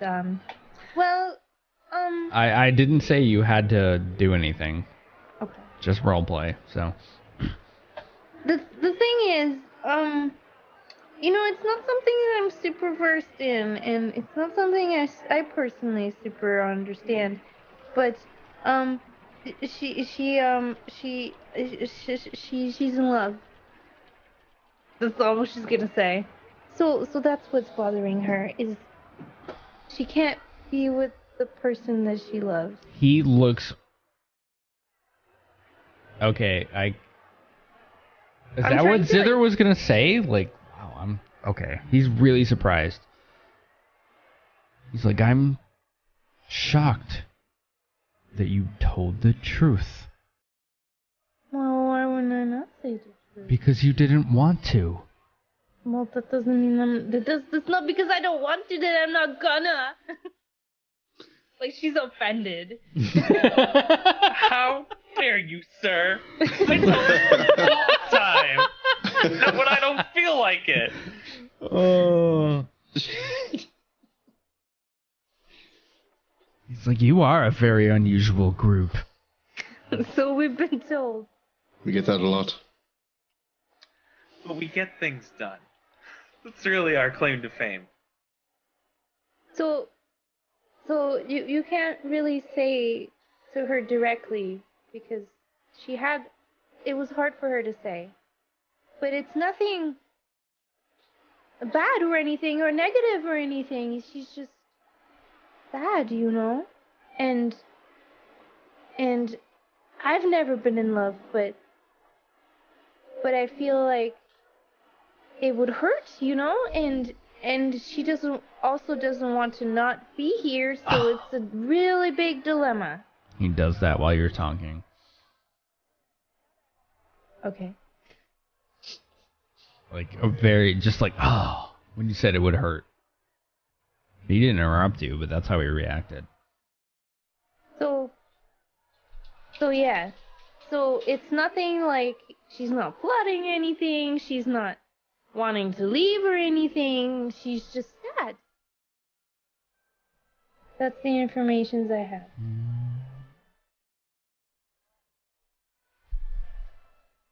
For you.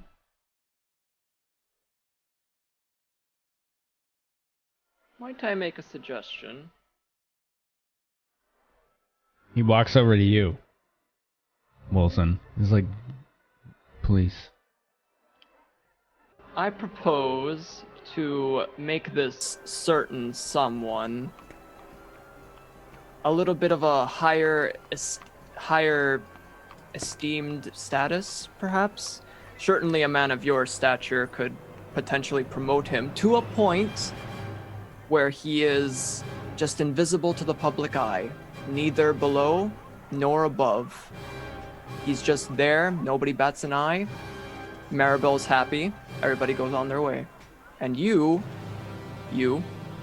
keep your prized girl, your prized singer, that everybody in this city adores, and you can keep raking in the money.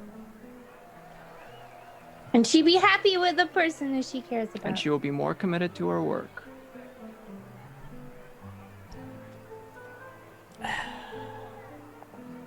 May I ask a question?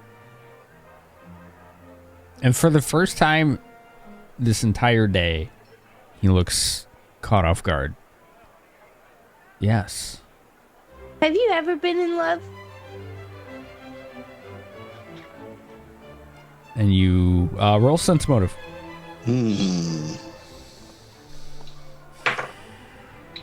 25.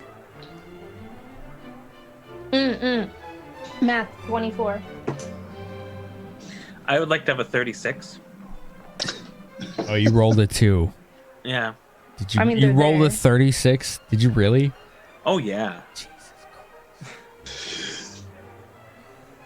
What the fuck is your sense motive? That's really good. My sense motive is my perform. Dude, and my you can perform read is people plus like 18. a goddamn dictionary. Wow.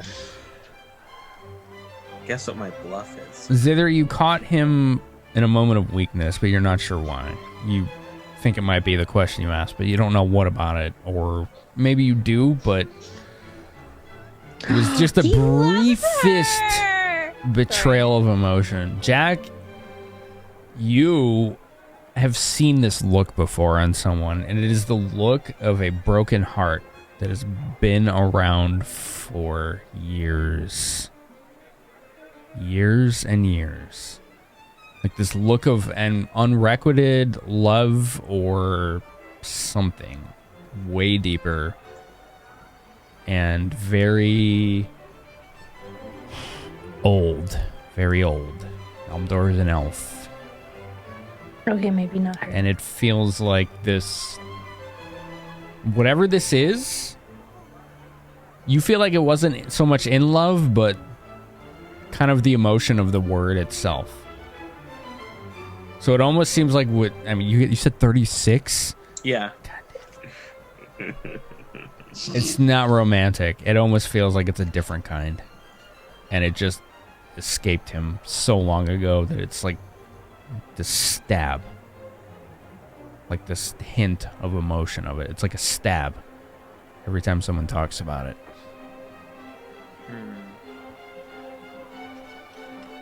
I'm not saying anything because currently Zither's interacting with him, but I keep a note about it. May I suggest that you talk with her about it? Maybe she will open up to you if you approach it with a more sensitive approach. English. If you have a more sensitive approach.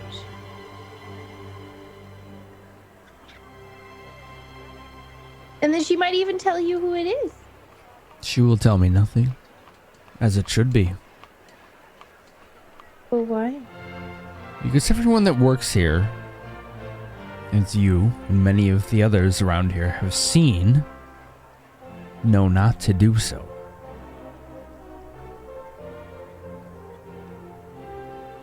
Why? The status quo. I guess. But how will you help your team if you can't get on level with them? Because their substantial paychecks rely on me and my satisfaction with their performance. Well, have you thought of getting... It's bad management. You're right.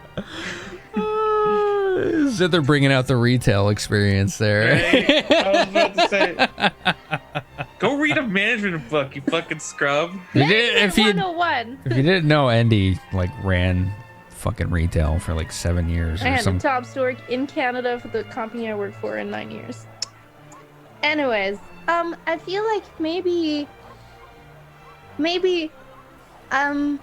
managing a team in fear is not as effective as managing a team with respect. Oh, you call it fear? I call it honesty. We're all on the same page. It doesn't matter, because at the end of the day, if you don't care about them, they won't have your back. An interesting interpretation. And I'm just gonna sit and be like, If you'll pardon me, and I don't mean to be flippant, but what you're doing now doesn't seem to be working. And perhaps it would be time for a new approach. Maybe just with her. So I have some things to say, and I must apologize for my demeanor. Everything you've discovered I already knew. What was the point then? To see if I could trust you. I just chuckle. Of course. You all actually performed the tasks I asked of you, despite your own intentions or desires, or... When he looks at Wilson, he's like, whatever it is. But it's how I operate, and it's why I am where I am right now. It's why I own this place and operate this place and profit from this place and make fortunes from this place and other holdings all over the country. It was a test, and it was an unfair test. Because you were disadvantaged from the start. And I'm sorry, but you all passed. Take that as you will. The people you spoke to had no idea, and neither did you. But you still performed admirably. And I'm ready to enjoy a fine opera, if you are. And after the show is over, we'll discuss the details of me financially supporting the Bronze Brigands and joining its ranks. Well, that is the offer on the table. What say you as a group? You're free to discuss it as long as you need. I'll leave. Please let the bartender know when you're ready to make a decision. And before he lets any of you actually answer, he walks and heads towards the door to leave. But what about Mirabelle? We just got reverse interviewed. We did. He got us good. I don't think we've achieved our entire mission, and Zither, I'm sensing you might be a bit conflicted, but there might be other ways to help her, even without him. I promised I would help. You still can. He's not the only source of status in this city. Well, how else? It's It's not like we also can. not the only opera house in the entire world. You suggested I should tell her that they run away together?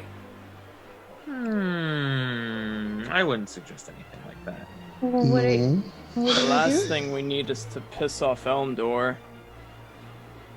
I would suggest that we might know other people who could perhaps provide higher status employment to a certain young man, not at the opera house, But if but he still in the doesn't, city. if he doesn't work for the opera house anymore, they don't get to see each other. Perhaps not as often, but But she's not a prisoner here. I can't tear them away from each other. All is not lost. Where love exists, there is a chance. See, I don't think she's gonna see it this way. Regardless, we do have a duty to more than just one person here. I guess.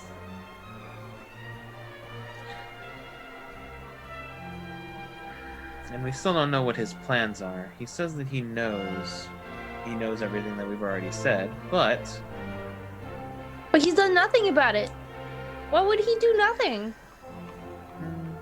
Either he has done nothing or he's planning to do something.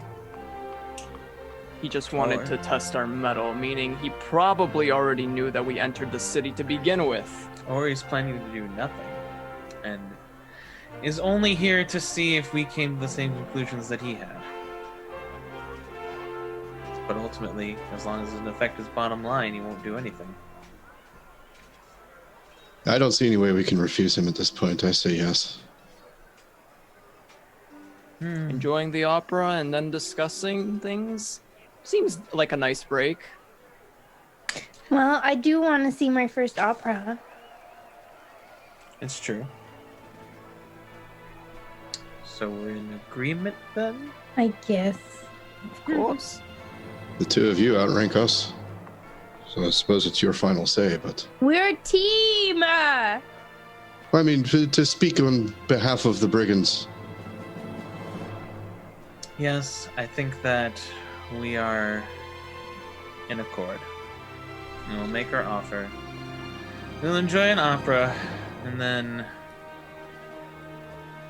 perhaps we can make some other deals to help out Maribel at another time. So Melody asks, she kind of tugs at your sleeve, Jack. Mm-hmm. She's like, can we go back to just standing around in big halls? This place is way too complicated. I hope so. Me Melody. too. I hope so. I really do. That was such a learning moment, and all this did was complicate my teaching. Precious cupcake. Truly.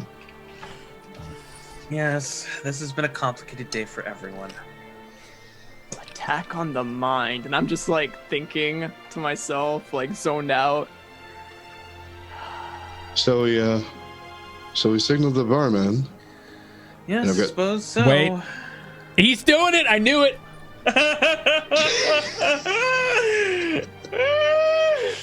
The barman's Two like... fingers at the bar.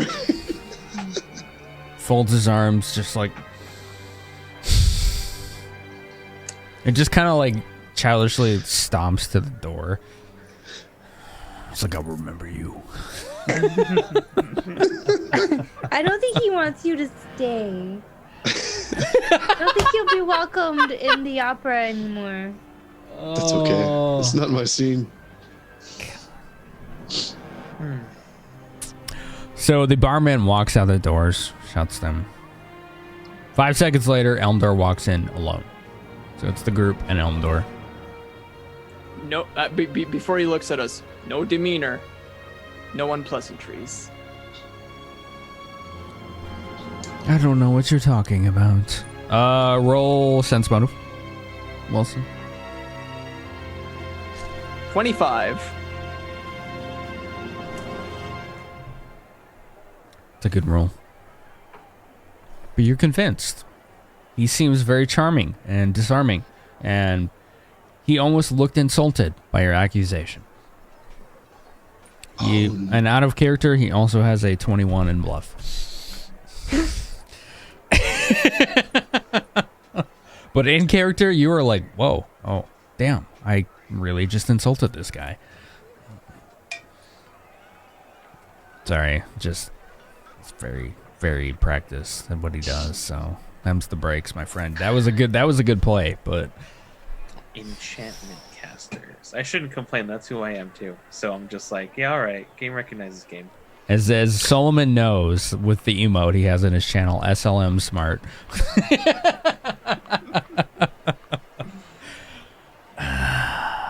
All right.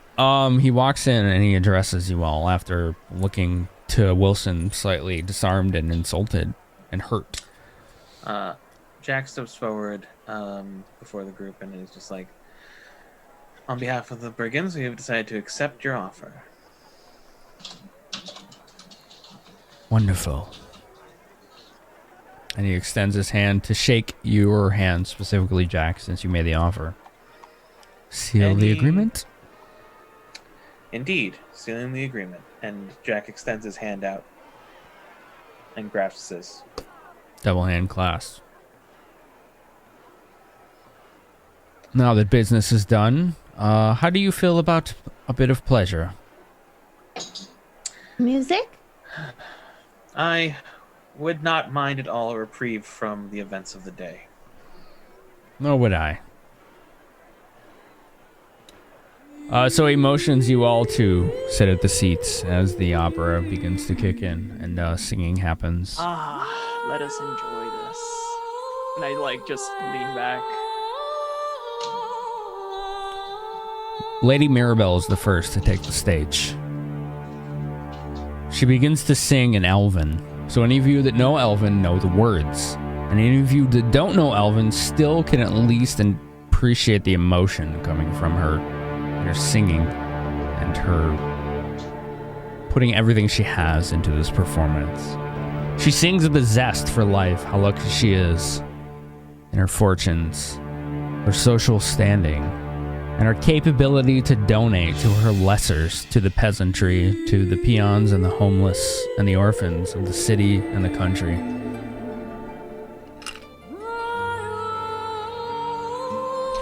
As the performance begins to go on, she eventually, for those of you with the nuanced understanding of the language, begin to understand that she is taking up a position in a local, you could say, a social work to help those of the city. And there is a co-worker of hers who comes from the peasantry himself, but worked his way up so that he could help those he came from. And she begins to have feelings for him. Eventually, you begin to discover she falls in love with this man. Despite her position. She came from a very rich family, a position of privilege, one that's expected that she carry on that tradition and marry someone else of a high social standing to enhance the power of not just herself, but her family. But her family is against it. Zither is bawling. Poor It's Zither. beautiful. It's beautiful. Her family Sorry, is keep going. against it. And initially she tries to resist her own desires and emotions. But eventually she can't anymore. She eventually succumbs to what she at least feels through her words and her singing and her operatic vibrato and everything that's echoing through this amphitheater. She lets herself, just become this emotion. It's a very emotional moment.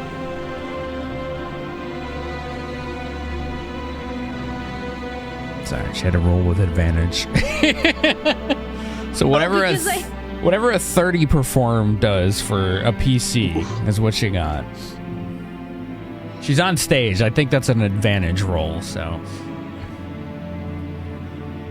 It was an 8, then a 14 plus 16, so.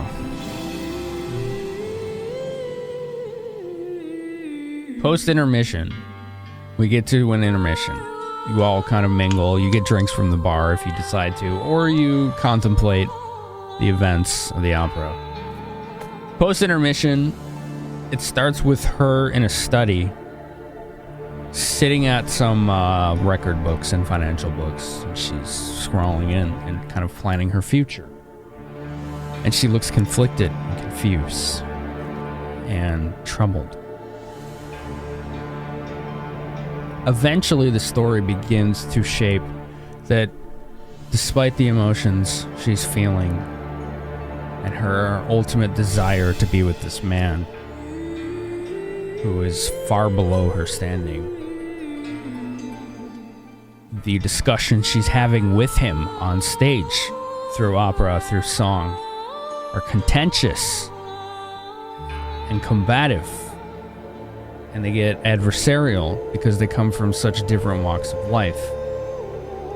He knows that being poor and destitute and coming from a place of poverty, he knows that it's important to help out his peers and his family and, those people like him who came from a place of nothing and worked their way up. And she knows that if she were to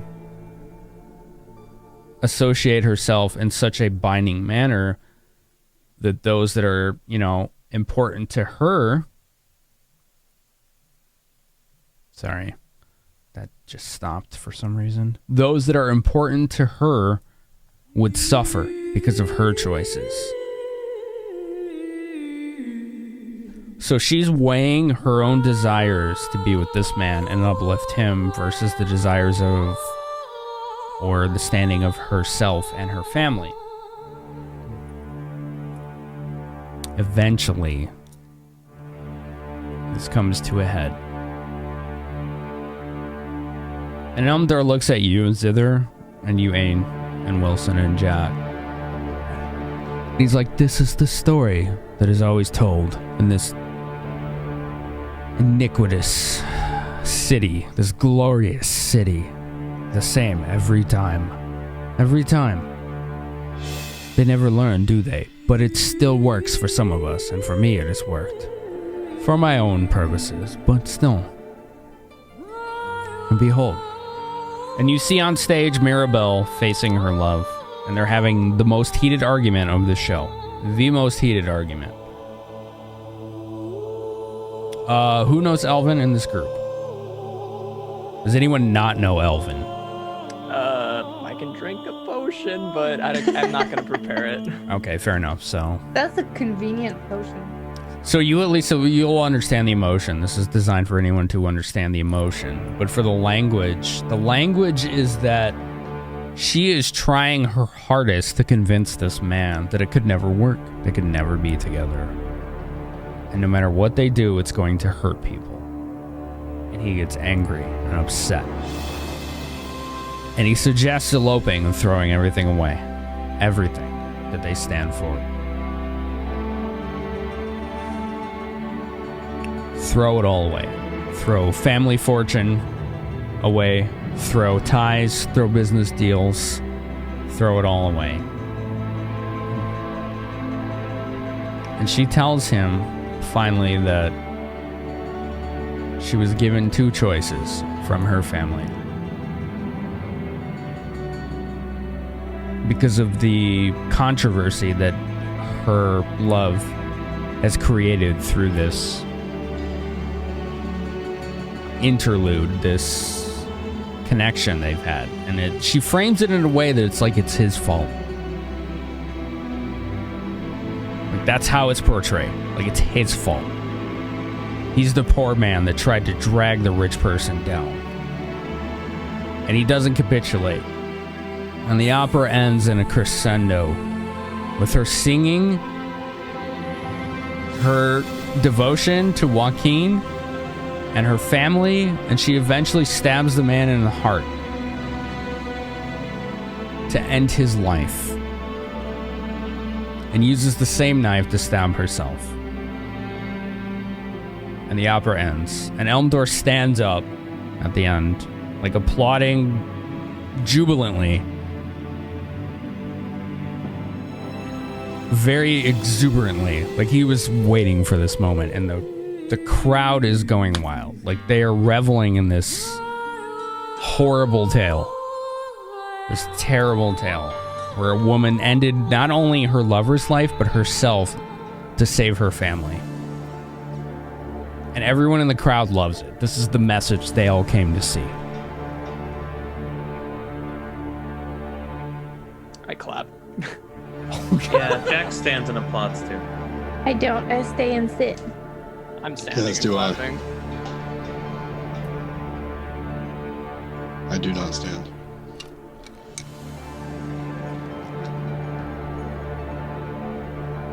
Why our opera is always this sad? And Elmdor looks at you, Zither, and he kind of crouches down, looks you right in the eye. It's like, no. But they are very frequently aimed to their audience. This is heartbreaking. Isn't it? Truly an act that was beautiful. That was very beautiful. And we'll all be better off for it, financially, for what it's worth. Because the deal struck between myself and the Bronze Brigands has been made, and you're all going to benefit for it.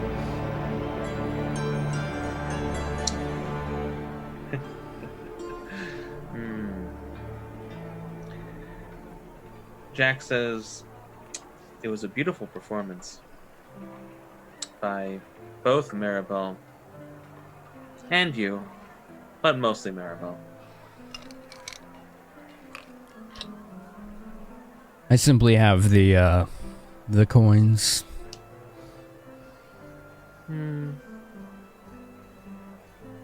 Not what I meant. I know. You shovel the swill, but you don't drink from it. Oh, Yeah. perhaps we're going to get along very well, Mr. Smokesong. Let's just say I, at some point, decided I didn't want to continue shoveling. And maybe my endeavors to further your goals are part of that. Perhaps. We'll see. Either way, it will be a very fascinating business partnership. You could really see the sadness in her face. It was real. Like, Zither just can't believe this. She's heartbroken. Maribel looked completely crestfallen on the stage at the end. Like, I don't know. I don't want to be like Zither. It's pretend, but I also am kind of like it's kind of do it. Because in character is most important. So yeah, it. Okay. Excuse me a moment. I exit. It's okay. It's a performance, although I'm sure that she draws from her own experiences and feelings. It's not exactly genuine. It's not the same as a true sadness.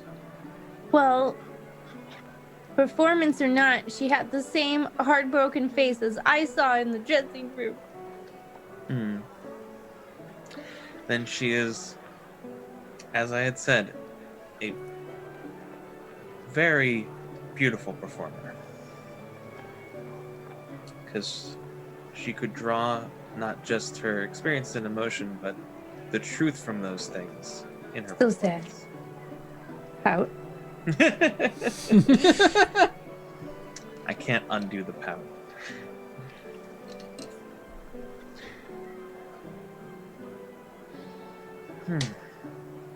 Well, it has been quite the evening. I think it's about time that we retire. Yes, Yeah. I will report to duty within the day. Very well then. I'm sure me and Mr. Belly War have a lot to talk about. Belly War?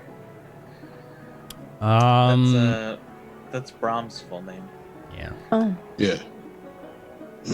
totally forgot that. It's because no one ever says it. So Yes, I wouldn't be is- surprised if you forgot it. So Brahms is an interesting one. I'm sure you'll have an excellent time.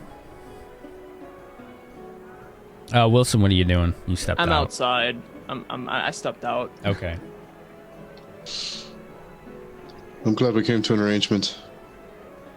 I hope you aren't too offended if I say I don't particularly want to come back here. The forests are more my style, and the animals the only opera I need. Yes, you wouldn't find much dirt in this place. At least not physical dirt. Mental dirt, oh. More than anywhere else in the city. I'm quite certain that's true. And by the way, there's still probably a now very irate tax collector locked in an office downstairs. He has nothing on me. You might want to let him out. Yeah, we'll give him an hour. Thank you. You did admirably. And I very slightly bow and leave.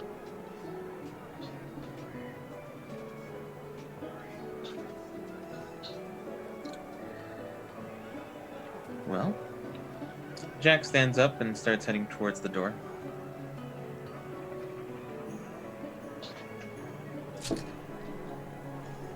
I'll do the same. But actually leave.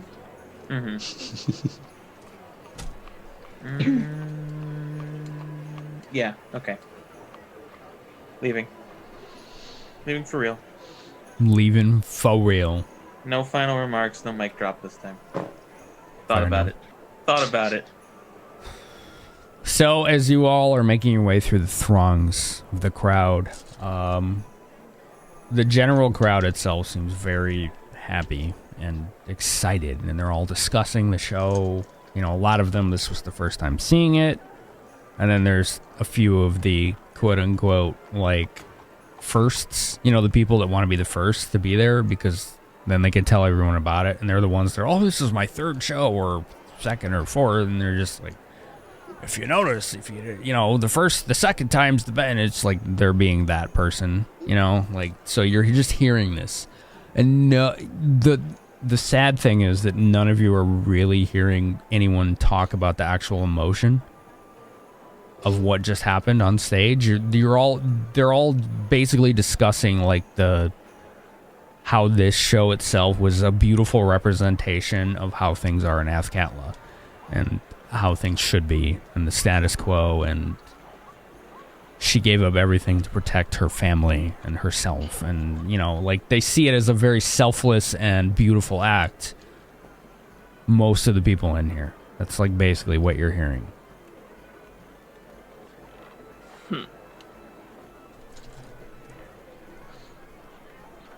My smile is just gone. Yeah, mine would be too. Oh, Melody's just kind of walking alongside you, Zither, and she seems quite crestfallen. She's like, Miss Zither, I don't want to be in this place ever again. Me neither, but right now I just want to hug Maribel. Right now. Are we still inside the opera house? Kind of leaving, I guess. You're all leaving, basically, so it's like talk on your way out. Right. It doesn't take long, maybe half a minute. Slow shuffles towards the door. Right, there's a big crowd, so... Right. Where everyone was moving with purpose, now they're all just kind of hanging around because they want to talk about it. With a 36 in perception, do I see the woman with the dog on her head? Oh my god. Oh, yes. She made a point to stand at the base of the stair where people walking in could see her and people coming down from the balcony could see her. And there are several people Oh no. talking to her. Do I see Ain looking at this lady? You can roll perception as well. All right. 14. Since you were the first to leave, you did not notice him. Sorry. You did not notice him specifically watching this lady because you left before everything else. I want to approach her. Okay. As you begin to approach her, she turns in your attention like this. She does this. Like she's holding it. You know, because apparently if she exaggerates her movement too much, it gets loose or something. You know, whatever. It's like, it's so dumb. Like a prop on her head. She looks at you. And she, you know, praises you quickly. And this look of disgust on her face. It's like, such dress! We spoke outside, but in here, you should be with your charge. Yes, I'm sorry, we were. Oh, please, forgive my manners. I bow very deeply in front of her, very ridiculously. And she kind of like goes back upright and rigid, like in a position, like a posture of authority. Like, you know, she's responding to your mannerisms. When you say we were just outside and there was a gentleman that asked me to fetch you. He would like to meet you. I believe he's some form of royalty. I believe he said from the Dalelands, perhaps a duke of some kind. But he said, I must meet that woman with the phenomenal hat. I knew there was only one he could be talking about. I described it. And... Dalelands. Okay, roll diplomacy with a +3. How the fuck do you know about the Dalelands? I know many things, my friend. I don't know where you're going with that, but Oh god. I am entertained. I'm taking a chat power because I want to do well on this. Yes. One Do left. it. One left. Good call. You said diplomacy with a +3? So it'll be a 24. And her posture initially was like this, like upright, rigid, hands clasped, but has that like 45-degree angle, you know, like the fight or flight kind of posture for nobles where they could immediately turn away or turn towards you at a moment's notice. She squares up and one eye raises and she's like, the Dale lads. Oh. I mean, you know, it's only been a matter of time before I was noticed, but do tell. Yes, well, if you'll follow me, I'll clear the way for you. And he's just right outside. And she looks at all the people, like, just kind of hanging on her, like the fucking posse that she just achieved because of that dumb hat. She's like, oh, don't worry, we'll all talk some other time, but you must be gone. You see, I have important business. And she kind of extends her elbow, you know, to you. Oh. Or not her elbow, but her hand. Sorry. Oh. Like, okay. you know, like where she's wanting to grab your elbow, you know. I have to touch this woman. That dumb thing where like someone's supposed to like grab your elbow. You extend your elbow out and then she grabs it and you're it's leading like her the through. hook. It's so yeah. So I offer my elbow. Yeah. And Melody goes to you, Jack, and she's like, where are they going, Jack? You know, I haven't the foggiest, but I'm sure it will be fun to watch. Do I see this? Yeah, actually. You were waiting a while and you didn't see your friend, so you turn back towards the door and you see Ain walking out with this old lady who has got her arm hooked around his elbow. Melody and Jack are kind of following at about a 20-foot distance. Zither, I'm assuming you're just with the group, or are you doing something else? At that point, I wouldn't even be looking around. I'd be just looking down and following and just dead. Just getting out. Yeah. Okay. I kind of like am curious, so I try and like get a better look at the lady. Okay. What are you trying to do? I'm just like trying to see if she looks familiar in any way. Okay, roll. I'm just being like in character. I know. Oh. I'm trying to decide if she looks familiar to you. No, she doesn't look familiar. She looks ridiculous. I mean, her hat is a fucking like tall cage with a small puppy in it. Okay, that she occasionally I just follow then. feeds snacks to, like that, literally.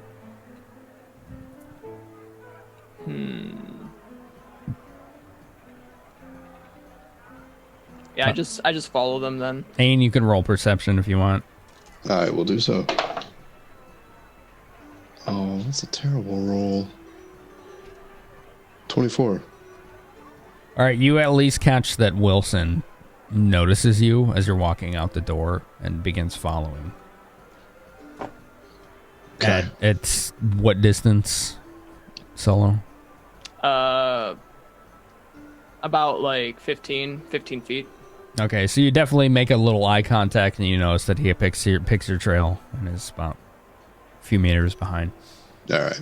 So as soon as we clear the door and we're outside, I'm going to be aiming for an area that has perhaps a little bit of an opening. Looking for like maybe a little break in whatever crowds might be there, just a little space. And I'll say, he's just this way. If you'll continue to come to me just a little further, so just right over here. The Opera House is built on top of a hill, and the main walkway to it walks up a hill with assistive steps on either side. There's a fountain at the top of the hill, and beyond that is the Opera House. So you can walk down the hill, and at the bottom of the hill is like a big kind of circular plaza that leads to various streets that go to other parts of the Gem District. So it's very visible all around once you get to the bottom of that trail from the Opera House. Okay. And I'm hoping you're going to let me get away with what I want to do here. I have.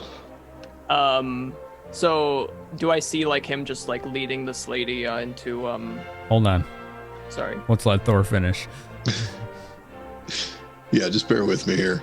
I have in my possession a couple of small whistles.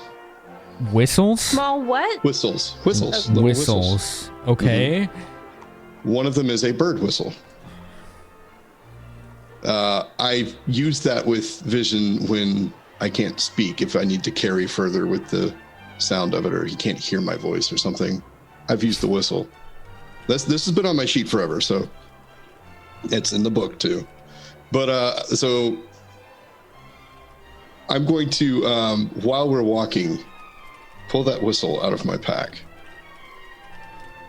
and blow a couple of a predetermined signal that I have with him. And we're going to continue walking. And what's going to happen here, oh God. So I am going to have vision use the distract command. I'm going to use the distract command, which would normally be done in combat. In this case, I'm not going to be really doing combat. Remember your advice earlier? Yeah. Not to worry about the nuance of the rules. Right. Okay. What is Vision doing that's distracting? So I'm going to have him swoop down and basically just swoop right into her face and around this cage and just flap around and harry her and like act like he's attacking her. Okay. So he's like gripping he'll grip the cage with his talons and just kind of shake and flap around. So of course I imagine she would flip out. So, sorry, you can finish. Just, I wanted to do something, hopefully, if I see you pulling the whistle. Okay. Because I'm, like, right behind you. Well, yeah, a few meters, so. Yeah, go ahead. Alright, perception. Natural 1! Woo! Alright, so what's the result? 13. 13's still... You at least see Aang kind of like reaching to pull something out of his pockets, but you don't know what it is. Like it looks like kind of an innocent kind of motion while he's having this conversation with this woman who has a cage on her head.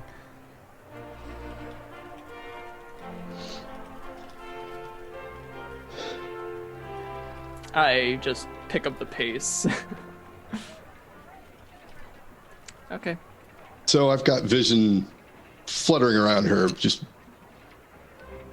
acting like he's attacking her, but specifically not. So you definitely see this falcon swoop down from the sky, Wilson, since you're very intently watching for this.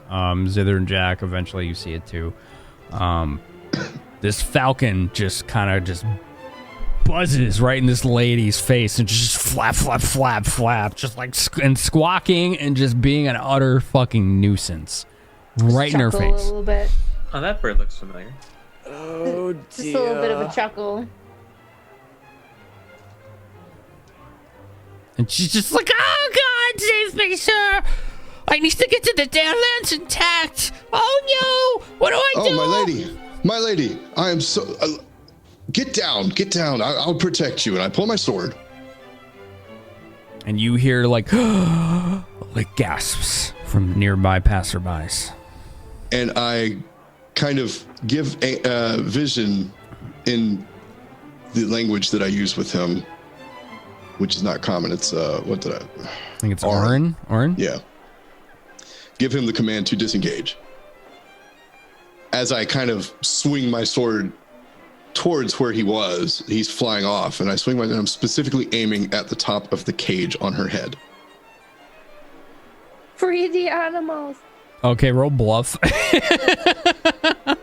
All right. I was like, I thought I knew where you were going, but now I don't. And I'm like, okay, you got to roll bluff. Oh, that's not my sheet. That's his sheet. I'm going to take that last chat power. Okay. It is the last chat power. I'm not even going to roll the second time. That's a 20. So Okay. 23.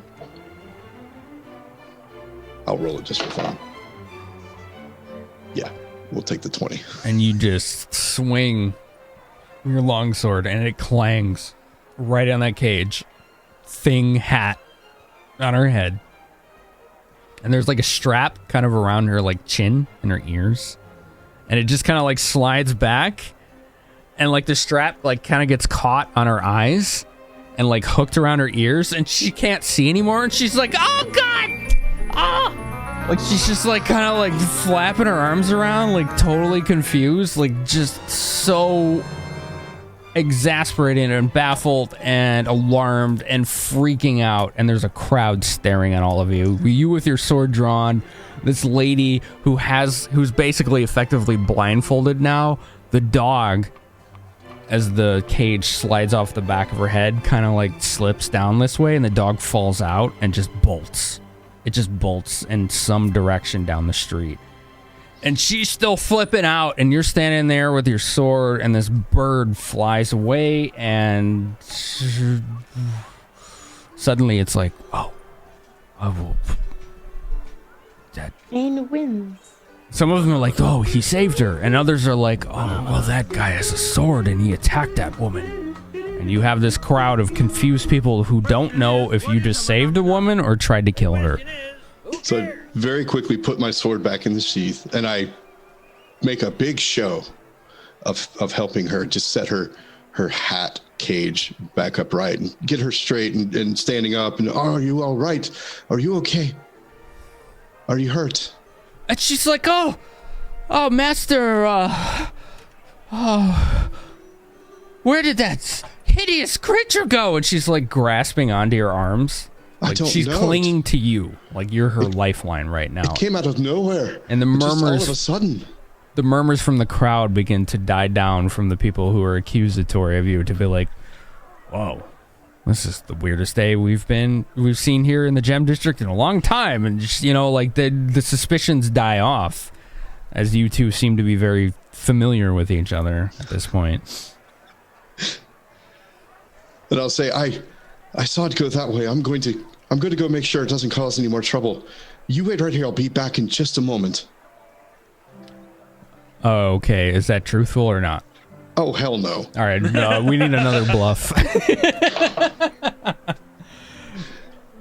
Totally gonna come back. That's a 19. All right. That's not bad. She's got a penalty. I forgot there were any. She's got a penalty because she's so flustered. She's like, oh, okay, but what was... Just tell me your name, sir. Sir Elf... What is your name? My name is, Corwin. Okay, I guess you gotta roll it again. I'm gonna roll it again. No! Hold up. Can I roll a perception to like hear him say the name? Sure. Okay. 25. Oh, you definitely hear him say his name is Corwin. Okay, I walk up. Corwin! Oh boy. All right, roll bluff, Wilson. Roll bluff. Mr. Wilson, roll bluff. 19. All right, so you get a +2, Ain. So what is that? Chat power. Yeah, I was about to say, you have chat powers. Oops. Hello, campaigners. Please use your blessings. Thank you. 23. Which we have been. Yeah, it's true. She's like, Corwin. We're about to get a marriage proposal. Oh, I know. okay. I right here, right? Right there. Okay. How's Melody reacting? She looks at Wilson. She's like, she just kind of decides she's going to ignore you and just runs off towards the direction the dog ran. Like, tries to run off. She's kind of old and in terrible shape. And, she very much valued money over everything else. So it's kind of like just this labored jog in the direction the dog ran. And I wait till What's she's up? out of. I would just wait till she's kind of out of earshot, and I'd turn around, and look at Wilson, and say, big grin on my face. Thank you. I appreciate the assist. Now let's get the hell out of here. And Melody is like, Zither, you said how Melody is reacting. Yeah. She's just looking at this whole scene like she's completely like baffled. Like, Like, how is this happening? Like, she just The last doesn't thing- understand how many bad things could happen in a single day. Like, she's just like, she's like, I got all dressed up, super pretty, and it was all so that these horrible, terrible, evil, awful people who think dogs are hats could see it. And I don't want to show that to them ever again. We need to find good people to give pretty close to. I'll just like put my arm around her a little bit and be like, we can have our own little party. Melody, you're you absolutely promise? right. We'll have our own little fancy party where we can be pretty with smart people. We're gonna have a ball and a dance and our own thing in the terrible slum bar, the Copper Cornet, because at least everybody in there is honest. Even the thieves are honest. They at least they're gonna try to steal from you. Let's plan that. Okay, I'm leaving. And she just like storms off towards the doors to the River District in her cocktail dress and I'm following pearl her. necklace Let's get and out. big bangles and hoop earrings. And Yes, I think We're we've had leaving. you've we've never had seen enough such a pretty Gem sight District. look so mad. And it's just a weird juxtaposition. It's uncomfortable for all of you. I walk behind Ain. That was a pretty elaborate trick you did.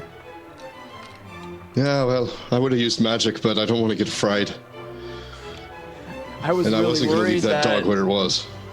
I was worried she might call the guards on you, to be quite frank. Well, That assist was pretty nice. It all worked out in the end.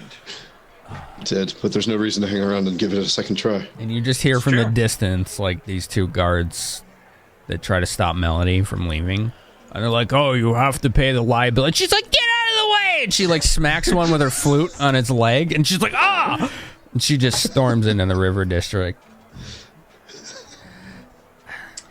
I think she said no, and I'm gonna leave too.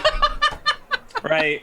I'm with her. Right? That's what I was going to do. I was like, same. And just starts following behind. Apologies, gentlemen, but we'll be taking our leave.